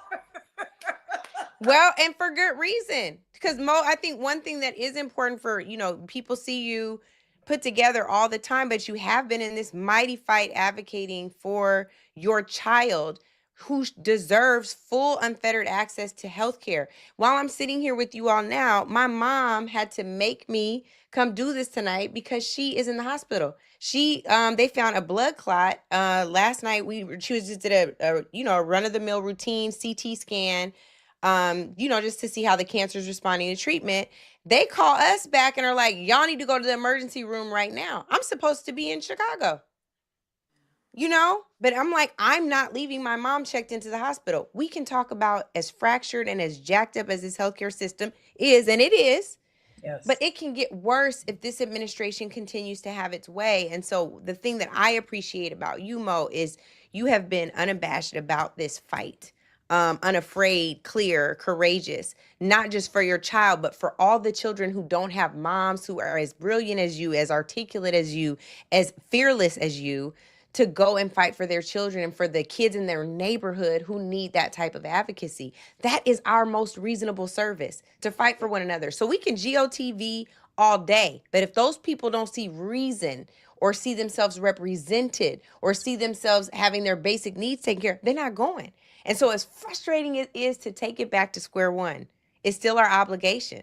We got to give them something to get something. And when we get something, it's not us as individuals, it's that collective fulfillment. And that is our obligation. That is biblical. That is ancestral. That's all we know. It is the village concept. You can't be like, oh, I need you to go do this for me real quick. Run down here for November for me real quick. No. For what? What have you done for me lately, Janet Jackson? So anyway, but I love y'all. This has been incredible. We got to keep doing these, and we got to keep bringing, what we really should do, y'all. And I'm serious. I hope we can hold each other to this. Let's not just platform us because we know us and ourselves. Let's bring in our neighbors to hear what they need and be responsive to those needs in real time. Some of that might hurt. It's scary. You guys know I might be a little controlling, so I don't know what they're going to say. But I think that we probably need it, right, Karen? I think that's what we got to do. No, that's right. And let it be okay that they might say some things that are scary or uncomfortable, because we are too comfortable with not talking about what's uncomfortable, right? And we've got to, and that goes back to Reverend Jackson, goes back to so many of our leaders who were willing to just say the thing that was going to make folks feel uncomfortable, right? We'll never deal with our problems if we're just kind of tiptoeing around. So I'm with you. Let's do it. Let's bring in, and like you said, I mean, but this is why we call you the Chief of Staff of Black America, because you're always coming up with, okay, I'm y'all. gonna get Tiffany Cross, because this is the name I cannot live down. I love y'all though. I'm gonna have names for y'all next time we all on together. I'm gonna save them and surprise you. They're gonna come out of nowhere, but I'm gonna have them for y'all. All right. I love you, y'all. Karen and Mo. And I'm gonna bring back up the right Reverend William Lamar IV. He is going to close us out. You know, we got to have a few closings because we are Black, and this is not Black church, but we are of the Black church. So you're going to be our first closing, and then we have a final closing, and we're going to let our people go to bed before midnight. So, Reverend, thank you. if you would close this out, I really just feel, and hopefully this is resonant with your spirit, just like a kind of call to action type of prayer. Yes. You know, the kind that's not like, okay, we're going to leave the way we came. We're going to do something different. From here, we feel on fire to move, to act. Definitely. Well, thank you again for the opportunity. Let us pray. And I want to begin by reminding us that the West has taught us to pray with our minds, but our mothers and fathers pray with their bodies. So let us begin by breathing out confusion and breathing in peace, breathing out hatred, breathing in love, breathing out destruction and breathing in creation. In the presence of the creator of all people, all things, all universes, in the presence of our ancestors, in the presence of spirit, we come quoting the great poet James Russell Lowell: truth forever on the scaffold, wrong forever on the throne, yet that scaffold sways the future, and behind the dim unknown standeth God within the shadows, keeping watch above his own. Tonight we have heard lies. Equip us with truth. Tonight we have heard hatred. Give us the strength to love. Tonight we have seen destruction. Give us the joy of creation. We go forth into a world filled with enemies, but remind us that you are the God who spreads an abundant table before us in the presence of enemies. And remind us that we can do and face all things in your name and by your power. And so when we move in the streets tomorrow, we move not as those defeated, but as those reminded that we took nothing and made something from it by your power. Give us what we need to keep joyful and to keep vigilant, to keep laughing, to keep loving, and to be reminded that every day, in the words of Lucille Clifton, something has tried to kill us and has failed. In the midst of the lies, in the midst of the distraction and the destruction, we celebrate together what remains possible when we come together by your power and in your spirit. Dispatch us forth to co-create a new world with you, we pray. Amen. Amen. And Ashe. Thank you so much, Oh, Pastor. We're thank so you. Thank grateful you. for you. Thank you for coming back. I was like, he's so Pleasure. good. You got to tell me where this Frederick Douglass quote came from, because I Oh, did I'm gonna not send it know. to you. I'll make sure you get it. I'll make sure you get Okay. it. Okay, All right. perfect. Thank you, All right. Pastor. And praying for your mother. Thank you. Thank you so Bless much. you. We will receive them. She loves when the people pray. So thank you so much. So do we. Bless you. You all, I gotta just say thank you so much for tuning in with us. I know the journey has been long. Again, we started this a year ago, a little under a year ago, when we first convened for Donald Trump's joint address, and we refused to watch. We refused to be lied to. We refused to watch a fascist gain his power. And instead, we decided to come together as a community, to gather virtually for 24 hours in marathon form to hear from some of the best and brightest among us, people who are doing the work every single day. Some of you may have never heard of some of the amazing things folks were doing, from farming to voting rights to legislative advocacy, protecting your constitutional rights, reproductive justice. We've heard from some of those same advocates tonight, from some of these same elected officials, doing some amazing work all over the community. Podcast hosts, we have one, Native Land Pod. Shout out to Native Land Pod. Joy Reid joined us, Karen Finney, Monique Presley, Jaime Harrison, David Jermaine Johns, who is the editor of our Black Papers Project. We are doing the work, y'all, and we ask you to join us. We have State of the People TV, The Signal Live, every other Thursday. We hope that you will tune in if you're not subscribed yet to State of the People TV. Make sure you do that on YouTube. Make sure you follow us at State of the PPL on social media. Please make sure you stay connected. The most important thing that we can do in this moment is stay together. And from there, we just put one foot right in front of the other. We have an incredible closing segment. We talked about this man's wonderful legacy all throughout the program today. Reverend Jackson reminding us we are somebody even when somebody stands up for more than 2 hours and tries to remind us that we're nobody. We see ourselves, there's no invisible man or woman here or person. We are somebody, and that somebody is Reverend Jesse Jackson Sr., and he joined our bishop, my sister, Leah Daughtry, for this incredible closing word segment. Thank you all so much. We'll see you next time. Gathered here this week to nominate a candidate and adopt a platform which will expand, unify, direct, and inspire our party and the nation to fulfill this mission. My constituency is the desperate, the damned, the disinherited, the disrespected, and the despised. They are restless and seek relief. They have voted in record numbers. They have invested the faith, hope, and trust that they have in us. The Democratic Party must send them a signal that we care. I pledge my best not to let them down. There is the call of conscience, redemption, expansion, healing, and unity. Leadership must heed the call of conscience, redemption, expansion, healing, and unity, for they are the key to achieving our mission. Time is neutral and does not change things. With courage and initiative, leaders change things. No generation can choose the age or circumstance in which it is born, but through leadership, it can choose to make the age in which it is born an age of enlightenment, an age of jobs and peace and justice.